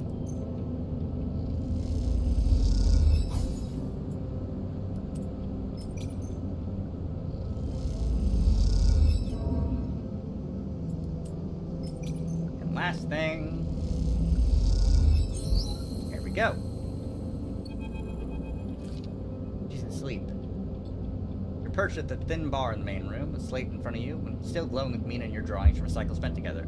There's a ring, the only world Mina has known, with stick figures standing along its edge. The tall one is you. Drink? Asked Clem, perturbing a worn-looking bottle of Girowell from under the bar. Sure. Tears. You know, we actually have something to celebrate this time around. I made the assembly team on the sidereal. Knew it. You did that there first. You did get there first, friend. I'll give you that. Seriously, couldn't have done it without you keeping an eye on little meanie back there. How's our girl doing, Sleeper? I haven't seen much of her these past cycles. Doing great. Of course she is. He playfully squeezes your shoulder. She talks about you a lot, you know. Draws you. I'm glad she has a friend that isn't me. You okay? I can't take all the credit for Mina. She isn't actually mine. I pulled her off a refugee shuttle out of one of Ember's moons. The colony was falling apart for decades after Solheim collapsed, surviving on next to nothing. Eventually, some of the residents tried to make for the eye on these decrepit old shuttles. They They had no idea what they were doing. The one Mina was on decompressed halfway here. Everyone's spaced. The only reason she made it was someone sealed her in a weapon locker. She was ice cold when I reached her. Purple lips. Once I picked her up, I wouldn't let go. The medics treated her with me still clinging to her. Still not sure why. He reaches over and refills his cup. We weren't exactly anybody's heroes, you understand? We were private military, hired in by Conway to protect their claims in the collapse. Once I got Mina, that was it. I quit. Got us dumped here. We saved her. I'm going to sound like an idiot now, but she saved me, that's the truth of it. Me, I brought her to this. She was tiny, too small to know what she lost. But I can't stop thinking about it. What if our number doesn't come up in the draw, Sleeper? What then? The Sidereal will sail off without a thought, leaving us here. What kind of life is that for her? She'll manage. Sorry, I know you don't have it any better. It's a celebration, right? With both of us on the team, both of us win a chance. Exactly. Imagine all three of us riding the Sidereal horizon out of here to a new world. I think I drank this too fast. Lem stands and starts to clear the glasses into the auto wash. I need some sleep, friend. See you around. All right then. Thank you, Sleeper. I mean it from the both of us. Yeah, good robot. Hell yeah. All right, still need another 2 in order to upgrade one of these other things, like the instant karma. Still need another fucking ship mine frag.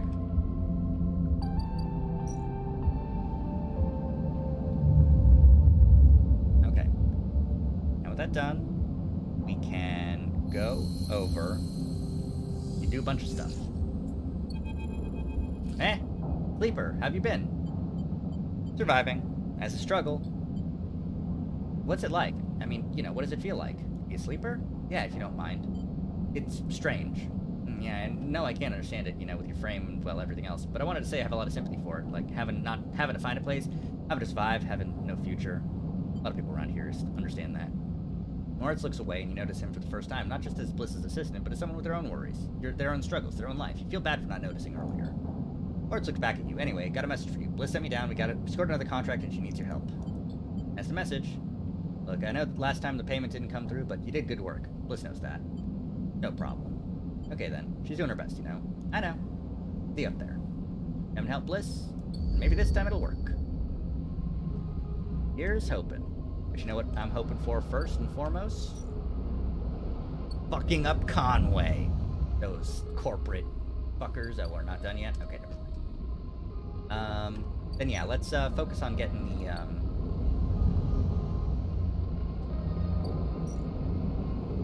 the contract done. Yeah.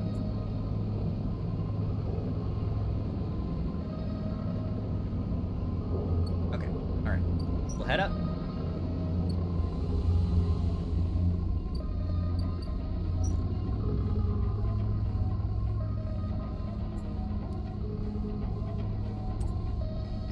Critical action. Done. Okay.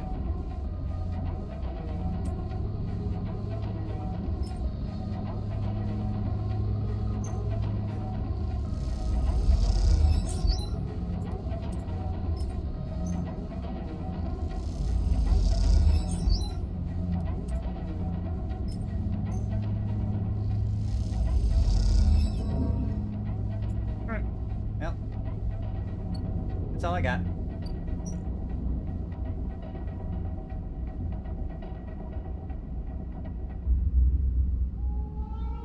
Yeah, it's literally all I got. Can't do anything else.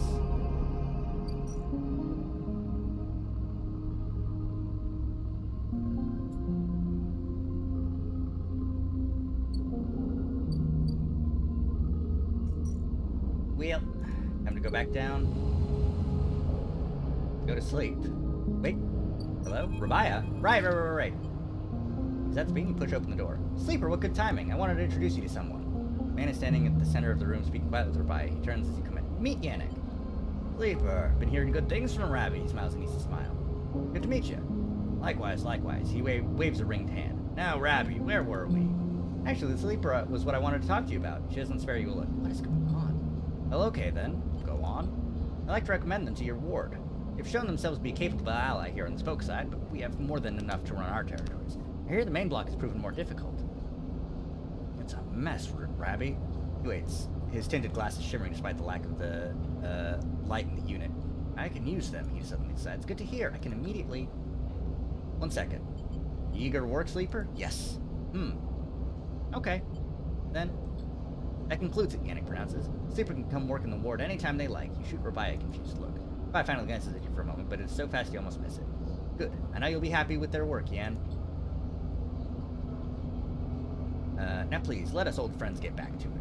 He guides Rabai away, leaving you standing alone. You look at Rabai, but she's deep in conversation, so stunned and confused, you leave.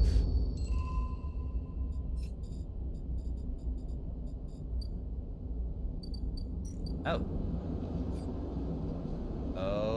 Okay. I need to gain Yannick's trust. Okay. Alright. Tomorrow, we'll kill the Batman. Damn. Yeah. Okay. The fragments are gone. They don't restock during the day. I need to wait until the next time they come back in order to get another ship fragment. I couldn't get any from stealing from here. It is unfortunate. I love stealing. Tomorrow, Conway. And I should probably get some...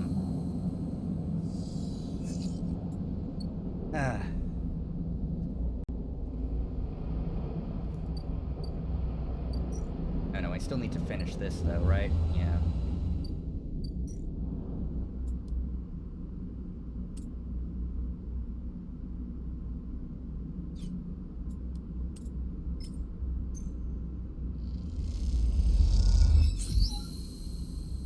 Okay, we did it! Symbols are floating in the bay's airwalk, waiting for it to cycle. You pick a few leaves from your clothes as they wait. Clean work. Well, thank you, Sleeper. You didn't do so bad yourself. Seems like we were getting into good rhythm. What's all this? Payment.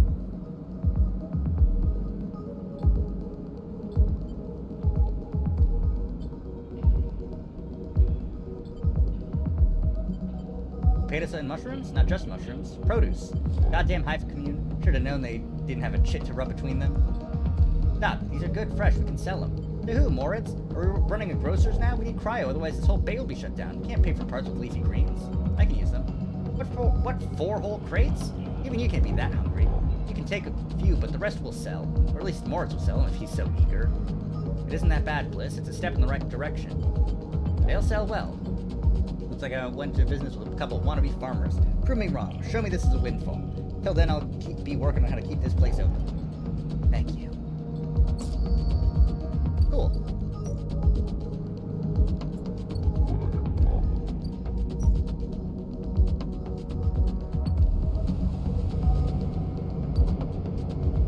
I do wish that I could sell these mushrooms more.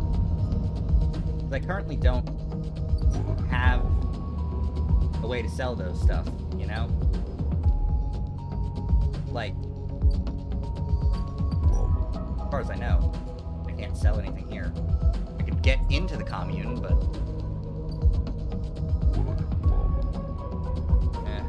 Alright. So, expose Yannick by working for Yannick, and that would be good for getting Sabine.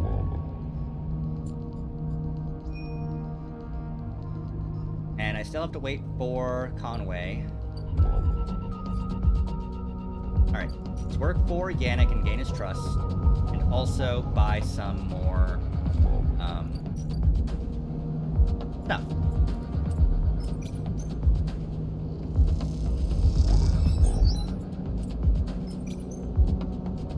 Good stuff.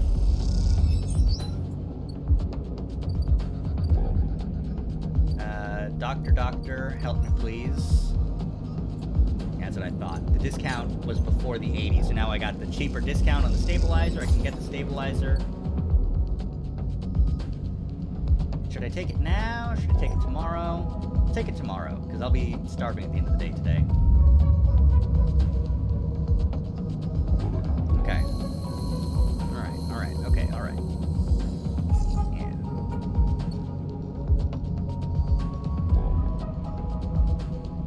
still have another day of 3, so we'll keep it on hand again. Sell the scrap though.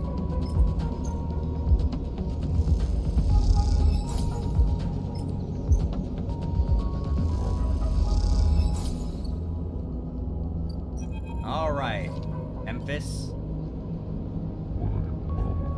Shaving the stalks is through sharpening of pencils. Knife slides through them, revealing the bright white of the flesh within.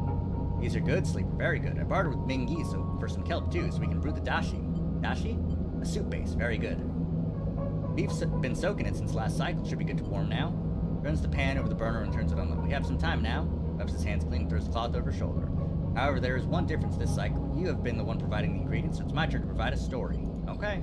Good, this story is important to me. Just for you to sit on the folding stools behind the stall. See these? Memphis runs a hand over this forearm, tracing the circular scars that mark them like perfect bite marks. Conway called it an anchored interface rig, a mechanical control device for piloting a heavy-duty extraction suit in low-G industrial operations. We called it a bone suit. He points to a pattern of larger circles on his shoulder. You drill in and anchor it here, then all the way down the arm. Taps each scar on the way. It maps mechanical movements to the suit exactly, a 1-to-1 mechanical replication. You swing your arm, a 2-ton arm swings too. You should have seen the recruitment vids. Strong people and even stronger suits tearing through stone and scrap. Superheroes. Half my graduating year signed up, from company school to company shuttle. Conway from birth to death. He steers off into the distance for a moment, fighting with the memories. But the bone suits weren't good. The rate of failures was high, and failures meant arms torn off, anchors torn out, broken bones, bad stuff. So after a while, Conway discontinued them. No longer competitive, they said. He checks the broth, turning down the heat and adding the mushrooms. There we were, hundreds of us with surgical alterations for suits that didn't work. They sent us home, back to that company colony that spat us out to be cleaners, drivers, cooks. They gave us drugs for the pain and told us to make something of ourselves. When I deserted, bribing some passing spacers to take me into orbit, there were only me and a couple of others left. The rest just faded away, arthritis to osteoporosis, folded in on themselves like paper lanterns. That was my generation. The anchor points still ache, still burn, but what burns worse is a betrayal. I've been on the eye a long time now, but that will never fade. Not that, not the faces of my friends. Memphis reaches over and sprinkles a handful of leaves into the broth. It is ready. Thank you. Thank you for listening to me. We'll not let their story die, and as long as I am telling it, it will remain. Memphis pours the broth into a double-walled metal bowl and hands it to you. Heat radiates through your hands, and the smell drifts up rich and sharp like a pine forest after the rain. You drink the broth slowly, chewing the matsutake and thinking. Memphis busies himself with cleaning the pans and the bowl, sealing the kelp back up for another day. Then he quietly comes to sit with you while you finish a meal. Neither of you speak, preferring instead to let the story linger in the air a little longer. It's not that there's nothing to say, it is that sometime, in the moments after speaking breaks the spell. So you both idle, eager to be in each other's company, Memphis taking longer over his cleaning, his packing, and you savoring the final dregs of broth. When you finally finish and hand in the bowl, you feel the spell break and the story leaves you both. And as you leave, you know that both of you are somehow a little more empty and a little more full than before. Yeah, now I'm your friend. We're friends now. That's what I'm talking about. Reroll. Sorry, that's once per cycle. It's only the dice that you have remaining, and it's not the dice that you have next, I presume. Alright, Fang, let's put it to Conway. Sleeper, what do you think? Turns out not everyone having it just set against me. A couple of my old systems pals managed to ship me some of my old gear. Nice kit. What are we looking at? One massive smoking gun. Does it look like a wasteland to you? There's hundreds of Conway machines out there, all lined up in concealed hangars and whole underground facilities to support them. Arden has a crew out there putting them together. Must have shipped them in piece by piece through the shipyard, ready for assembly out there. Machines? That's Conway's whole thing. Remote-operated vehicles, drones, cutters, salvage haulers, the whole set. It'd be hard to mask this whole thing as an effort to clean up the waste, but there's no way this is about pulling scrap off the eye. And why is Conway in the mix? I bet no one in Habitage knows the corporation is setting up on the station. They aren't stupid either. These scans are the best info I can get. The waste is cut off from the eyes, cloud, networks, and the greenways that turn to the dark zone. No data can come in or out. I can try. No use. You need to enter the cloud, and there's no cloud to speak of. That's why I'm going to pay them a visit. Now, you forget having to come in and out of there all cycle. I should be able to get in as long as no one I know sees me. But I need you on the outside to help disable security systems and cut me a pathway through. There's no cloud access, but if I can get inside, I can open up nodes in the network and we can work in tandem. It's a massive facility buried deep down there. Miles of corridor and ventways wrapped around cargo bays and hangars, so it'll take more than a few cycles to rip through it. But as long as you keep them off my back, I know I can rip what we need out of there. Pulls a handful of ripper worms from his pocket and hands them to you. These are the last of my little helpers I managed to salvage, so make them count. I modified them slightly. This time they'll feed their data threads back into the system they're tunneling into, creating a nasty little feedback loop. We run it like we did with the agents, hack the nodes I pinged to locate the ports for the security system, then slot the worms into those systems and let them go to town. Here's the entryway, and this is where you can get access and slot the first worm. I've applied the perimeter systems to get me past the first cordon. What I need from you is to keep eyes on the facility after you kick things off. You see me pop a security system, server bank, you need to break in and slot a ripper to disable it as soon as you can. If I can't, you miss the system, you wait too long, they're gonna find me. Simple as that. I need you focused on this one, so I'm gonna let you fire the starting gun. I won't go until you slot that first worm. I'll leave a tracker running on the terminal here, so come back here if you want to see my progress. Sounds risky. Risky? This is audacious, at least. Wouldn't be worth it if it wasn't. It's all in place, you just need to make your own preparations and slot that worm. Just don't wait too long. I'm getting bored of all this sneaking around. Once I'm inside, I'll get the proof that we need to end this whole thing no matter what. We can't take longer than 6 cycles on this, remember that. Oh, and one last thing. If I get caught or you can't reach me or we run out of time, there's one thing I need you to do. What? You take whatever I've managed to pull at that point, all the data, and you slot that stuff straight into the relay I've set up here. I repurposed the dock's SOS broadcast system to beam it out whatever you put in it. Anyone with a terminal, a slate, or a server on the eye will see it. That means Havenage, Yatagan, the hub, everyone. No matter what, Harden isn't snaking away this time. We got a bit more to do here, but the moment you slot that first worm, I'll make my move.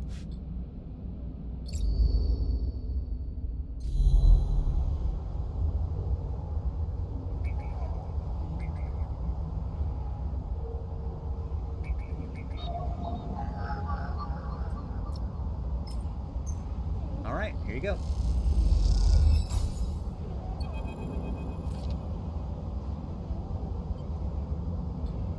Sleeper, moving in. Nodes, then ports. Timer starts now, stay safe.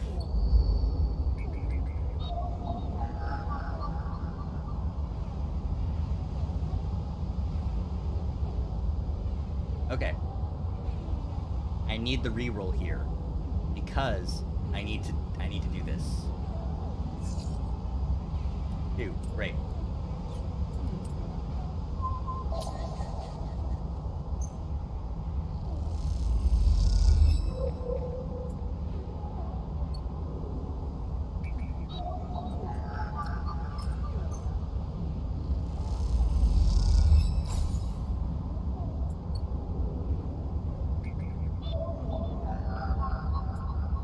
Can't hack that. Can't hack that. Okay, next cycle, I guess.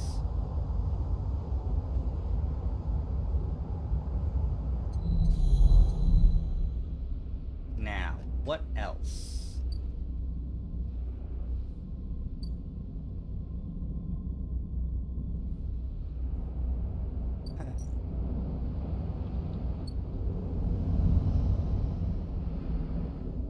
Need to earn Yannick's trust some.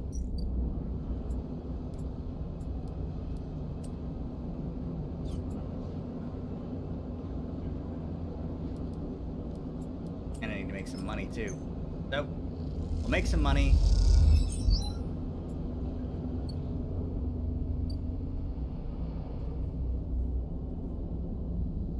We're gonna make some money. Got some mushrooms, but I don't know what I can do with those. Nothing really. Yeah.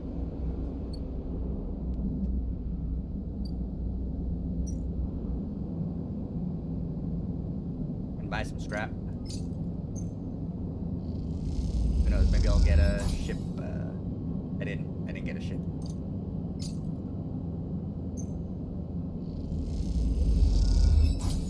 I did! I got one!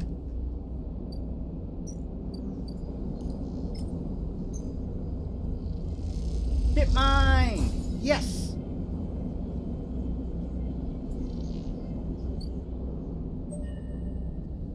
Minecraft!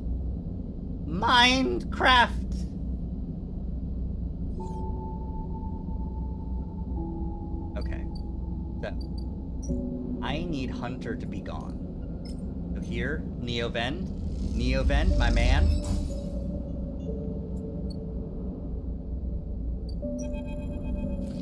Sleeper, must express plan before we begin. The event is patient. The prospect of being free is clearly too much to take. Shipmind has no output features. We'll be mute until slotted. What's the plan? First, imprint shipmind. Then slot imprinted shipmind into physical ports close to hunter nests. Once slotted, we'll track hunter at each. Tracking will find core nest. Slot shipmind at core nest. Show hunter data to hunter. Hunter will conclude sentience. Hunter will invoke killer. Killer will kill. Yes. Physical ports likely sealed in old station. We'll need keys, but yes, simple. Any questions before imprinting? Why slot you physically? I cannot access via network. Too dangerous. I'm not like you, hybrid. I'm native to cloud. Easy prey. What's the core nest? Hunter keeps central data storage. Protocol must keep data outside self. That's it. Let's start. Okay. The sound of all the servo motors starting up at once is painful. The screeches rattle from the hard surfaces of the sealed dock and come back at all angles. The event better be quick or hazardous security will be there. The event's voice appears among the squeals like a whisper carried by the wind. The machine is not designed for this task. Few sensors, limited inputs. I work blind. Wish me luck. Can I help? Silence best. Also, if machine ignite, put out fire. Putting the event into its physical form. What was lost? You know this much, you are a convenient loophole, a way of circumventing the legality of sentient AI. After all, you are an emulation, not a true digital being. You are still neurologically limited, still human. But what would become of you if you could escape this frame? Where then would the limits lie? The screeching stops, the machine powers down, dropping the bay into darkness. The top compartment, the shipmind, is whole again. You reach up and take it down, heavy and cold to the touch. Is the event inside this thing, or did the process fail? Time to slot them into a nest.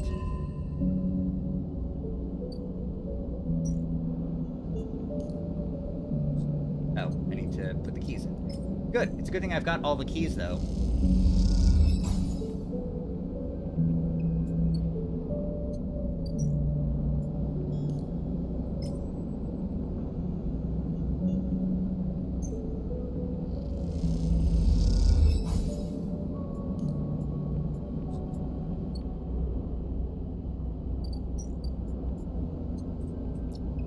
Okay.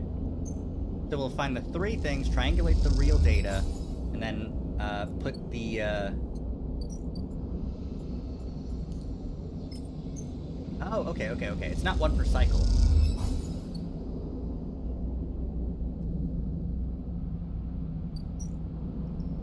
But I need to freaking find them. Okay. I back out, go back in, put the shipmind in. Start action. Alright, imprinted shipmind retrieved, nest hacked. As you leave the nest, something flips. You find yourself inverted, floating, dragged by one arm through the cloud. The thread shifts and realigns as if they are leading somewhere. Look at your hand. It's an ori, a sphere so bright it burns your eyes is surrounded by rings and orbits, other spheres tracing silken lines through space, and as you look closer, you you pick out 1,000 sigils of 1,000 stations and ships, glowing like smoke, like dust. You look up and see a corridor, a canyon, a street, and low end. On either side, buildings flicker with markers of activity. In them dance ghosts, upload between protocols carrying or mirroring or shadowing data, sometimes silent, sometimes chaotic. The place moves unlike any digital space you've ever imagined. Something strange is happening here. And you see it. Below the stacked rooms, the units and apartments, the wires and the pipes, and the buzzing systems that run through it all. In the warrens, beneath the low end, is the hunter's core nest. This is where you must go. Okay. Buzz the fabricator. Here we are in the low end. The warrens. Find the nest. Got it. Okay. This will hurt my condition, but that's fine because I have a thing.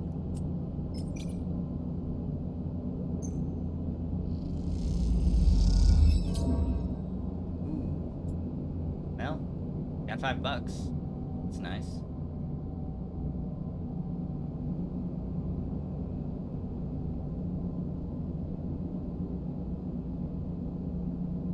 Oh, I didn't notice that was a critical action. Whoops. Whoopsies. Well.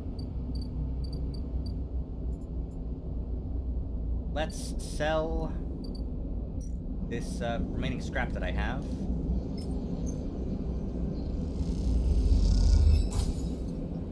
I've got data that I can sell. Got half-inch data I can sell to these guys, right? Yeah. I don't feel like building up multiple. We'll just take 10. Go down here. Yatagan data.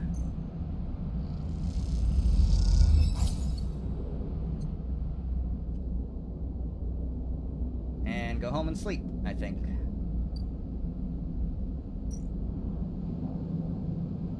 But put the stabilizer in to make up for the condition that I lost. Thank you, stabilizer.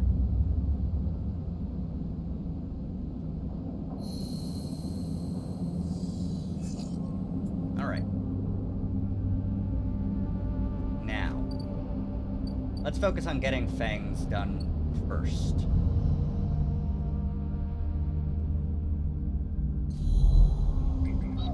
Let's see.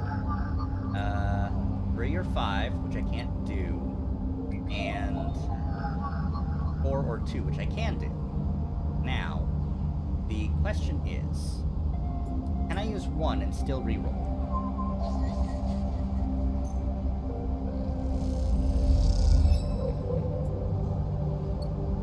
I can.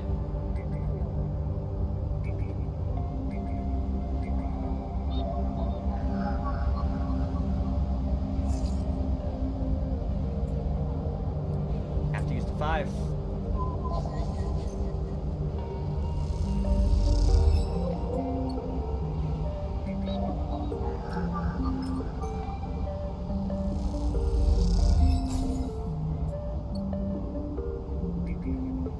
Come on, man. 6 needed. Okay.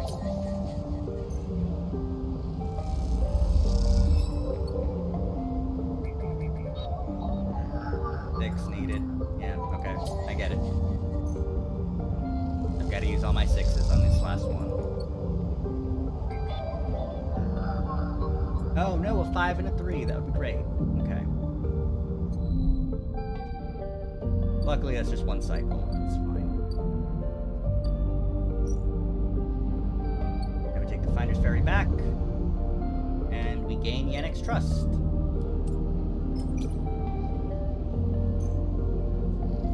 Even a 1 will actually increase the trust.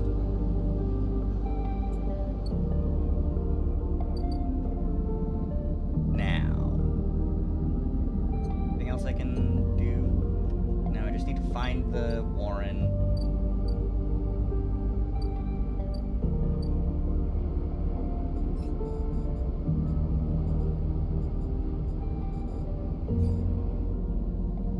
Yeah, just gonna have to sleep this one off. In the cycle. Okay, next up.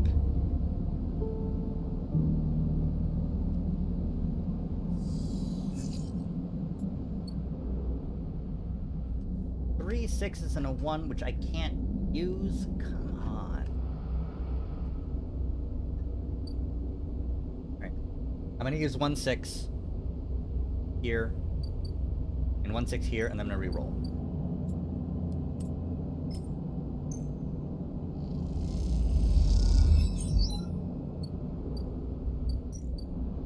I'm almost done with the Yannick's trust. Now I can continue. And I got my energy up too. Almost laugh when you see it. Same small recorder. Grab it quickly. Rabia says sorry. She said she didn't have time to brief you before setting you up with the old man. I'm sure you've got the play by now. Ernest Trust worked the block, then we need to get into his office. It's risky, but obviously you're the only one of us he doesn't already know. Either way, you need to locate the link to SNARP. Rabia says be careful. The lady suggests there's some relay processing the implant data and sending it to SNR, but we can't lock down its position. Either he's moving it, or it's moving itself, or it is rerouting to other relays. We can't understand it. Maybe you can find some details on it in his office. Once he trusts you, you should be able to get close enough to get in the office. You'll get one shot at this. There's the final piece of the puzzle to end this. Good luck, Sleeper. I'm sorry, too. Be safe.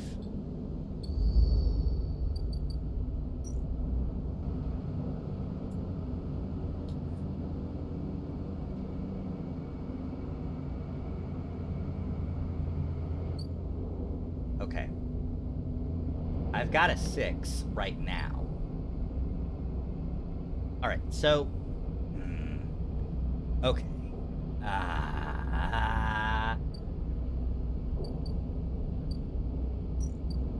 I'm using the 6 and finding the thing.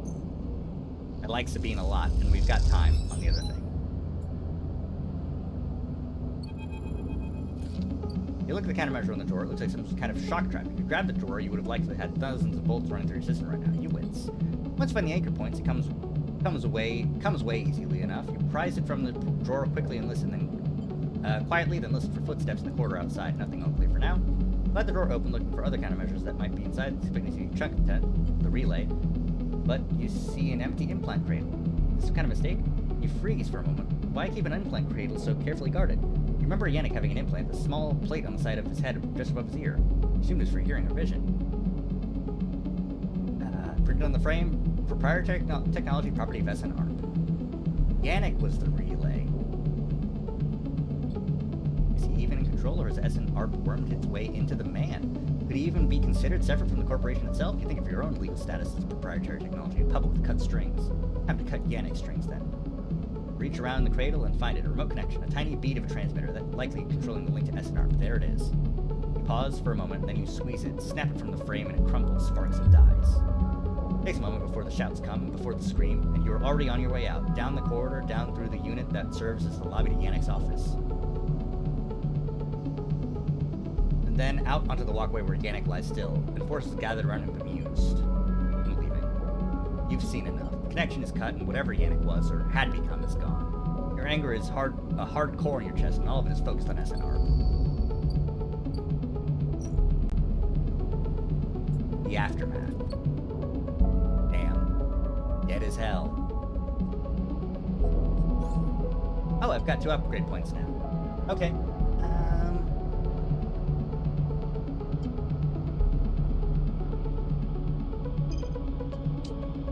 Double the data rewards. That'll be nice once I beat Hunter. And I'm able to hack unabated. 6? Really? God damn it, I can't use a 6. 6 is useless for helping Fang.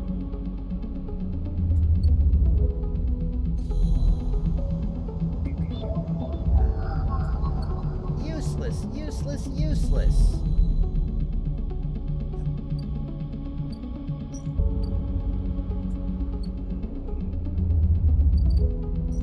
I'll use the 6 to find Hunter.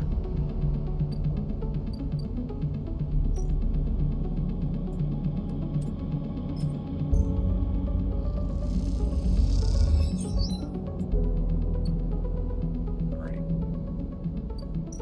That taken care of, we end the cycle. And next cycle, we hack that stupid thing. 5. Sleeper, it's time. Big job just came in. Grand finale. You up for it? I'm ready. Alright then, we're in business. This has to work, Sleeper. Has to. Bliss okay? I don't think so, but she isn't hiding that from anyone.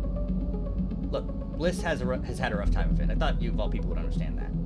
Sorry, didn't mean to be. Bliss is a good one. She gave me a chance. I owe her. I know you have your own things going on, Sleeper. We all do. But Bay needs someone. Bliss needs someone. Hell, I need someone to help me keep Bliss from spinning out completely. Otherwise, there's not much I can do. And I would hate not to pay back my debts.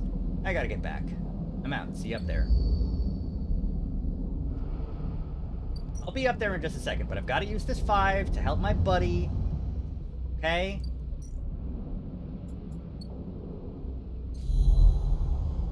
Alright. 5. Bypass. Extract data. Leave. And all the ripple burn.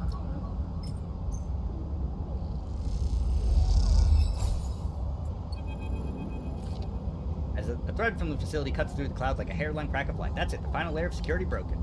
Somewhere buried in the depths of the station, Fang is in control. He is slicing into the camera control circuit and piping out the result. The thread flickers and unravels into an image. A scene, 2 figures in a room. One sat, the other pacing. The pacing figure resolves into harden. The other, unmistakable superior posture, the shock of gray hair. The second figure's features don't seem to resolve. They are vague. Unformed. A problem with the data, perhaps? You look closer. Then you see it. The figure is a proxy. Perhaps you should have expected it from Conway, a corporation whose very existence is owed to automation. A proxy machine designed to be piloted by remote connection. Someone elsewhere in the system is puppeteering it with their own body, speaking so it may speak. Proxy sits impassively, or the Conway executive is piloting them, does, from the distant safety of some ship or orbital colony, perhaps. We can move forward, there's no doubt, Harden is saying. The reclamation teams are almost ready, and after that I'll make the declaration. Nothing has to change. Proxy leans forward, his movement stilted, uneven, as if its body language was refracted through water. But things must change, Harden. We need further assurances. I've been informed of a breach in one of the closed networks in Low End. You have been careless. We've been stretched. A breach was detected, yes, but no data of value was lost. Our board is concerned, Harden. A drop in our value would be unwelcome at this time. Proxy leans back, its posture dominant. If the reclamation of A1 is contested, then we would be drawn into a compromising legal position. Harden approaches the proxy. There will be no contest. Not from Solheim, who cannot muster defense. Not from Havenage, who will fall into line below me. He crouches in front of the seated figure, eye to eye. And the people of the station? Refugees, gangs, spacers. All either opportunists or degenerates. Havenage is no longer strong, no longer united. No one here believes in Erlin's vision, nor has the strength to enact it. I sat across from him at the negotiating table. He was forceful, eager, weakened by his ideological convictions, perhaps, but a great man nonetheless. This place no longer deserves to bear his name. The eye is crippled. It cannot survive. It is a ruin filled with squatters and outlaws. They'll be lucky if it still spins in 100 cycles. You will move forward with reclamation, because otherwise you will lose your advantage in the system. Without your advantage, you will lose claims on the remaining palladium. Without the palladium, your factories will need to go dark. Do I need to continue? One moment, comes the response of the proxy, and its head drops to its chest. Harden steps back and paces once more, awaiting the discussion taking place elsewhere in the system. You watch Harden as he paces, as he considers his future. What goes on within a mind like that? In the mind of a man who would burn all those around him for a path to some imagined golden end. Proxy lifts its head. We are happy to proceed. We will legally claim the station formerly known as Solheim A1 as salvage within 6 cycles. Havenage is to assist with the transport of the illegal residents to Conway housing and labor facilities. Conway will also claim 70% of the raw output of the reclamation process after losses have been accounted for. I accept. Proxy reaches out to shake his hand like a marionette, and then the recording loops. Watch it play out a second time, gripped by a horrified fascination. There's a bluntness to the conversation, to its blatant disregard for humans as anything other than objects. Things to be moved, to be used, to be fed into structures crushed and losses accounted for in the cells of tables, the margins of ledgers. You realize now that you are no different from anyone else in the station in the eyes of the people in that room and those like them. Each body here can be recast as a piece of property, a tool, an expense, an acceptable loss. In one moment they can be named a citizen, celebrated, protected, and in another the very idea of a citizen can be used against them. That is what it means to live in proximity to a system like this. No longer, not while the eye spins. You gather the recording, pack it into a polygon of purest light, then you drift back into the service dock like a falling leaf and find the relay. It only takes a second to place that polygon of data, that recording, into the relay system Feng prepared, and then you watch as it bursts out, a web of threads heading back to the black, to every network device in the eye. Let them see what power makes of a man.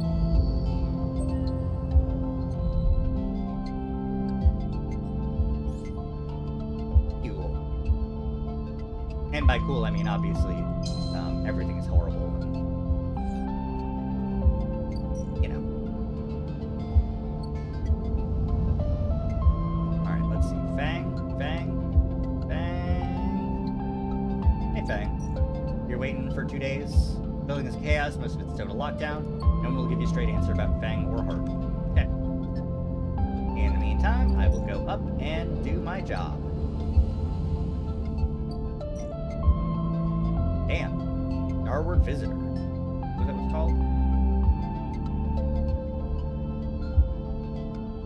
Oh, these are both repeatable actions. Okay. In which case, let's get some scrap.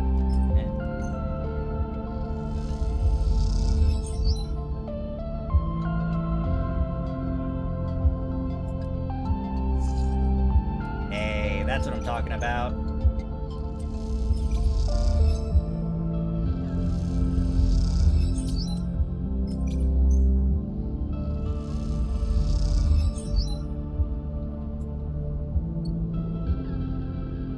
Okay. Alright. Did I get any scrap? I don't think I got any scrap. Okay. Well. Get some mushrooms. We'll call it a day. Thank you for the mushrooms, my friend. Mon frere. Halfway to getting bounty hunted for being illegal.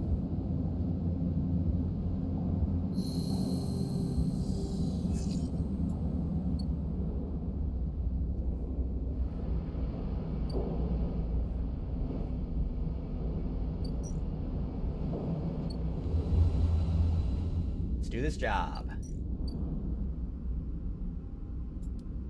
These are good odds, I think.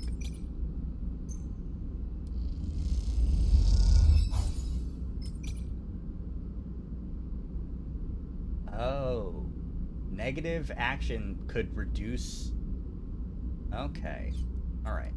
We'll focus on... Ooh. Alright.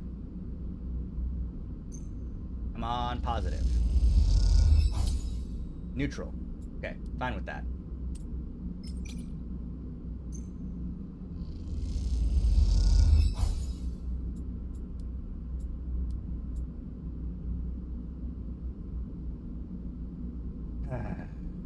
Okay. Perfect. Exactly what I wanted. +3. Alright. So, let's see. 1, 2, 3, 4, 5, 6, 7, 8, 9, 10, 11, 12. That means there's 24. I've got 2 left. That means that there's 10 pieces left. Got 4 dice right now. Alright. I'm considering if I need to go get more,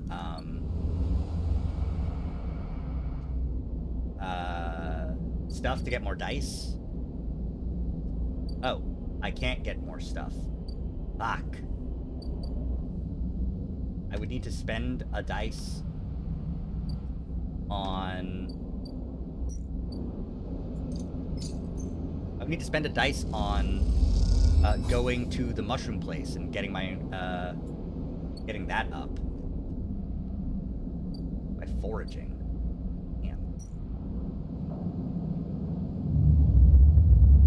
Fang should be done tomorrow, though. That's good. Still got 4 dice, though. Good. Hello, Fang. How's it going? Above, and the rest of the building people are busy, frightened. They speak in hushed tones and organize endless meeting after endless meeting. Havenage have avoided a full-blown crisis for now, but change is coming. Fang is in good spirits and buttles you inside before you even have the chance to greet him.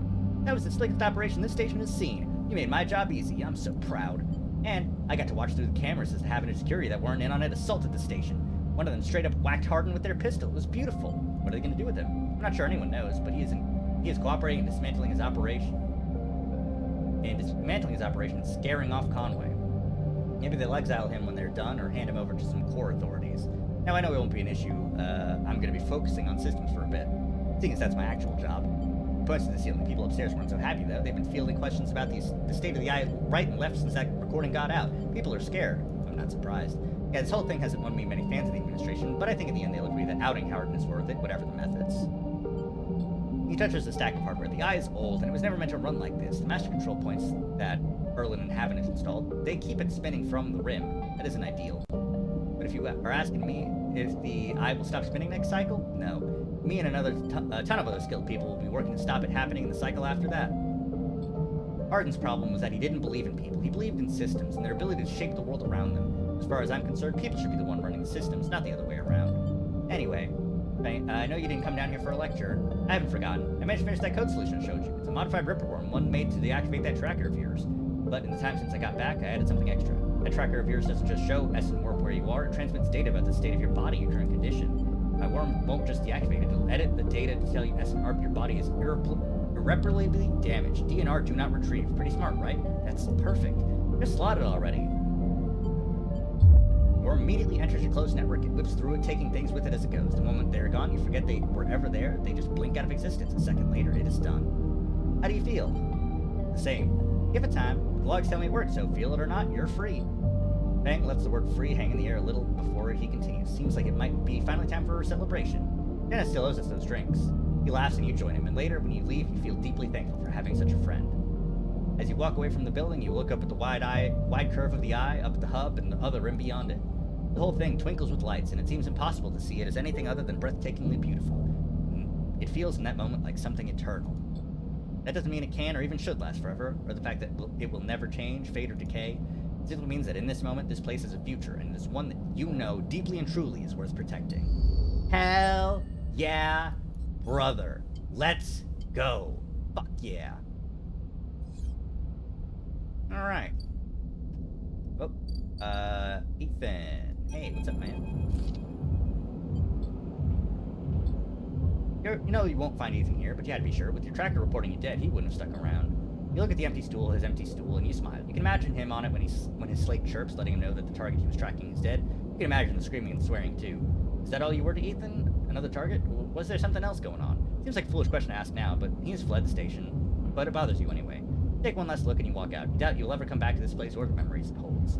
You walk back into the lights of the bright market and allow yourself a smile. So this is what Fang meant when he said you were free. You can get used to this. Hell yeah. Alright. Now that I'm free, let's go do a job. Fix up this solar sail. Okay. Alright. 6, super positive. Plus 3. That's good. Alright, now. 1, 2, 3, 4, 5, 6, 7 left. And I've got 1, 2, 3, 4 left. I could take it all on these. Because I don't want to risk losing any by having any amount of possibility for a negative impact. I don't actually have any possibility for a negative impact with these. It was either up by 2 or up by 3, which is better. Up by 3, hell fucking yeah! Alright, reroll, give me a better one. I'll take it. I'll lose the energy, I don't care. Alright. One more and we'll be done. And then I can get back to hunting the hunter. First, it's a grub, man. We are making big money moves. This is sick.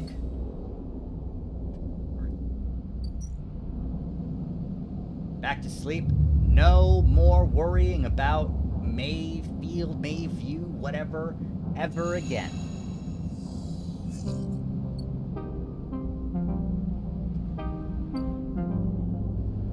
Alright, Rabaya, what's poppin'? He's been like this since. They're sitting on the stool looking terminal in the corner, searching through the SNR data you pulled out cycles ago. Have you been? Well, I'm well, Sleeper, happy to no longer be hunted. Yadigan has plenty to deal with, and without Yannick, I'm free. They glance nervously at Rabaya. Rabaya stops punching, and in the silence you can hear her breathing hard. Sabine looks over at her, and you sense something between them. You realize you haven't seen them together since they tried to kill each other in the same unit. A lot has changed since then. They hooked him up like a puppet. Rabaya hits the back. Rigged that thing in his head so they could control him. Push the old Yannick out. I don't know why he let them in. Rabaya throws a few more punches, but it's a lesson. Don't let them in. Another flurry. Yadigan shouldn't deal with corporations, and we never will again, she spits. Comes away from the back. At least Yannick's death has been treated as natural. There's a chance we could come back from that Yadigan can hold on. But there are opportunists trying to take control. Sabine turns to you. Yes, but now the connection has been broken. I've been looking at removing the trackers from the implants in Yadigan's enforcers. It's a significant job, but I think with time I can do the surgeries. Bio walks away from the bag towards his far side of the unit. Those surgeries will never happen if Yadigan collapses. She shouts back at Sabine. Clearly this is a well-worn argument in this unit. But now for you. Sabine looks over at Rabaya. I want to help fix this mess if I can. There's the implants, and I want to return to my surgery. The low end needs doctors. What I understand now is that Yadigan can be something if we want it to be. Coming here from SNR and from the core worlds, all I saw was a gang, and with Yannick keeping me on a tight leash. They shudder. Rabaya believes, and I want that belief. I also want to be done with SNR, but I doubt they're done with me. They glance away, rubbing their shoulders. Are you and Rabaya? Sabine fixes you with a look. Yes, Sleeper. Isn't that obvious? They smile. I've been wanting to say, Sabine begins nervously. I'm sorry that I didn't tell you where I came from. I know I've apologized, but I want to again, properly. When I leaked the data on the Sleeper program, it was to help people like you. But after all the cycles here, being pushed down, pushed around, trying to survive all that got away from me. When you turned up, it shook me up. I'm running a hand through the hair, but I ended up here, so... Oh, of course. These are the last of the case. You can have them. After these last few, I don't know what we can do. With the SNR connection broken, but I know there are other ways. Repairs, other pharmaceuticals. I've heard there are some labs out on the Greenway. Perhaps they can help? I'm sorry I can't do more. Thank you for everything. Hey. Rabaya crosses back to you both and sits beside Sabine. They look at each other, and you can't help but smile at the idea of them together. What are you two plotting? Rabaya grins. Sabine laughs, and the sound is a welcome one. You watch the two of them teasing each other and smile. Later when you leave, you take out the handful of vials out of your pocket, and you look at them. You can still feel that core of anger deep down inside, and you don't know if it will ever leave. But SNR doesn't know you anymore. They can't, because this place, these people own you.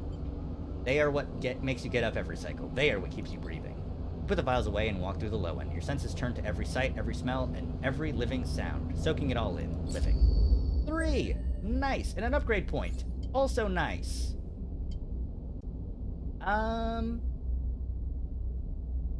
Hell. I don't know what to go for. I guess interface. I like having +2 on something. It'll mean that I can hunt the hunter better. I'm almost done, so let's focus on that, actually. Oh, never mind. But I can do this.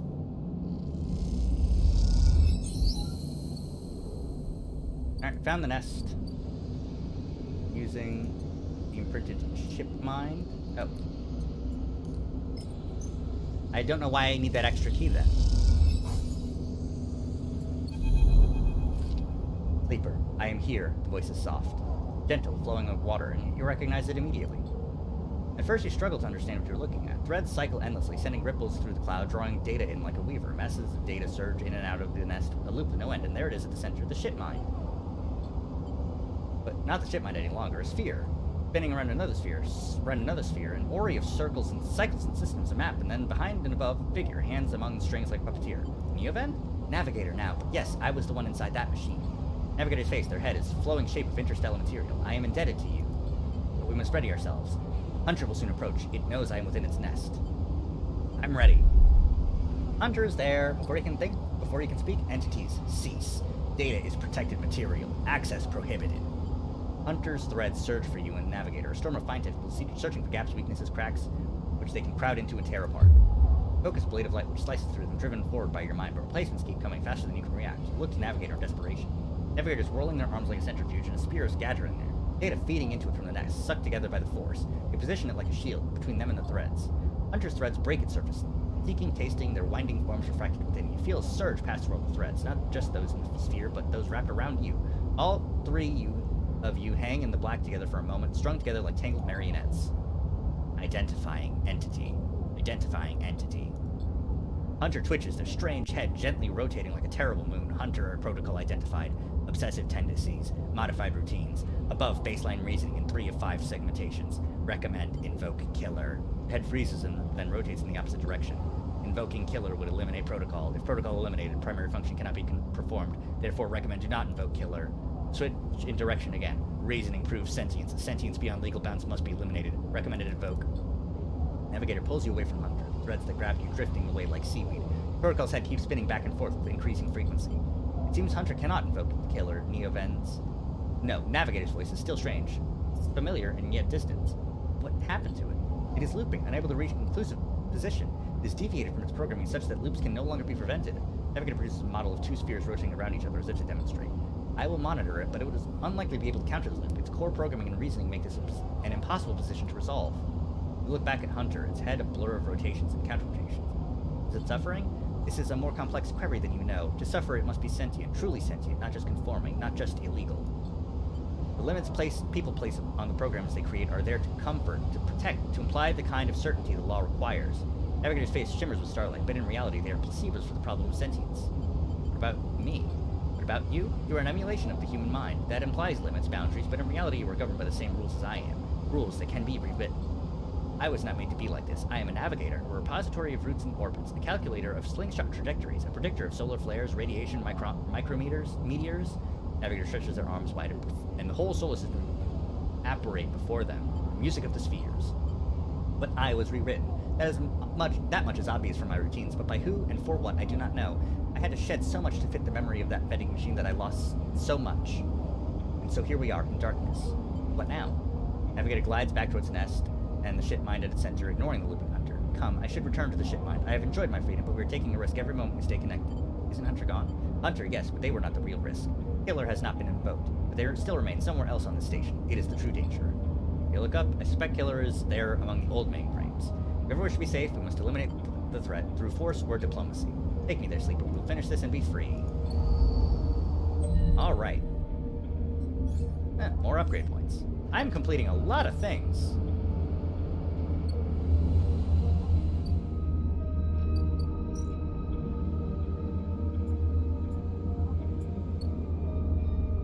Let's complete this really quickly. We'll keep the 6 in case we need a 6.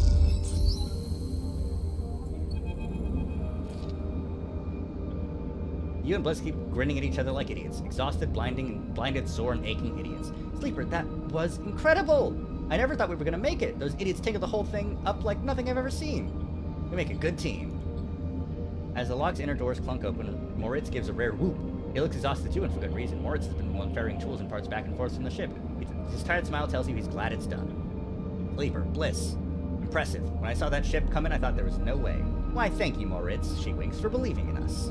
Moritz rolls his eyes. You know what I mean. Take the compliment. He shoulders some of the gear that came back in with you and Bliss and heads to the racks to stow it. I think you should be the one to do the honors. She nods at the ragged-looking console that Moritz assembled. I don't want to jinx it. She's genuinely nervous. Check the console. Almost 1,000 cryo sat in base transfer account. Well, have we been screwed it in? We did it! Sorry, I needed that. Moritz even managed to sell that produce. We made a tiny profit eventually. Here, this is your cut. Thank you for believing in this place, even when I couldn't. When you first met me, I was on the edge of giving up. But now this place is sparking again. Work is coming in, there are funds in the accounts, even Moritz is a spring in his step. That's because of you. He likes you. He's a good kid. He isn't bad, is he? You know he came here looking to rob the place. I gave him a job instead. Don't tell him I told you that. I just thought it might help you understand the kid. Moritz turns to look at you, and both Bliss and you awkwardly wave. Maybe it's time to change the subject. Gonna be okay? Me? Always. She looks away. From here on out, it's gonna be a little easier. I'm gonna look for some contracts, stuff that will keep us inside the bay, not out in the black. No need to risk our necks if we don't need to. You wanna cash out? That's fine. But there will always be work for you when you need it. I'll be back. He gives you a hug. She steps back and glances around reflexively. Take care, she says softly. You too. And Sleeper, yes? Don't spend that all at once. 300! Hell yeah! Alright. Now, ship mine navigator. Kill! Destroy! You slip into the cloud as easy as blinking. Navigators beside you, their sphere casting light into the strange darkness here. This is not how a mainframe should look, a center, a point of connection. The object in front of you is severed, cut off, a rootless, branchless tree. Only the trunk remains. People are even here. Quiet. And then you see it, like a blade in the dark, an edge slicing through the void. It glides out at a distance and winks out. And it appears again elsewhere, gliding once more, searching. Looking for us. The moment you make a sound, the edge leaps closer, and you see it is now not an edge, but the ridge of a long, sharp beak, like a shark. It glides past, closer now, and you see into the voids where its eyes would be. Should be. You and Navigator exchange looks, both thinking the same thing. It is blind. Killer crosses between you two, smooth as a razor that disappears, and flickers back in, further away now, and you move close to Navigator to talk. Saw too then, Killer has been blinded. How? Unclear. The protocol has been running for decades, well past its operational limit. This may give us an advantage over the protocol. He flinches, the silent killer appears closer and glides past you, its empty sockets open wide. You return to Navigator and notice something strange. The Aureus sphere is collapsing.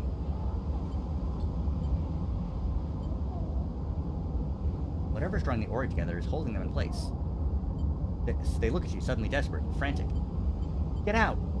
You speak, but Killer appears between you two, gliding through the gap. Navigator freezes and you see them framed in the empty socket. You realize now, if Navigator cannot move, it is only a matter of time before one of Killer's sweeps will bring them directly through Navigator. And time is not a problem for a protocol that's been running for decades. You look desperately for a solution, for a way to extract Navigator from the mainframe, then you see it. 3 branches, the last 3, thin and spindly, feeding the mainframe a thin diet of power and data. Break these and the mainframe collapses once and for all, severing the connection, shattering the hardware, whatever it takes, they must be broken. A glassy layer of protection will need to unlock access for snapping the mainframe for good. You look at Navigator, trying to reassure them without speaking, then you blink back to reality. An expression of fear and that afterimage that slowly fades. You must act quickly. Uh-oh, uh-oh, uh-oh, uh-oh.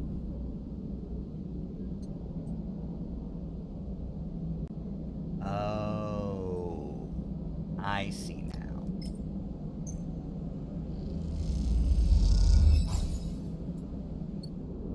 One down, 2 to go. And the other 2 keys must be found by hacking this.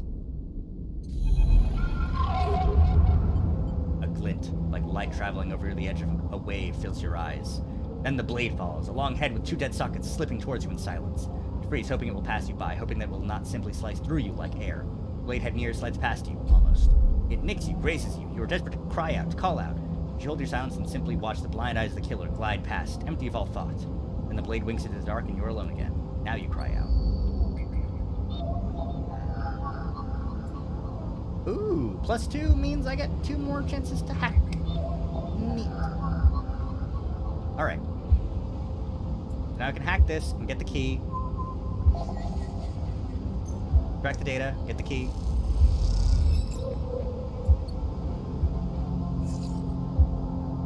Oh. Data, key, start action. Alright, cool. Alright, now I need to go home and rest. But I need to be sure.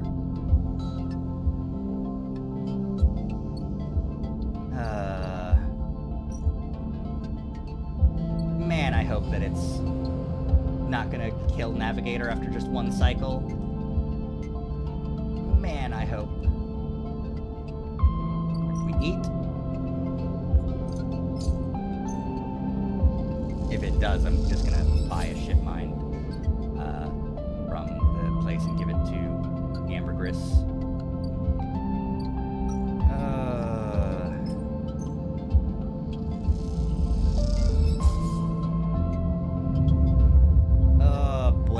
Oh boy, that's no good. This is rough. Come on.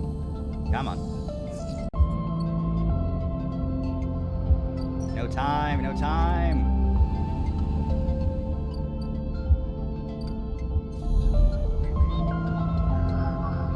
4, 3, 2. I've got a 3. That'll do. Give me the data. Leave. Return to the real world now. Start action.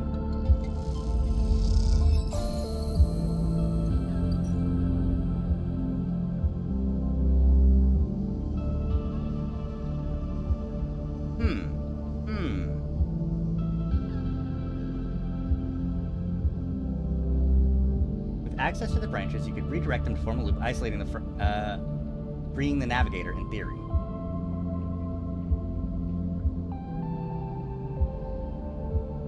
Oh, a choice?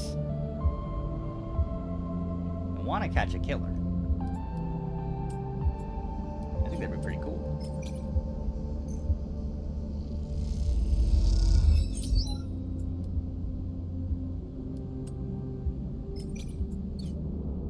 Oh, I did the wrong button because I'm a genius.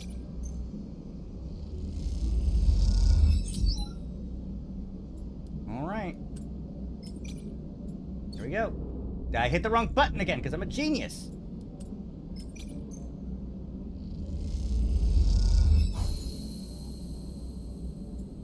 Alright.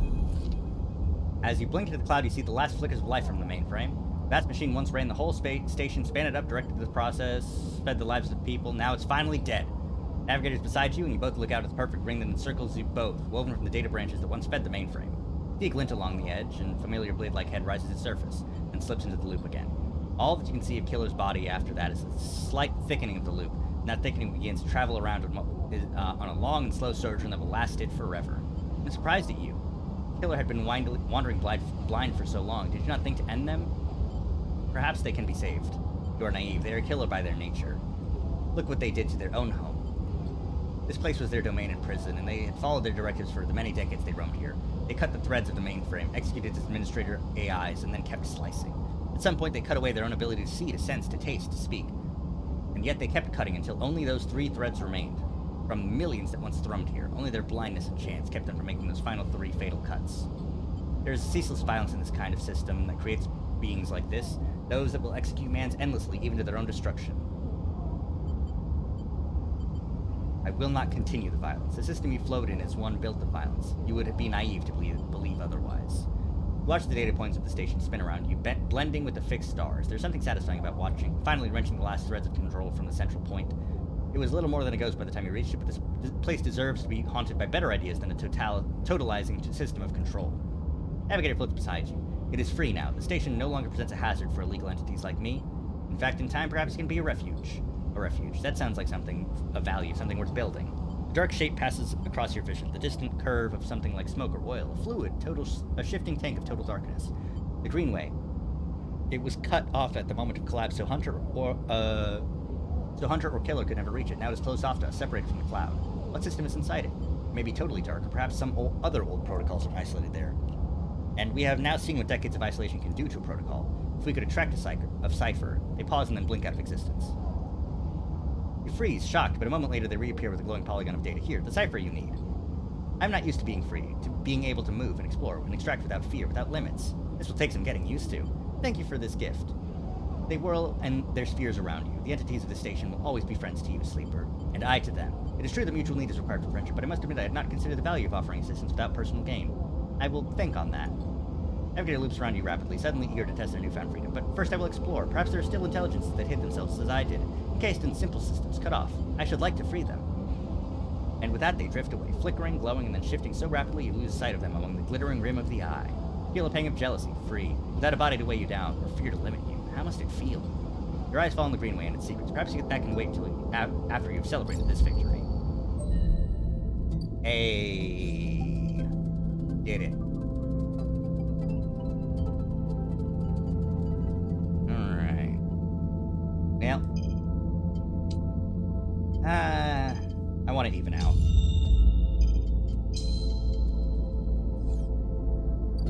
Now, what now? You're beating the Hunter quest. Are there any flags that popped up? Because I was so desperate to continue on with that story.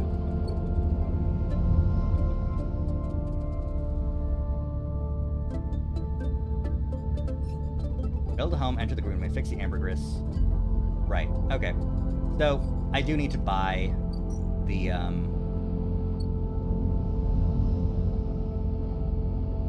ship thing. Oh cool, I still have some money left over.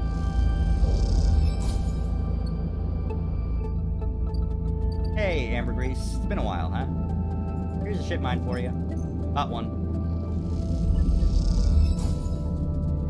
Ankita can't hide her excitement. That's what I'm fucking talking about. Drop the ship mine core onto the galley with an emphatic bang. Ankita spins around from where she's been poring over some documents on her slate.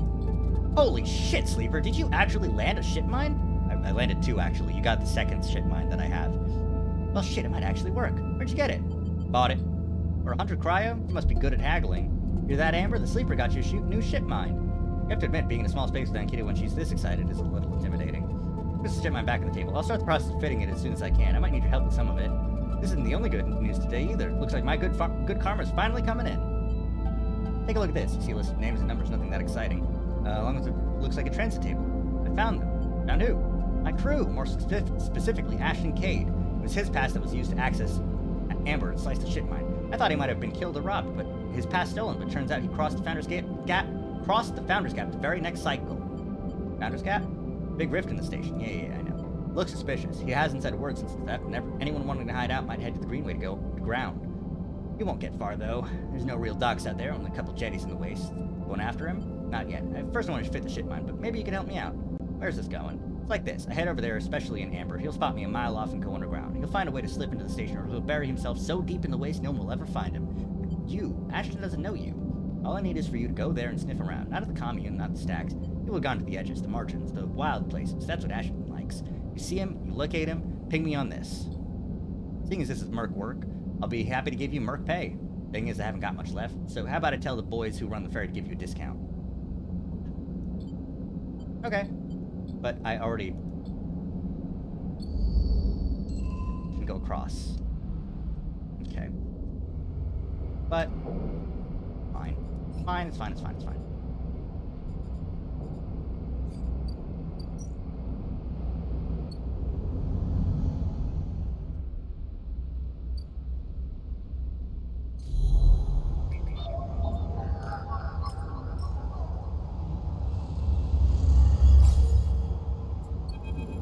Open sesame.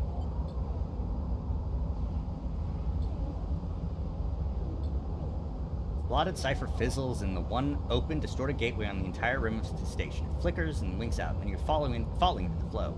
A river of swirling darkness. You are spun by it, twisted it by it, lost in it.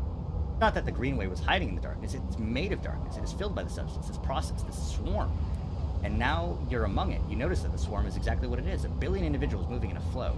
There's no network map here, no nodes and threads, only a storm of interchangeable points shifting configuration endlessly. Then you see them, a figure turned away. The only bright spot in the dark storm. You push closer through the storm. They're facing away, at least you think so. They're so fractured, so overgrown that it's hard to tell. Even from this distance, you can see their flesh is moving, flowing. You watch silent as they stoop and reach down. In their hand is a dark shape with twisted fingers. They press it down into the loam of data beneath and pushing it in through this trembling soil. Then they move away, go a little further, and repeat the process as if they were sowing a field.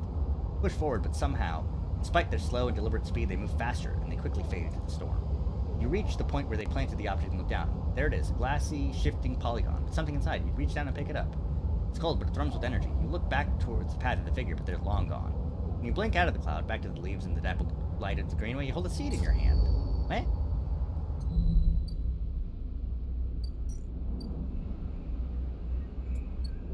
Huh.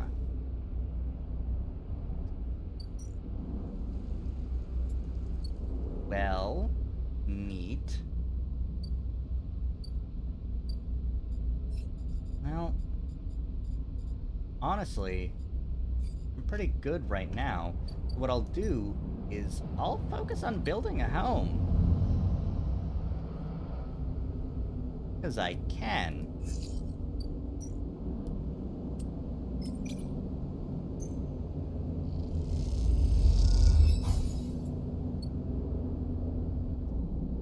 You can sell some scrap.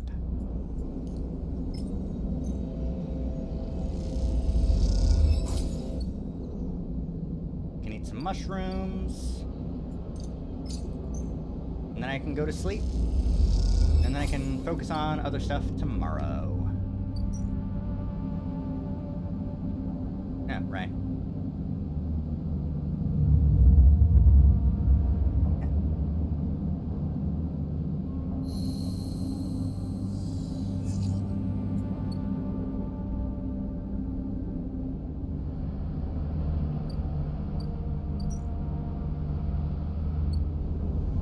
Gotten a tad easier for me now.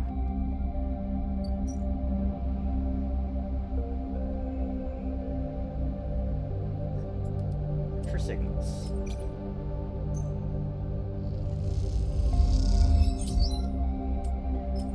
Search for signals. And search for signals.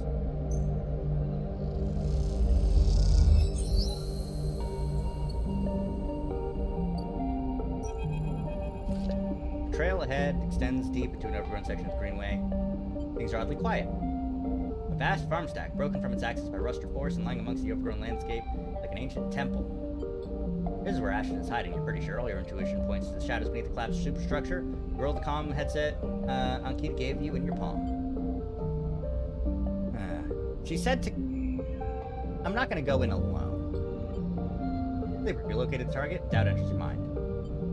No, hold.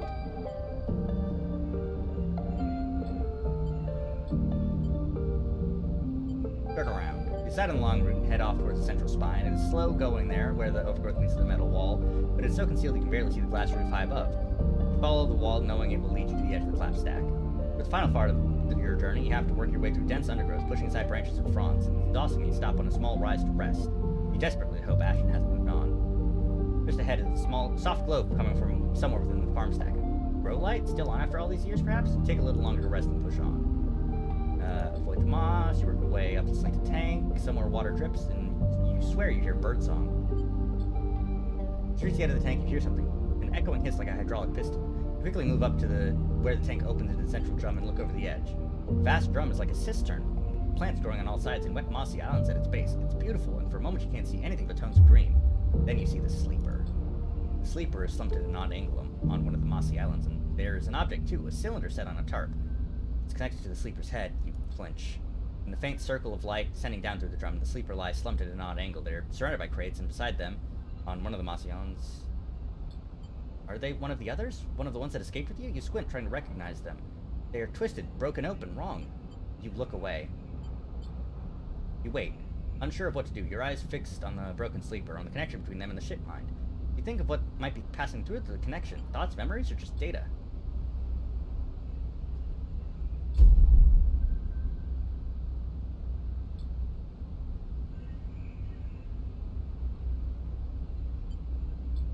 Shit.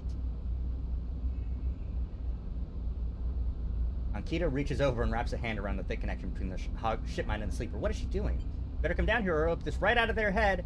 She screams at the wall of tanks. You shivered at the suggestion. Ankita, stop! She doesn't take her eyes from Ashton. Quiet, sleeper. Shot rips through the moss beside you, filling your vision with green. The shooter must be somewhere on the other side of the tank. Do that again, and I swear to God, I'll tear their head off. Sleeper, you stay down. There's a long pause. All you can hear is dripping of the water running down the walls of the drums. Then Ashton calls out, I'm coming down, Ankita. Don't do anything stupid, for God's sakes. He appears at the far side of the drum, stepping through the shallow water, rifle raised above his head. Drop the gun, Ankita shouts. He throws it down on the moss. As you lean out to watch, you see him catch your eye, clocking your presence. What are you up to here, Ashton, you sicko? You ripped my ship mind for what, some freakish experiment? Ashton approaches with shaking hands, his eyes now fixed on the connecting bundle of wires that Ankita still has hold of. Steady, Ankita, it isn't like that. I needed the ship mind. You have to understand they would have died without it. What are you talking about? I don't give a shit why you ripped my ship mind and crippled my ship. I should put you down right now. Typical of you, Ankita. No curiosity. That's why I never asked for it, your help. You only look after yourself. He nods at you. That sleeper up there, they're just bait, right? To draw me out? Are you trying to give me more reasons to shoot you? I love them, Ankita. I love them and they were going to die. I knew you would never understand that. He starts closing the gap between himself and Ankita now, slowly inching forward. Don't do that, Ashton. Don't do that. Let the wires go, Ankita. Let us go. If you don't get out of my way, please. I can't let you take it, Ashton. You stole it from me. You left me for dead. You think I'm gonna trust you after all that? I need it, Ankita. I need them to survive. Ashton is in reach of the sleeper now, of Ankita. I'm gonna take them now, Ankita. I'm gonna take the ship mind and go. Stop, Ashton. Stop. Seeing he dropped a card, he mocks me. No.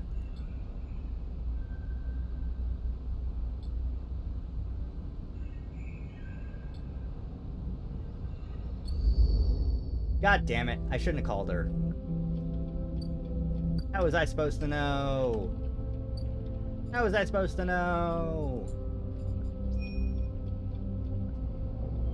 I didn't know. I didn't know.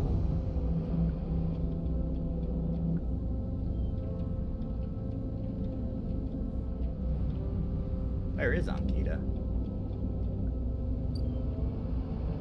He isn't tracked anywhere.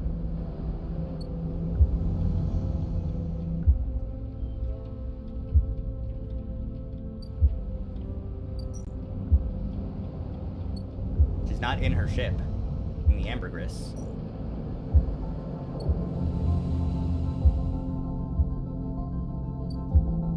Not here.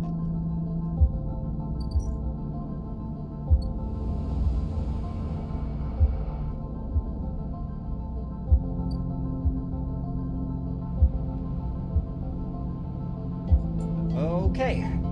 Well, I didn't know. We need to find a nurturing grow bed for the seed.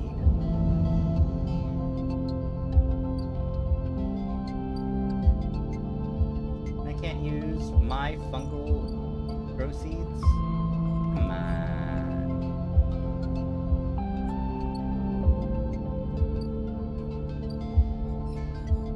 In which case, we'll focus on building a home.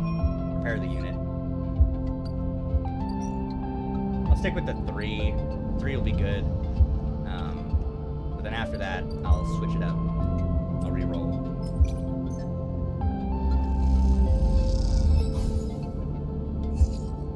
Yes! Great. Fantastic. Love it.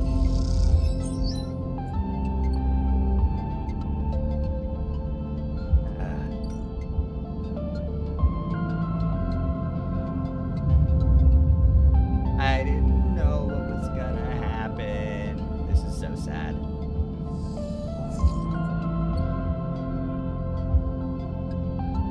Yeah, Ankita, her ship is gone.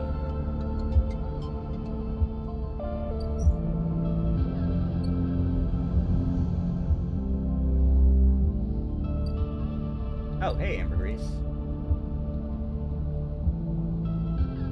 I'll be ready soon. Alright, well.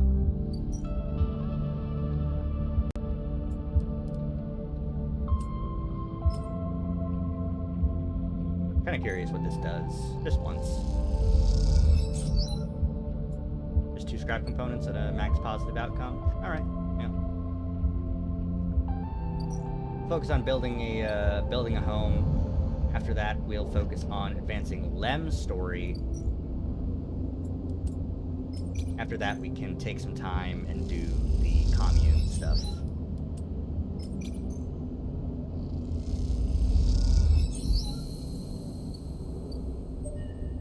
Oh. Feed a stray? Yeah! Stray fed.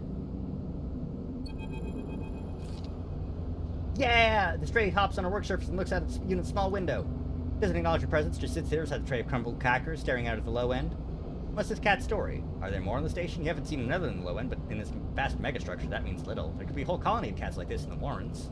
You look at its sleek fur and sharp eyes. It doesn't look ragged, it looks at home. In fact, its presence in the unit makes you wonder if this is the stray's apartment you were squatting in. Watch the stray. Though the stray is looking at you at the station, you feel its attention on you. Is looking out at the station, you feel its attention on you, waiting for you to spring your trap. You remain relaxed and watch as something flickers in its eyes, perhaps a reflection of a passing ship. The stray settles a little and starts eating, picking at the broken crackers. You don't remember ever having been this close to an animal. It triggers something in you, a recognition of a life, totally unlike your own, but still somehow connected, parallel, even interwoven. The stray licks crumbs from its fur. You like it here? The stray flicks their tail at the sound of your voice. Hard to imagine the stray liking anything or being vulnerable enough to admit it, but the stray's pleasure at existing here in this place shines through its every sinew. It's not the stray that is always it's not that the stray is always happy on the eye, but the stray is engaged by this place. It is alive here. You turn your eyes to the window, to the one that the stray looks out of, and you both watch the stars and the ships together. You feel something pass between you and the stray, a kind of acknowledgement of each other, a sense that each of you might share something with the other, a point of connection. Then all at once the straw yawns wide, hops down from the unit, and brushes along your legs. Then it is gone, out through the unit door and back into the corridors of the low end. Yeah, I've got a kitty cat friend. I got a kitty friend. Hell yeah. Hell yeah.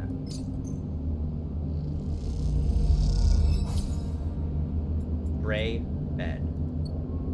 Good use of my fucking credits. Fantastic use of my fucking credits. Alright,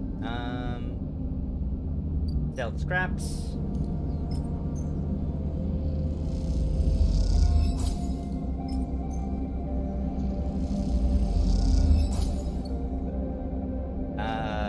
Get this shit going.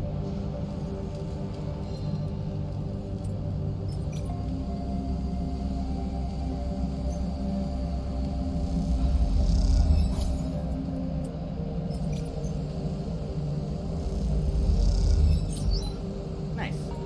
That's good money.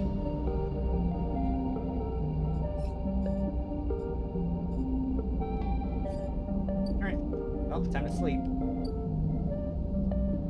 There's the empty container. But, you know, why would I sleep there? I've got an apartment. Oh, I should have eaten. I'm gonna be starving. Damn it.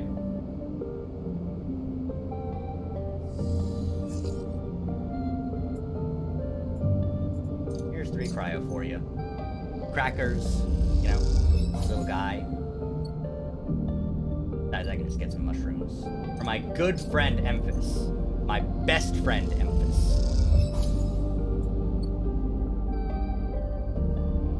Alright.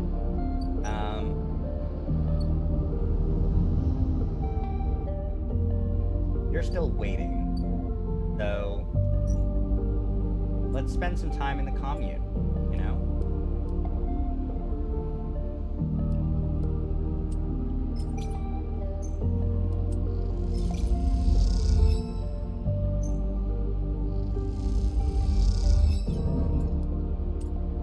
Negative outcome. Damn.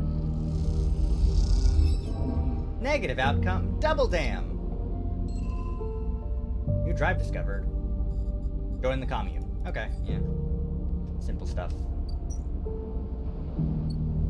Alright, but prior to that, let's work on this ship.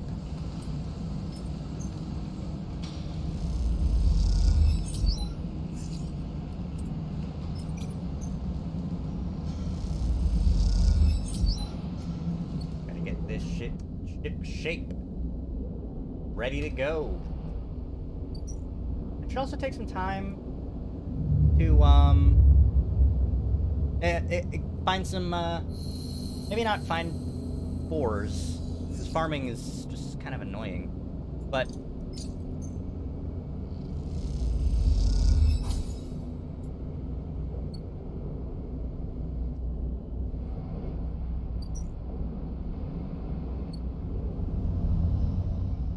improve my condition here at the Mushroom Groves. Ankita, you're ready? You spot Ankita on the track to the farm stack. She has a box on her shoulder, and she's working her way down to the slope. She sees you as she approaches. Neither of you speak for a moment. She looks tired, pale, her hair is tangled, and clumps of dirt cling to her armor. You both eye each other. Ankita. She holds up a hand. Sleeper. She takes a deep breath. I'm sorry for what happened. Truly, I am. I'm sorry you ended up in the middle of this, when all you've shown me is kindness. I'm sorry. It's okay. I've never... Thank you. Ankita shifts the weight of the box on her shoulder. I've been preparing for... Look, can you come with me? It's easier if... Lead on. There's a wind passing through the greenway, a quirk of the air currents the biosphere maintains. It ruffles the leaves softly. Sound makes the sounds more obvious, more complete. You try not to think of the last time you were here. You've been trying not to think of it the past few cycles. The image of the sleeper, sprawling, twisted open, connected to the ship mind, has been hard to forget. You realize Ankita is leaping you back there, back into the drum at the center of the stack. You pause, trembling a little. At the threshold, she turns. What are you doing? She looks at you with empty eyes. What needs to be done? You stand on the threshold and look up at the tanks, green and wet, some glowing with flickering, glowing lamps, and you look at Ankita, suddenly so small under this hulking ruin, the smallest she has ever looked. She places the boxes down. You follow Ankita into a stack through the low tank, entering the drum at ground level. It is just as beautiful as you remember, but it barely touches you. Instead, you check the apertures of the tanks for the glint of a weapon, or a shadow among the moss. Ankita stops and you look down. Mossy island at the center of the tank is clear now, the equipment cleared away, and its place is a mound of dirt, loosely covered with moss. Ashton's rifle stands straight, half buried in the dirt at the grave's head. I buried them together, Ankita says without turning. You both stand there in silence for a little while. You think of questions you could ask about Ashton and the sleeper. How long did you know him? It takes a moment to respond, and for a moment you think she won't, but then the words come gushing out. He saw him down a while ago. He used to run recon for a corporate outfit, but he got sick of the pay. He joined the crew as a sniper, and the first few jobs were a breeze. He was so cold, disconnected, he always hit his marks. The last few jobs, though, he was different. I noticed that. We'd had a period of extended shore leave on the eye, and when he came back, he was changed. I assumed he'd just had too much time off. He was right. I never would have given him the shit mind. I wouldn't have believed him. I've had crew members double-cross me, undercut me, rat me out. That's the business. He wasn't a good person. None of us in this job are. This is how we die, alone. She stops, not sure of what to add. It seems like she's reaching for something, but she can't quite get there. You feel that gap between you, and as you do, it widens. The water drips, the moss trembles. You both stand in silence for a while longer. You both feel it, life creeping back in, the silence ending. Ankita shifts her weight and starts to walk out. You follow her, suddenly eager to be back out into the open space of the greenway, to be away from this place forever. You stand outside and breathe the fresh air. You stare at the green leaves and the stars wheeling above them. That's it, Ankita says from somewhere behind you. You try to think of something to say, but can't. Ankita puts a hand on your shoulder. You turn back to her. At least take this. She forces a handful of cryo chits in your hand. It's what I owe. She looks at you desperately. You look down at the metal bars. Ugly little things, you think. Drop the chits. You open your hand and let the chits fall to the floor. They clung to the dirt, and she does not pick them up. You turn without saying a word and continue up the track. She does not follow.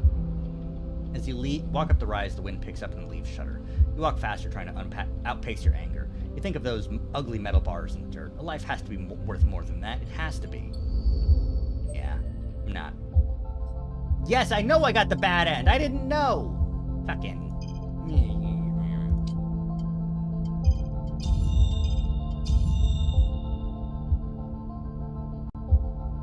Oh, that repairs condition. That's good. Okay. Next. Let's see. I want to join the commune because I need to find a place to enter the greenway. I need to find a growing bed for it. But I think that's more important. I want that for Lem.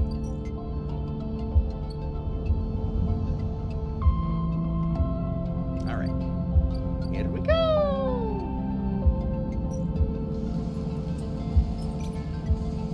4 is good, isn't it?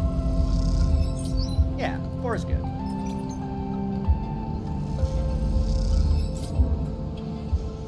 Four is fine.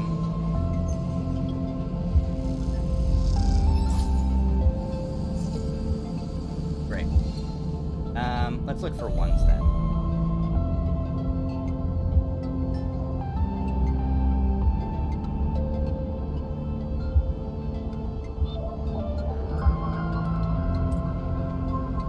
Maybe this time I can actually save up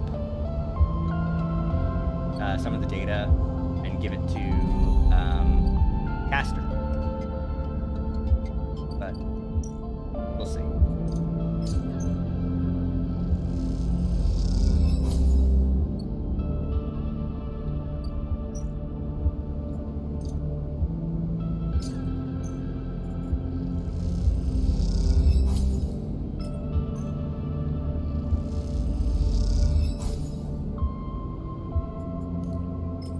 Nice. That's good. I like that. Cool. Now I have my condition fully back and ready to go. All it took was 2 scrap that I got from random shit.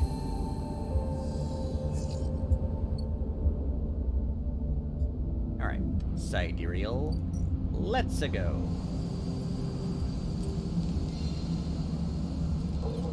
Let's save that 6 in case... I don't think I'll finish. So... yeah.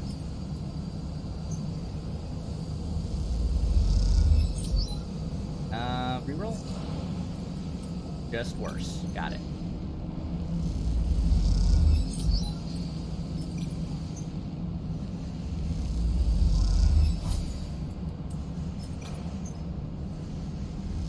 That's fine.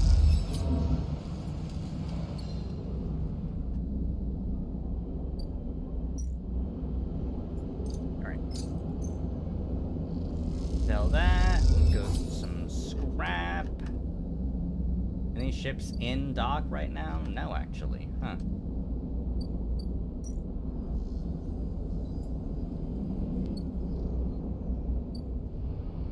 Buy anything from here? Nope.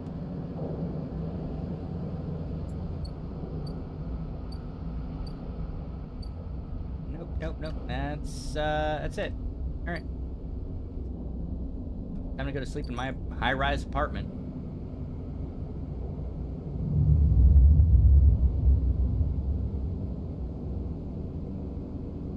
Alright.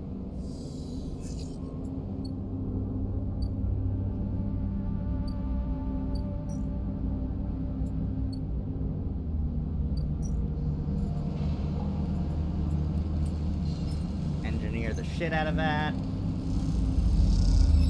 And the shit out of you. And the shit out of you. And hell yes. You're done. We built the sidereal.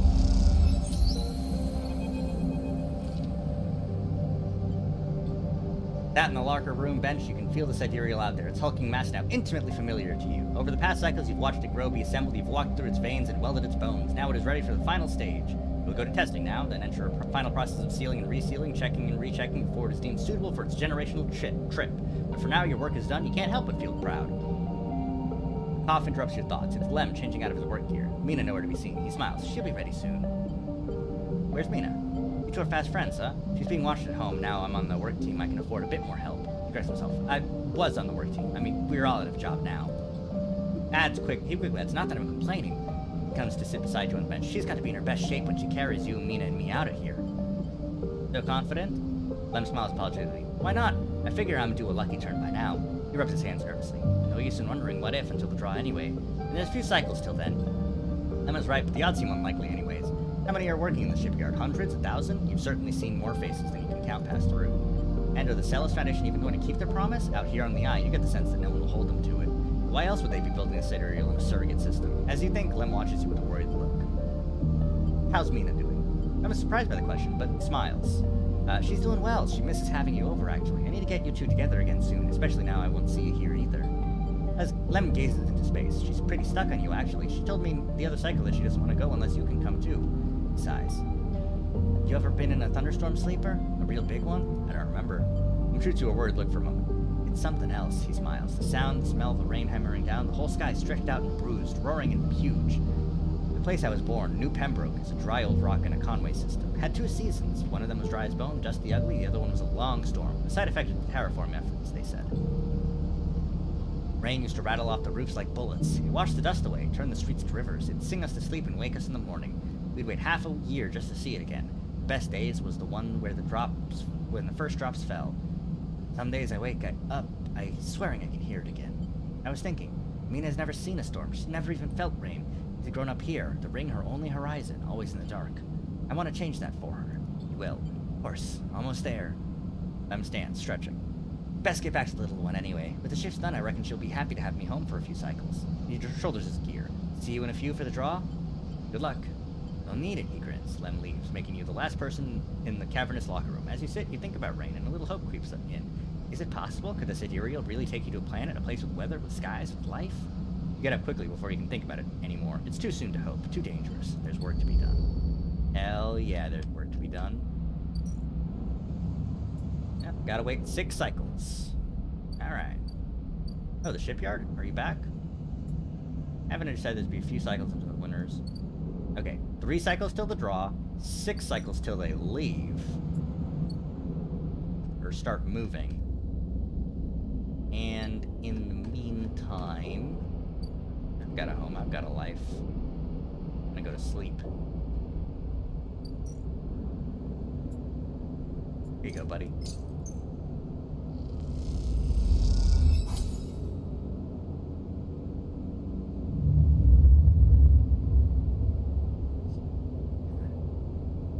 Good stuff.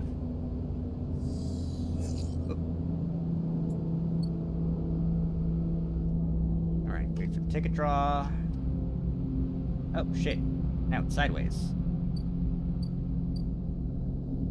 Alright. Okay. Next up, join the commune. Right?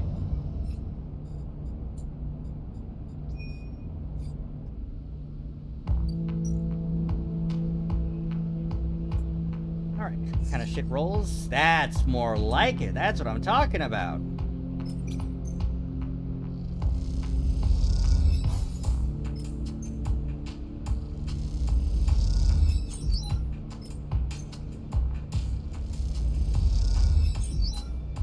Come on, neutral outcome. Come on, neutral outcome. Alright. There's only so much you can do anyways. But I can repair my, repair some of my condition. It's good.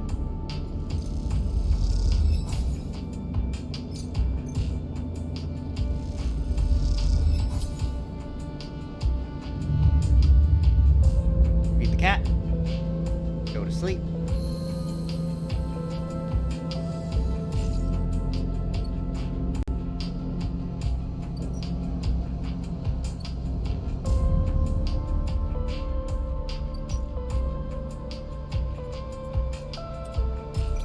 This is actually a good use of the one, because I'm gonna get one no matter what. Hello, Rico. Communist! You head down to the Hive compound, following the blue painted line that's labeled laboratories. The member you were assigned to work with told you they'd asked to see you, but you still have no idea what about. The line takes you to a blue door and through to a glass roof chamber where a network of stems and leaves filter the sunlight coming through the ceiling, casting the whole chamber to strange yellow-green. Peaceful, isn't it? Distracted by the rain, you missed a woman standing at the lab bench, camouflaged by the dappled light. Welcome to my sanctuary. Come, let's talk. Who are you? Of course, my apologies. I'm Rico. I run the botany program at Haifa. Botany program? The plants in the Greenway are vital to Haifa's continued existence. Important we understand them. Haifa lives off the land of the Greenway. It's what allows us to live like we do. No one here is paid, or pays or is paid. We sleep here, we feed each other, we work for each other. People walk straight from the bench and wave for you to follow. She opens a small door. All this is a kind of miracle. What do you think usually happens to plants on stations like this when they are abandoned? They die? Eventually, yes. They cannot live without they cannot live without intervention. You probably should say. But here they endured. Actually, no, they thrived. They look dominant, like they're taking control of this place. Of course, Solheim tried to create a stable biosphere here, patchworking the surface with gardens and algae tanks that feed into a network of microbial reclamation systems. The Greenway was always envisioned as extracted, a place from which the harvest is removed and sold to those living on the station. Not a closed loop. For this reason, when the collapse came, the Greenway should have gone with it. Erlen himself was so convinced of it that his first colony never even came here to try to reclaim it. The Eye instead relied on favors and influence, shipments from the inner system, small-scale agriculture like systems like kelp and fungal farm stacks. And yet here we are, among growth and decay, a biosphere flourishing.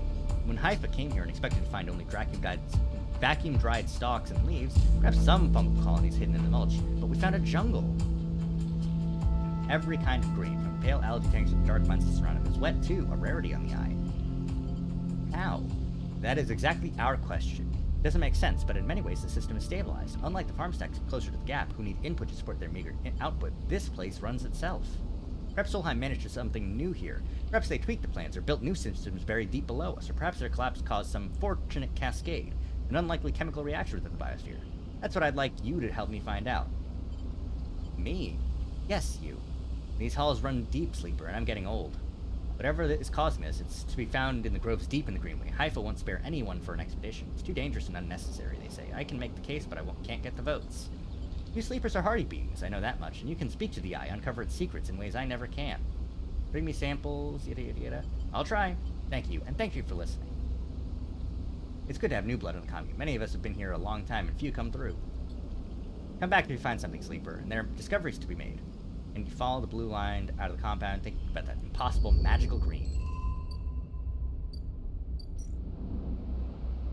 Hey, cool. Now I can have a dorm at the commune. Nice.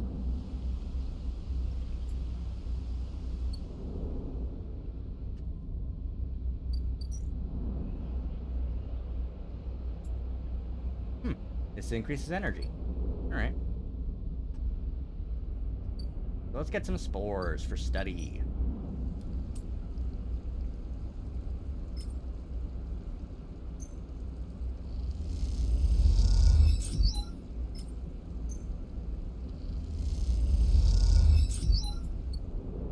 Alright.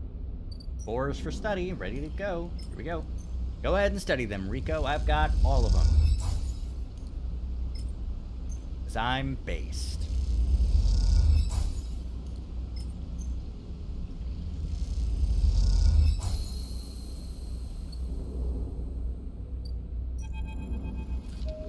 Sleeper, have some of yours here. Come see. What does it say? Spores you have here are a real cocktail, a selection of types from within the groves, but I've been able to isolate a few.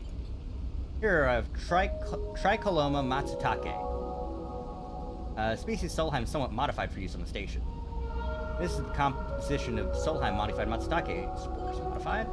Every species on the Eye is a tweaked variant of Solheim's, of course, but that's not the point. You see, this is what your matsutake spores look like. They aren't the same? That's the conclusion, yes.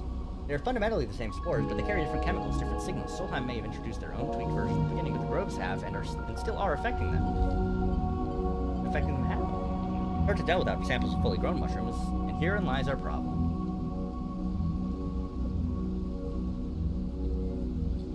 Matsutake here are grown from Solheim stock, pulled from a spore vault in this complex. They are delicious, by the way. The empty tray is germinated with the spores you collected. No activity, no germination. Nothing. The groves are full. Yes, they are. Here's our puzzle, Sleeper. Spores from the groves won't grow in the lab. But gathering fruiting bodies from the groves is too unpredictable.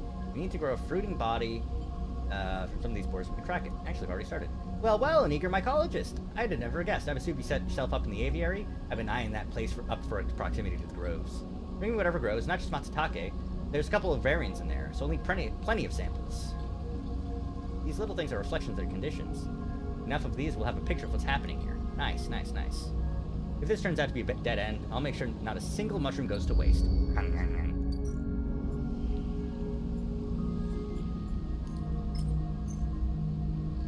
Thank God I've got a lot of fucking mushrooms and I didn't know what to do with them.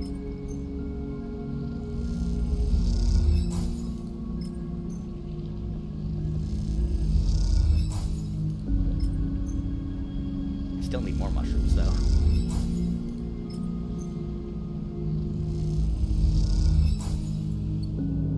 Case, that means I need to re-roll and forage for more nothing. Never mind.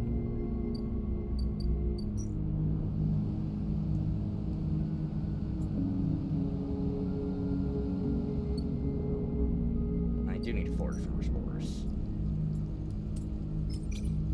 50% neutral, so here's hoping. Okay. Alright, cool, never mind. Back we go. Make sure nothing's happening over here. Don't want to miss the draw, you know? Alright. Buy some mushrooms for my good friend, my pal, my buddy, Memphis, Mad Lad himself.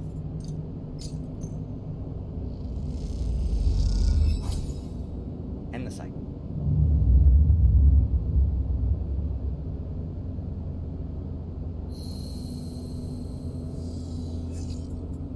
Alright. Now, this should be done. Lemon Mina. How's it going, guys?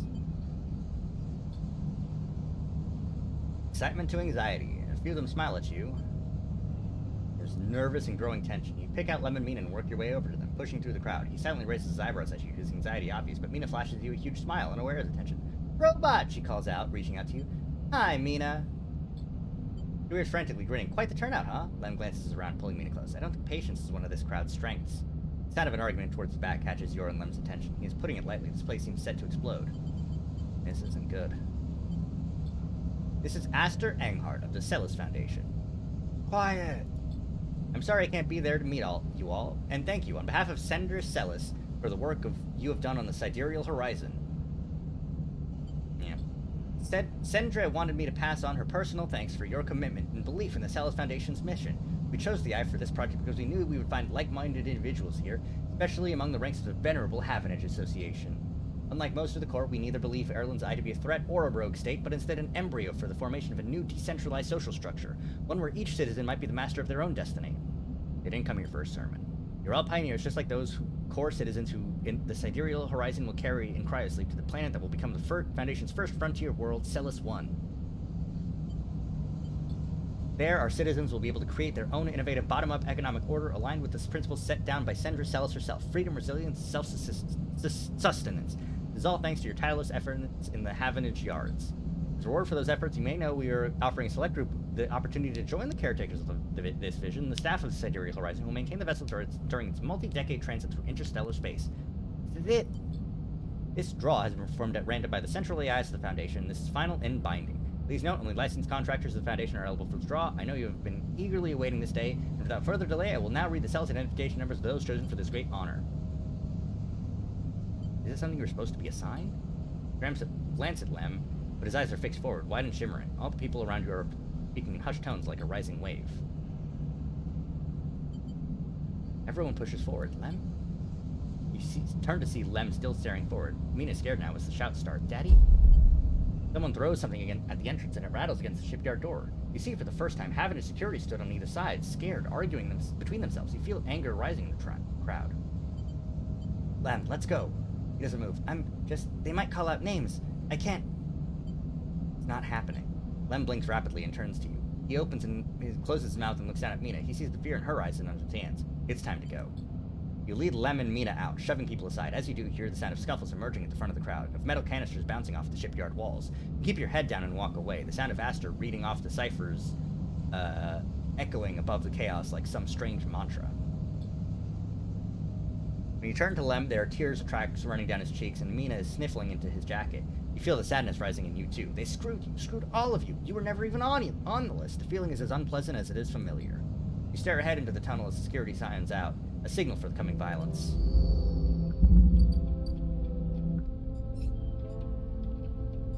Oh.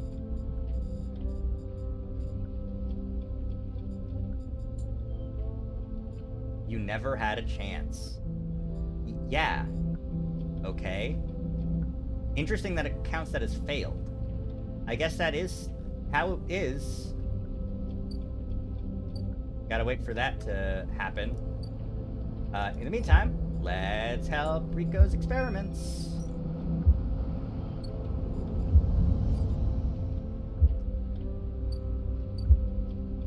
Need more spores, though. Yeah. Luckily, I can get some more spores. Easy. In fact, let's improve my condition, too, while I'm here, you know?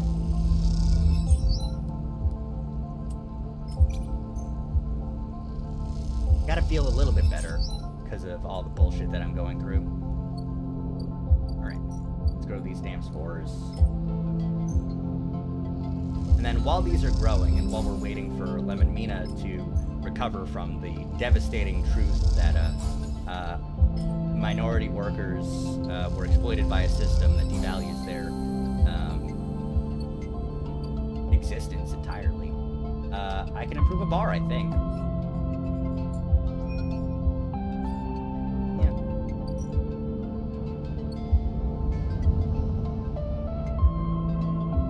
So I'll need to re-roll these kind of shit rolls. Alright, I'll take it.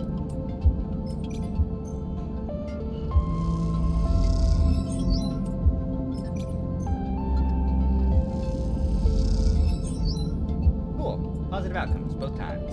Neat. Love it. Here you go, kitty.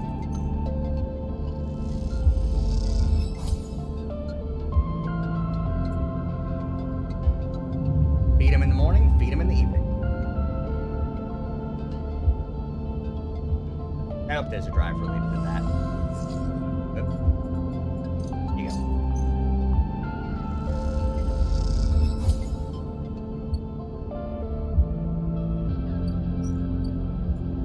Oops, forgot to eat again. But also again,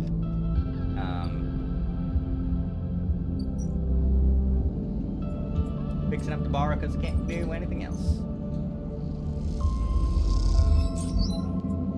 Ooh, nice. Crap. I can use that.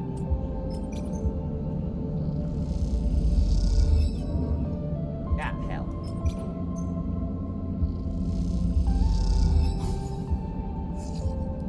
That's what I'm talking about. That's what I'm fucking talking about.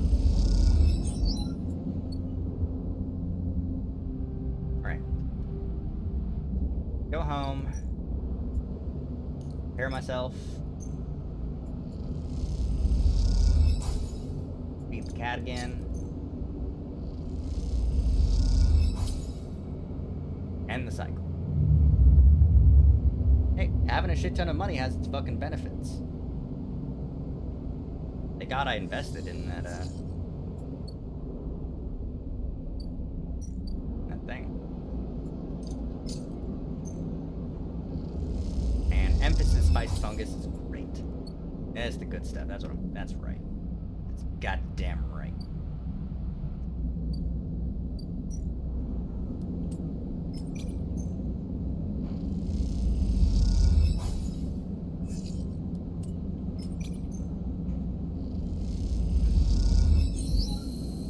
Cool. Hey Tala, how's it going? Look at this! The Overlook Distillery in all its glory. What's next? There's an issue. What's the problem? Well, Girl the drink, as you probably guessed, is named after Girl the mushroom. It's what gives it that golden color and earthy taste. The alcohol is infused with the mushrooms along with the mix of spices. It means you need Girl caps to make Girl. No one wants to supply us. The distilleries in the Greenway are taking all the stock from the farms out there, so it's hard to get a single cap across Founder's Gap. However, I have an idea. We can grow Girl caps here. I can bring you the mushrooms. Where's your vision? Any outside supplier means they take a cut. Okay, maybe not you, but someone somewhere takes a cut. Like spores? Exactly. And you are the perfect person to get me those spores. You're able to sell, you're great with plants, you know the eye like back of your hand. Half of that isn't even true. Don't be modest. Look, I can't leave the bar, and the other people picking up shifts. I'm saying it has to be you. Fine. Wonderful. You'll love it over on the Greenway. Okay, I'm done. It really is something, though, isn't it? Yeah, we did it. Okay. Gotta get more spores.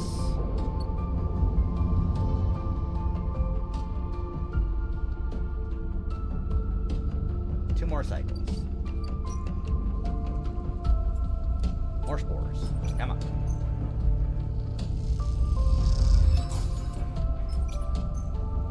More spores! Well, I sort of... Yeah, how many spores do you need? You need 3, like I need 3 to grow my mushrooms?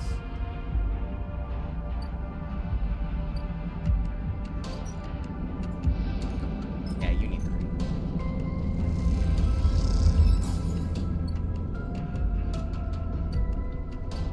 Nope, I need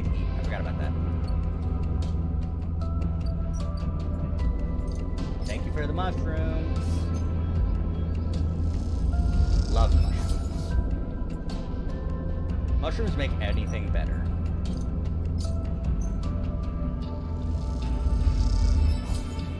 Let's check in. I just want to make sure that this is actually... Wait until they're done. Okay. No. End cycle. Go to sleep. Sleepy weepy.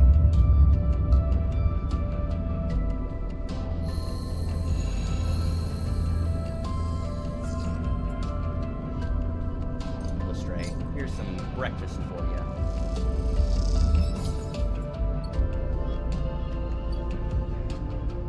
Oh, Lemon Mina, how are you doing? Hi, Mina.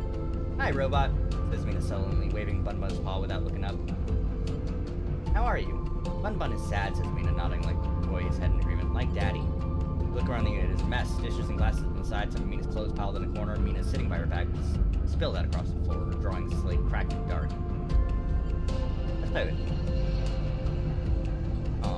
After a while, she turns back. You play together. She insists you both, Bun Bun, are on a trip away, dragging the stuffed rabbit across counters and surfaces. You just start to look at fixing Mina's cracked slate and lamp enters. Sleeper, what are you? He pauses and looks from you to Mina and back again. Never mind. He drops it back by the door and slumps onto the couch. Everything okay? You forgot the past few cycles now too? Wish I was so lucky. Look, now's not a good time. Want to help? Help? Unless you have a sidereal ticket or two on you, I don't think there's much you can do here. He pinches the bridge of his nose. You understand that they never even put us on the list, right? I've been all around the rim looking for work, and I've run into more than a few from the crews. Turns out only longtime Havenage members were issued those Celis ID numbers. They never planned to consider us. Havenage say they didn't know that was what they were going to use to make the draw, and who knows? Maybe Celis pulled the wool over their eyes. But what does it matter? All those hours in the yards for a hand-to-mouth wage and nothing else. That can't be it. Well, it is. They're moving the sidereal up the hub now, you know. He says without meeting your eye. That's where it'll depart from. They're bringing in a ship with all the cryosleep pioneers and transferring them up there in microgravity before loading the crew. You can sneak aboard. You think they're just going to let people on board? The security they'll have has to be impossible. Look, we'll be fine. We always have been. I just need a little time. We had our hearts set on that trip is all. Mina comes over and climbs into his lap. He smiles. I'm not giving up. Good for you. You get yourself on that ship. I won't stop you. Look, you want to go up to the hub and ask around? Be my guest. I can't get up there with Mina down here. I'm sure the sidereal will bring a crowd, but be careful. That kind of thing is always attracts scammers and thieves. You find any way on board, you take it. You need help to get there? Ask me. But from now on, me and Meanie are here sticking on the eye. She looks at him and smiles. I'll find a way for us all. Mina smiles but doesn't say anything. You stand to leave, and Mina grabs your hand, eager to give you one more smile. Then you are out, back in the walkways at the low end, already thinking of plans to make this right. Alright, you motherfuckers.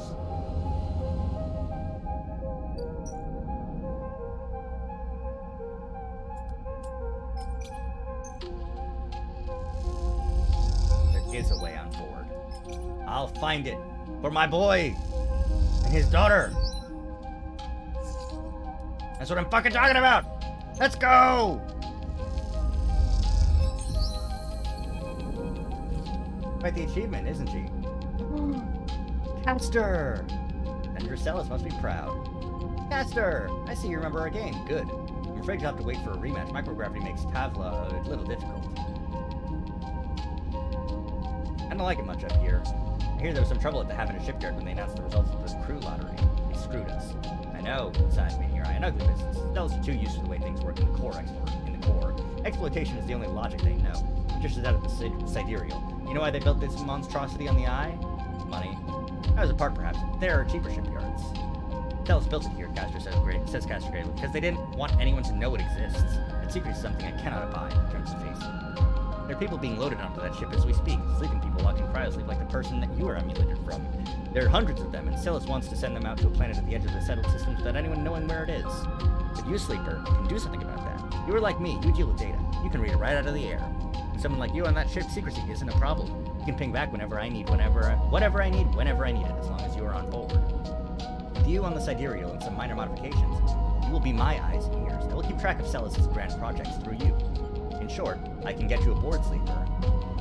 But, I am going to need you to help me. Who are you? I'm concerned. party. Someone who likes to know what is happening when it is happening. Not afterwards. It's not just me. Yes, your friend Lem. That can be arranged. It is difficult, but not impossible. The condition is, of course, that you go too. Gaster clunked closer to the window, watching the tugs wheeling around the sidereal. It is a simple offer, and the only one that will get you on that ship. Please consider it. But to make it happen, I need your assistance, as I said. There's a Celis Foundation ship docked in the now empty shipyard. I need the data from its servers. This will allow me to produce the IDs necessary for your transit. Celis aren't stupid enough. Their ship is totally isolated from the station. You'll need to get on board if you want access to the Air World servers. Once you have the data, meet me at your friend's unit so we can give him the good news. I noticed his importance to you, and the little one too. So cute. You don't extract the data before the sidereal leaves the hub, then I will get the message. We have other options, but you are certainly my preferred one. But be sure you act, Sleeper. But be sure when you act, Sleeper. Once you take the data from Celis, you'll set up a series of events that will likely be hard for you to untangle yourself from. Either way, I recommend you stop asking around up here. You're bringing a lot of attention to yourself. Cast your glances around to emphasize this point. There are only a handful of cycles until departure, Sleeper. Make your decision. Sidereal Horizon is a... Whoa. 10-cycle situation. Ah, fuck. Okay. And that's probably like game-ending thing, you know? I get to live on a planet now, and that's it. You know, like I'm just on the planet now. That's it. That's not done yet. And I don't have enough spores, so I can get these spores.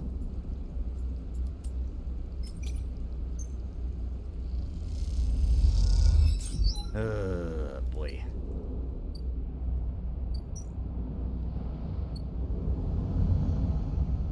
Hey, Tala. I hope this finds you well.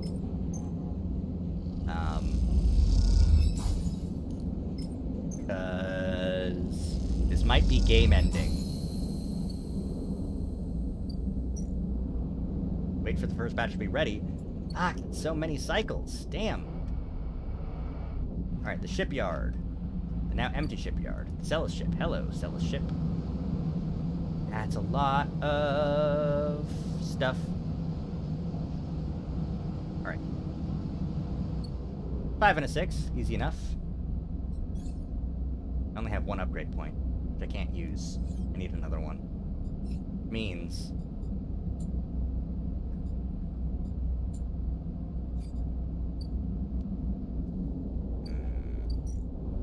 what it means. It means I need dice, which means I am getting this thing up.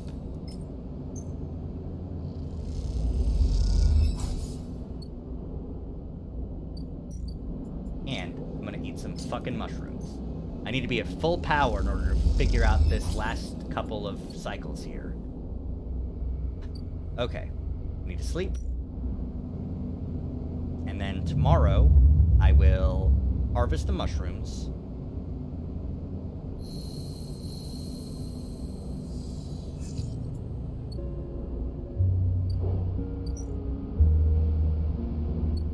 Because I just need one, right?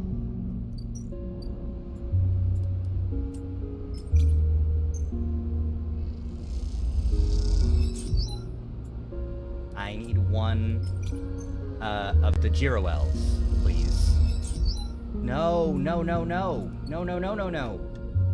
That's not what I need at all. Come on. I need Matsutake caps. Oh, no, that's fine. Never mind. That counts. Cool.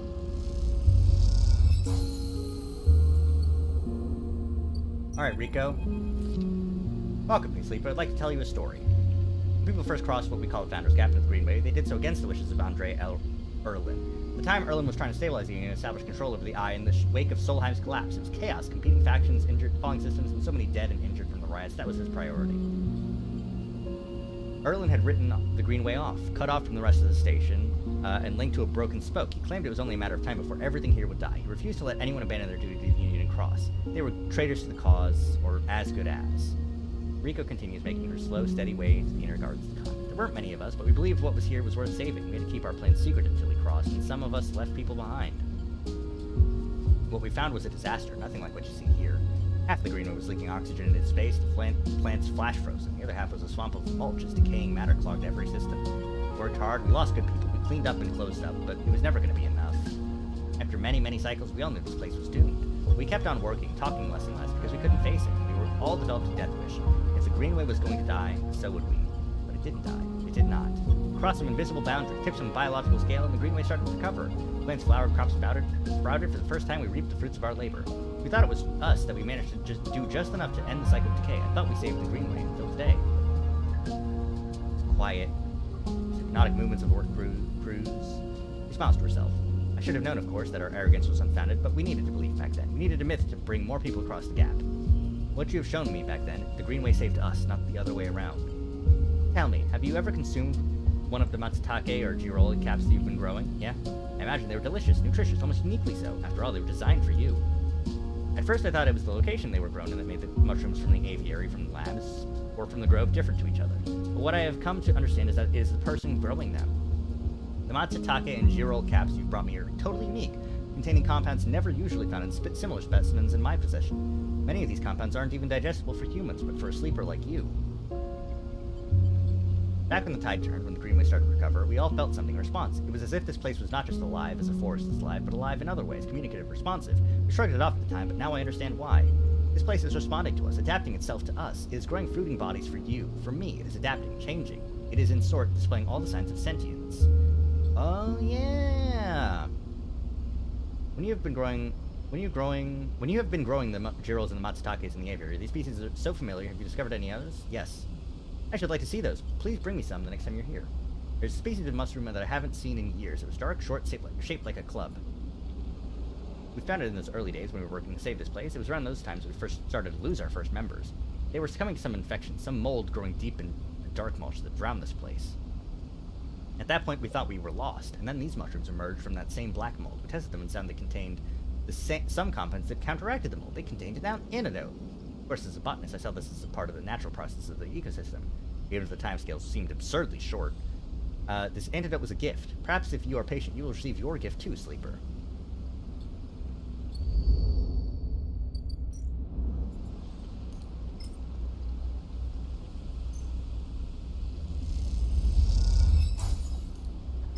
I need more clubhead samples. But I also need to hack the goddamn other station. Alright. We hack.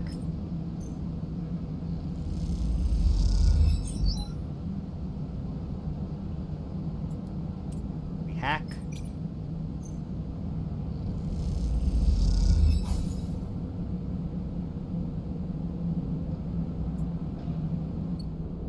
And we grow mushrooms. Last one, we grow mushrooms. Okay?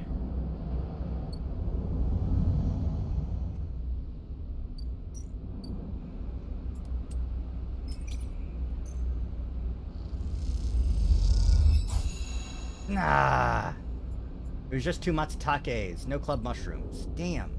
Means I have to grow more mushrooms, which means I won't be able to complete that quest and leave the eye. Well, I'll leave the eye. Sorry. Oop, my headset's dying. Gotta plug it in.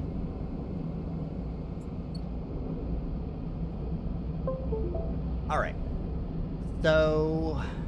damn. I really... while I want very badly to solve the mystery of the commune and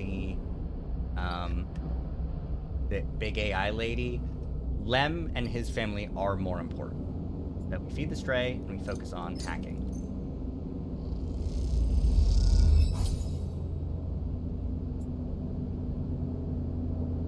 Okay. Alright. Hack the ship.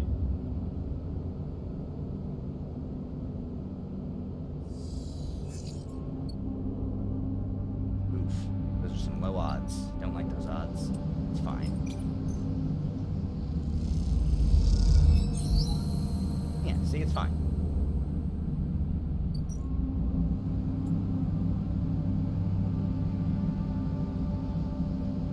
Oh, I can pull more than IDs? Okay. The Celis data.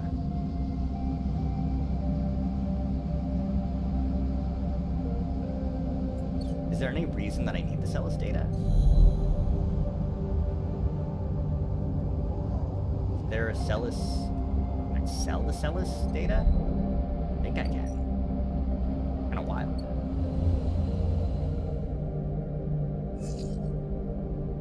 Oh no, I didn't mean to do that. Damn.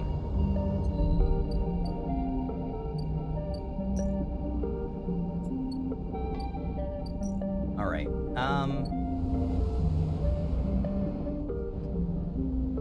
Yeah, let's get the Celis data. Or why not?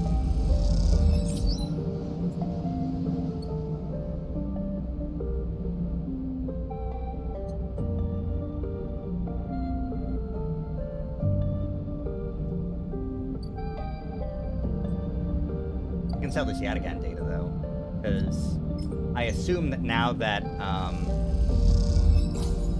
the guy is done, I'm not going to be able to get his data. I can't sell the data to him, you know? It's fine. Alright. Oh. Hey, Caster.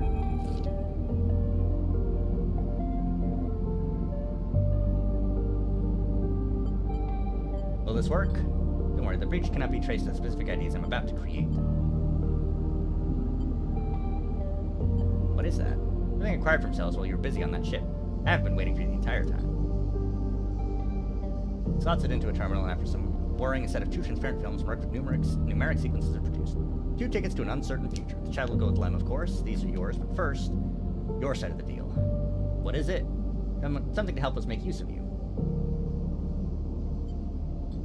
Not to worry, it has done its job. Now it is for you to do yours. You look down and see a tiny pinprick in the center of your prop. Nothing sinister. That way we can keep track of you and the sidereal horizon, whatever you need to do. Excellent. Go, give them the good news. And he reaches around and across and buzzes at the unit. What brings you up here? Come in. The unit is cleaner, better organized than last time. Mina's with some of the local kids. Someone has started doing lessons down the way. She seems to like it. I have some news. I have Celis IDs for us. Yep. We have to pack. Holy shit, we have to pack. How the hell did you swing this, Sleeper? A friend helped. Well, thank you, friend. You show him the ID films, and he whistles at the portraits. Impressive stuff. Pats you on the shoulder. You should stay until Mina gets home. We can tell her together. Sure. It'll be her. Robot! Mina, you won't believe what they brought us.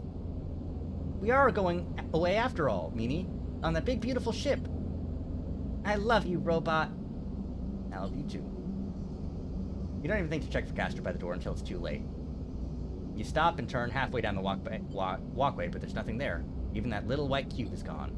So you keep walking back through the low end, deep in thought, excited and scared all at once. The running game. Okay.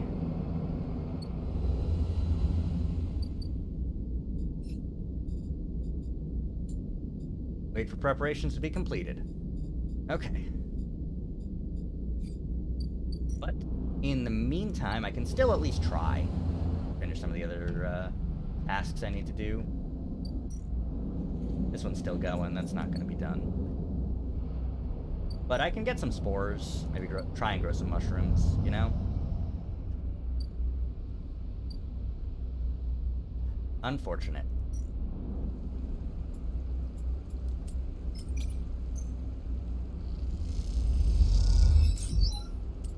Cool.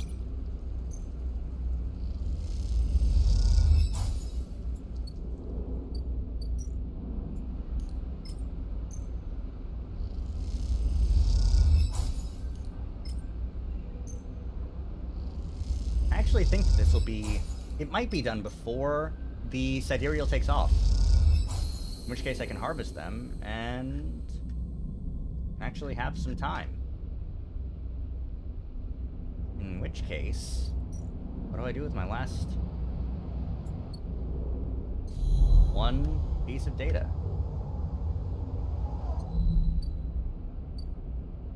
My last one cube. Wouldn't happen to be anything left in Bliss's dock. Is there another job coming in?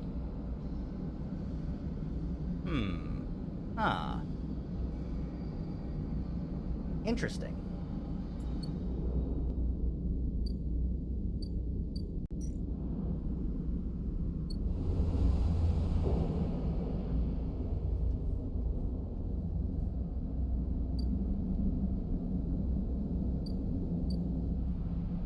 Yep. It's wait,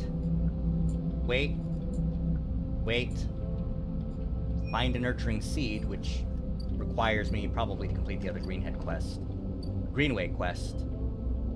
So wait, I suppose.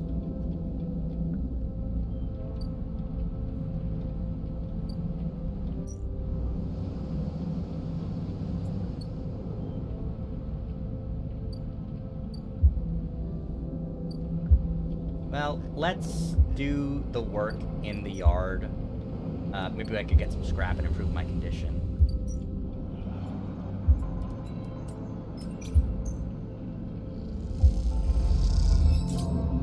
Yeah, that's what I was talking about. Alright.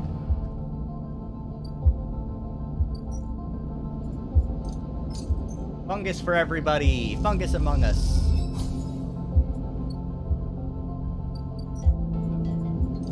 Here you go, Stray.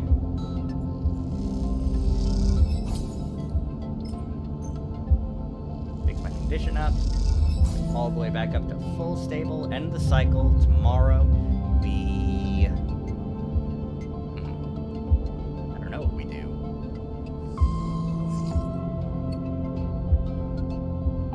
Again, it's mostly weight, really.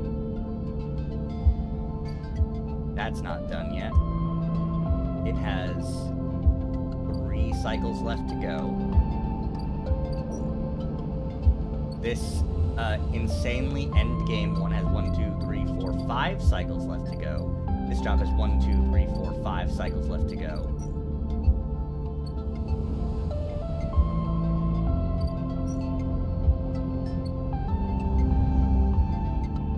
And this has 3 cycles left to go. Yep, can't do anything with this yet.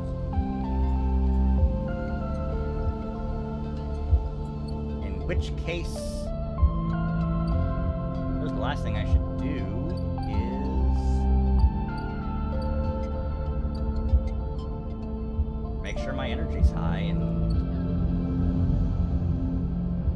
maybe hack some more stuff. Nah, what am I gonna do with it?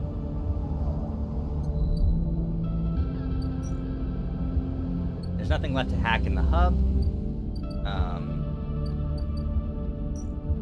But I don't think I've actually eaten here yet. So let's eat here.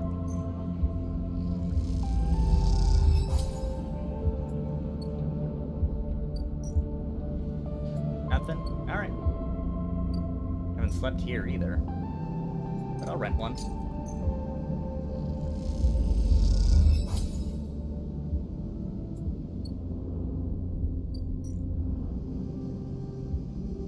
Alright. Just completing stuff, you know what I mean? Give me some scrap.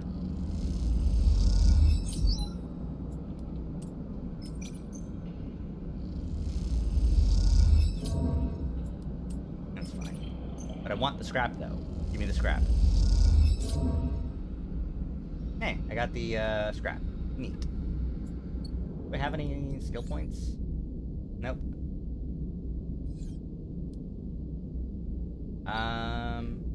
Yeah, there's not really much else I can do.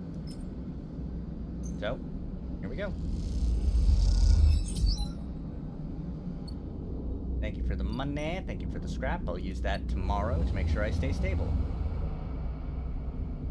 In the meantime, I'll keep on living in the house that I made, feeding this little stray catty.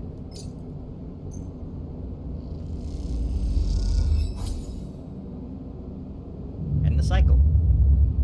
Alright. 2 more cycles until the mushrooms are done. 2 more cycles until the overlook is done.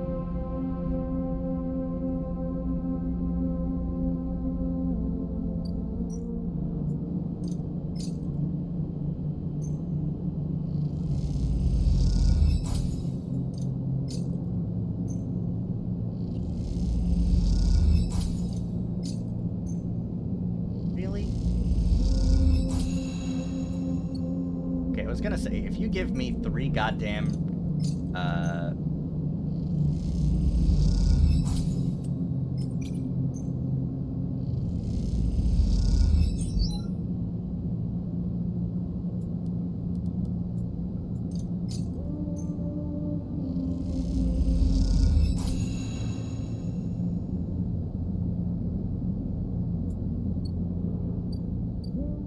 okay. I've got 4 of these. I can make another ship mine.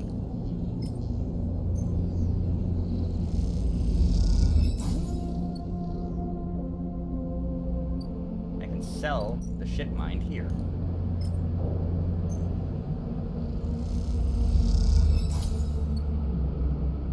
I can sell the remaining ship mine part here.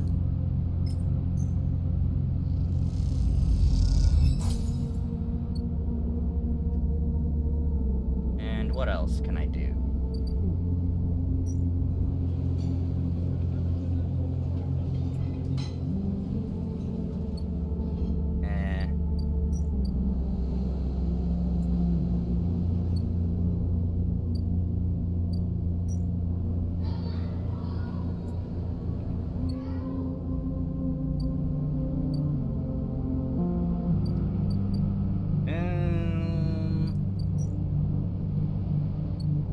Let's just check on stuff, I think.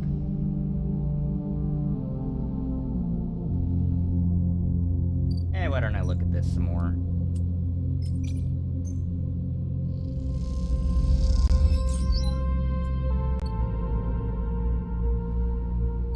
Let's go in here. Improve our condition? No, I don't need to do that on account of I've got all the scrap to improve my condition.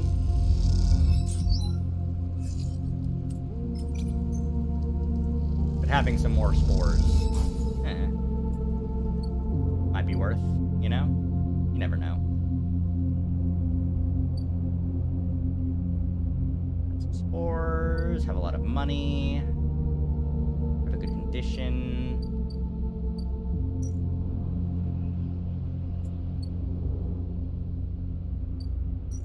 Sure, I'll get more spores.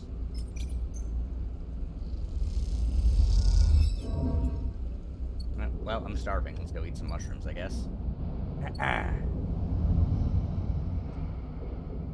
Memphis, my man. Hook me up. Dab me up, brother. Hell yeah. Alright, sleepy sleep time.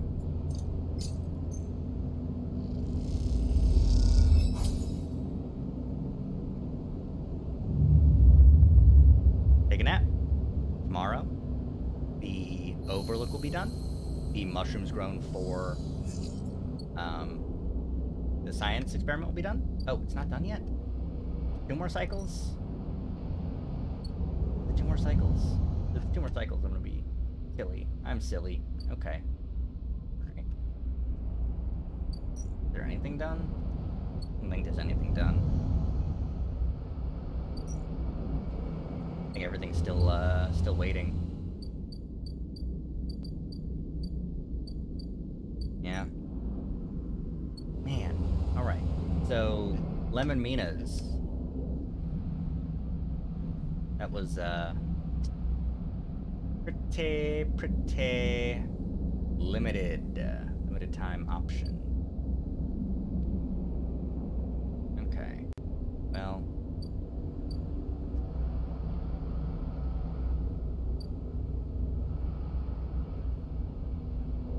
Pastor's data is still good, so let's do some more hacking, I think.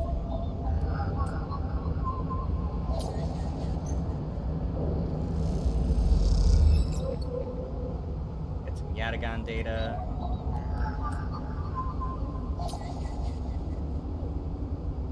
Honestly, it's a really good use of the ones for this hacking stuff. And these are Havenage agents, right?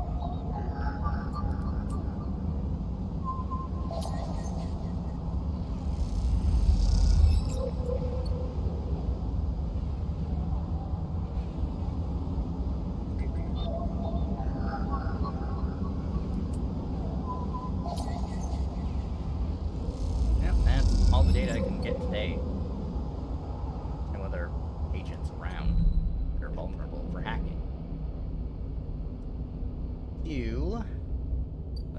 scrap part, regen, condition. Kind of useless to use a dice to improve my energy when I have so much money for fungus. And as we all know, I love fungus now. I'm a fungus guy.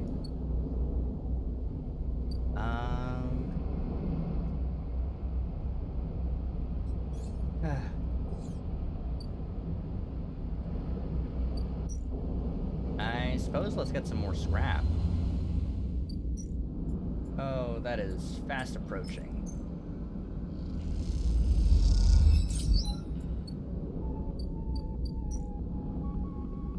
Whatever, I'll stay up here. Never mind. I meant to hit leave so that I would just stay and sleep in that pod. But I do need to feed a stray. You know how it is. Alright. Now today, the overlook is done, the mushrooms are done. And we should be getting the hell out of here. It's ready. Can I try? Obviously. I haven't even tried it yet. Cheers.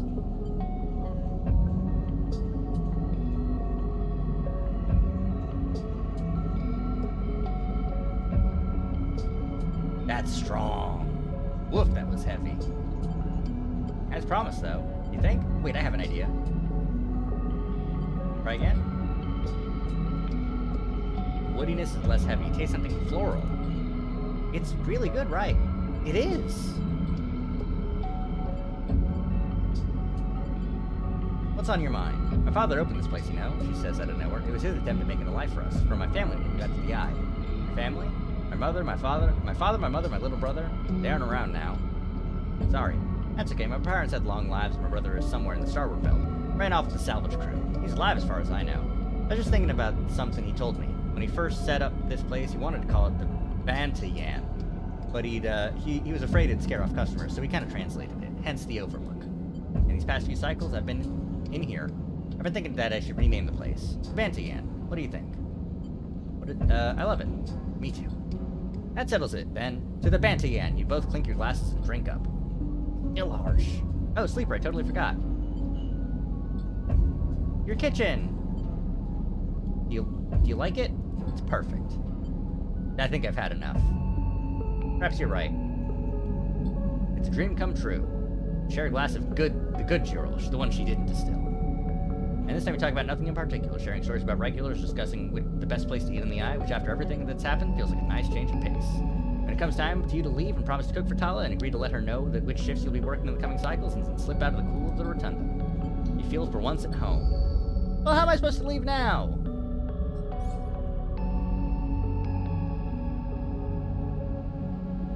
Let's get some intuition, I think.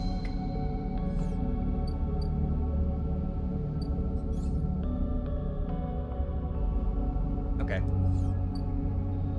How am I supposed to leave now? I can cook the mushrooms! I could have cooked the mushrooms the entire goddamn time!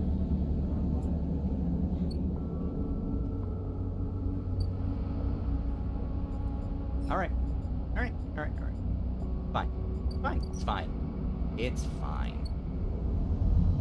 And of course, I mean, I'm in intense agony at every waking moment. No. That's what I'm fucking talking about. Give me the goddamn club heads. No. Give me the goddamn club heads. God damn it. Well, shit. It didn't give me any club heads. I guess that's it. If I leave, and I have to leave in order to keep Lem happy.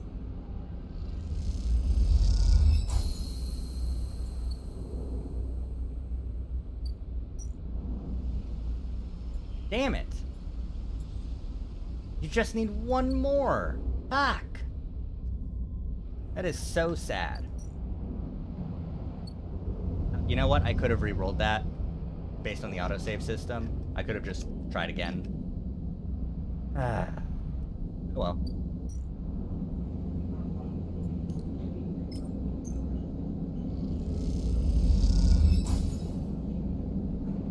Oh. And I can cook them so that for free from the mushrooms I grow, I get energy back. Okay. Well, that sucks. The ship's leaving in 2 cycles, so.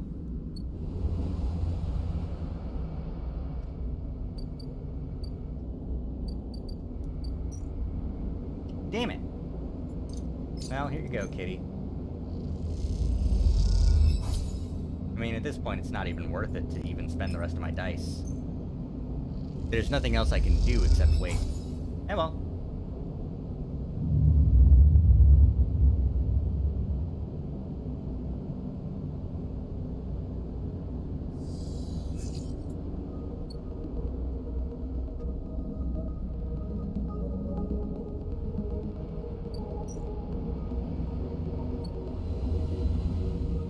One more cycle and I'm leaving.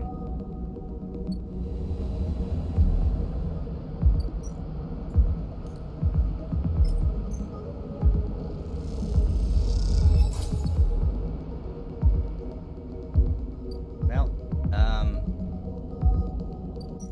let's have another meal with our good friend Emphas.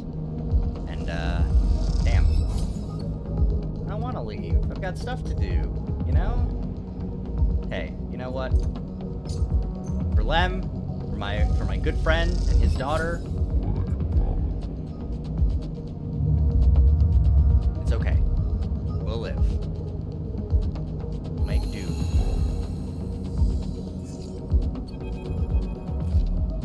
Sleep for a long time. Moritz, good to see you. Same. How you been? Really well. I need to make it work. Hey, look, I'm not down here to chat though.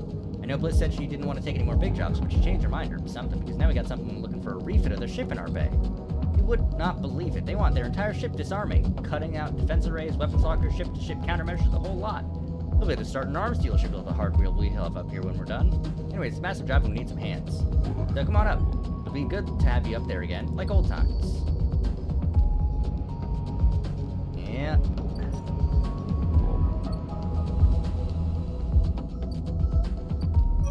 Doing this first. Sleeper. Oh, Ankita! Hey, Ankita. The idea of not seeing Ankita when you enter her room would have seemed unlikely several cycles ago, but seeing her without her armor, she seems smaller, less imposing. Finally got rid of the armor? So what is this? She asked, come to avenge Ashton or a sleeper, or just looking for another payout? I don't want to fight. Why are you here? She looks away, and you can tell her anger isn't directed at you in particular. It radiates off her like fire. You better be ready to sign, comes the shout from the bay entrance, because I've got my best repair tech coming up here especially, and they're going to... Oh, Sleeper, you're already here. Miss Cassetta, this is the tech I was telling you about. Best on the Wait, do you two know each other? We work together. Now, Miss Cassetta, if you'd like to sign our damage waiver here, we can start the decommissioning. My tech is eager to get started, as am I. Thank you. And is everything okay with the special payment terms we discussed? She gives Ankita a strange smile. All fine, says Ankita, giving you another hard look. Then she kicks off and drifts to the entrance. I'll be in the gimbal, she says. Special payment terms? Looks like there's something I have to tell you. This isn't exactly a typical job. Miss Cassetta, Ankita, doesn't have the chits to pay us, so we've made a special agreement. I'm leaving. Leaving? Leaving town. I haven't told Moritz yet. Just waiting to break it to him. Don't you tell him either. I'll tell him when I'm ready. I don't want him getting worried about Ankita's history. He can be very protective, I've noticed. All I care is that she's headed for the Starward Belt. That's where I'm headed. Also, I wanted to ask, if you'd like to come with us, I would. I know things have been hard for you here on the Eye, and you've helped me so much. I asked Ankita if she'd carry 2 of us, and she said yes. Moritz will take over the bay anyway. You might be in need of a fresh start as much as I am. Think about it anyway. The berth is there, but we've got to finish the job first anyway. The ambergris, the Starward Belt. You push your thoughts to the back of your mind. Time to get to work.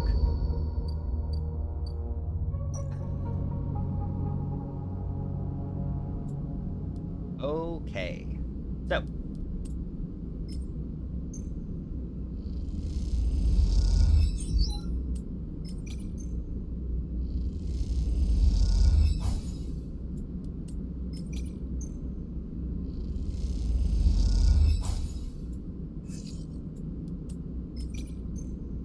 Come on, positive. Ah, that was the only way I was gonna get this done before I have to do my thing. Damn. Oh well. Actually, do I have to do my thing? If I sleep, does that complete all active scenes? Yeah, okay, I can't sleep. Oh well. Bye, Ring. There's a crowd, but you spot Lem and Mina immediately as you enter the dock. They're waiting in the cordon, where cell security are checking the crew in to board the ship. Those that manage to get to the hub are crowded near the entrance, but even they know their chance of getting on board has long gone. Lem! Sleeper, we're here! Small enough to be carried in one hand. Damn. Hi, Mina! She's vibrating with excitement. She seems strangely at home in microgravity, but then you remember she spent her whole life in space. Hi, robot! You hand over the cell's ID film to Lem, keeping your own. He turns it back and forth in the light. Where did your friend even get this picture, Sleeper? Looks like my old Conway ID. You look, and a shimmering younger Lem stares at the film, harder and clean cut. I spoke to the guard here. They'll be doing orientation and role assignment on board. Sounds like we're going to be working under the core crew, kind of like an intern. What do you think, Meanie? Am I too old to be an intern? Following Lem's lead, you inspect your ID. Following Lem's lead, you inspect your ID. As you lift the film up to the light, you see something strange. Something that makes you flinch. The face printed in the film is one you recognize immediately, but it is not you. At least it's not how you look now. You squint at this ghost, confused why you hadn't noticed earlier. In this picture, you remember being taken, a memory that you didn't know you had. You remember the signing the forms, the walk to the sleeper tanks, the cold metal floor. You remember the SNR employee who helped you in, her smile clean and surgical. You freeze in place, thinking of the you that still sleeps somewhere in an SNR facility that won't wake until you are recovered and disposed of. And now you're leaving. Will they ever wake up? Sleeper? These guys want us to board. You kick off and float over to them, steadying yourselves on the guardrail. You hang back, letting Lem present his ID film first. Lem and Mina are waved through, the guard smiling at her excited face. Lem turns back to check you are coming.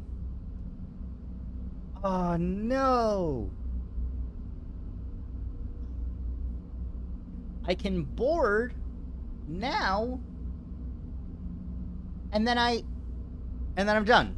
And I hang with Mina and Lem, and I have a great time, and it's a cool, fun times in space. Cowboy times in space. It's fantastic. And it's decades, and we're friends forever.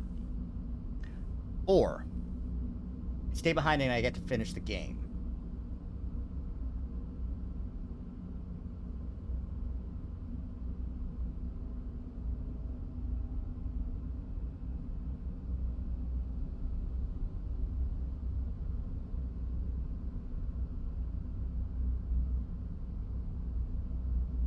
Nope.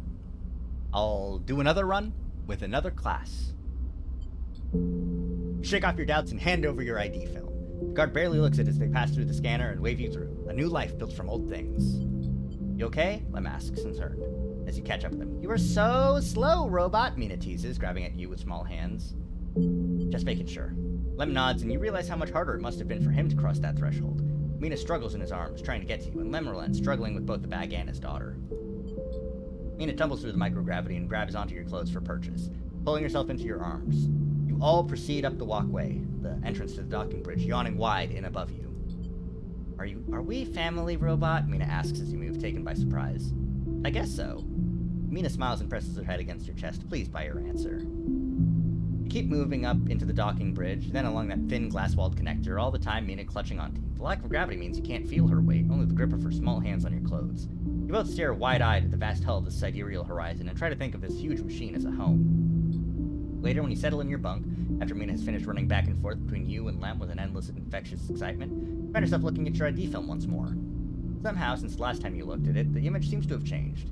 It's still a picture of the old you, the person that signed up to have their consciousness copied and placed into the ownership of S and ARP, but something else has crept into the image. An underlying sense of self-identification. This is also a picture of you. You now. The you that survived the eye, that made friends here, that found a way out, that escaped against all odds. The other you might never wake up, but they might never live again, but so be it. They co-signed you to a doomed life for their own game. Their life is yours now. You will live it better than they ever could. You lie on your bunk as the thrust of the sidereal's vast engines kick in. This feeling, this rumble, will be your constant companion for the next few decades. It will be there when you work, when you watch Mina grow, when you dream of the planet at the end of the journey. You It will stay with you when your body starts to fail, despite the best attempts of Lem and Mina, as the years stack up and it exceeds its safe operating period by a decade. It'll be the thing you wake up to in those rare moments of consciousness between which Mina will keep you in a frozen state in the hope of preserving you until your destination is reached. You'll still be there when Mina wakes you, tears in her eyes to tell you of Lem's inevitable death, and it will not relent despite your desire for a moment of silence. It'll be the final thing you hear as Mina shuts down all but the most vital of your functions and hopes beyond hope that you will make it to your final destination, all the while doubting that you will. But for now, in this moment of departure, it is still a new sound, a new feeling, and because of this, it is filled with the promise of the future. And so you settle back on your bunk and close your eyes, and in moments you are sleeping a perfect, dreamless sleep, the most peaceful that you can ever remember. Achievement unlocked, a long journey to a small, unknown planet.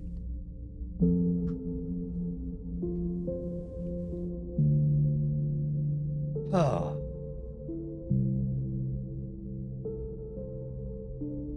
One down.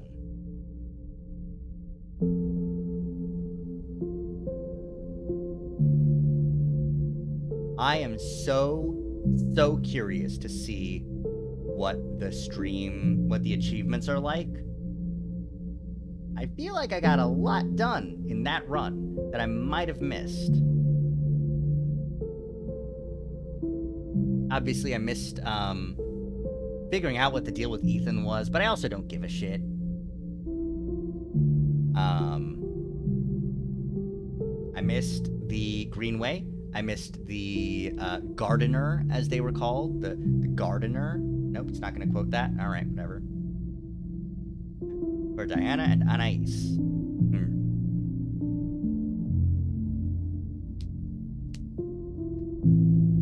Man, it's crazy what you can do with one well-modeled ring, and you just put the entire game in that setting. One well-modeled space station ring. Fantastic. It was a fantastic experience. And I'm going to continue playing it on my own time, I think.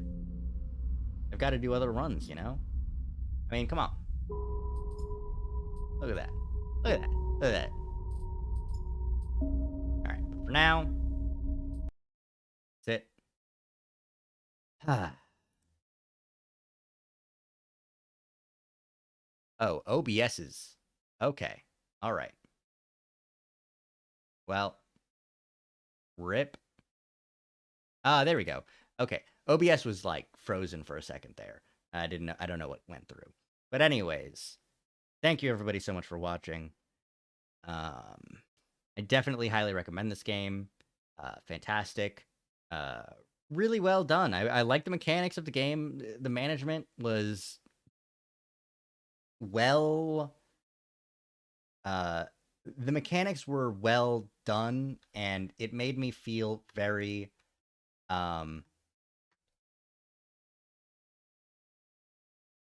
It had the proper balance of managing stuff. You know what I mean? You know, on the one hand, I was low on resources, and on the other hand, I didn't know what resources to focus on. Very neat game. Very much approve. Once again, thank you all for tuning in. Hope to catch you in my orbit next time. Bye-bye.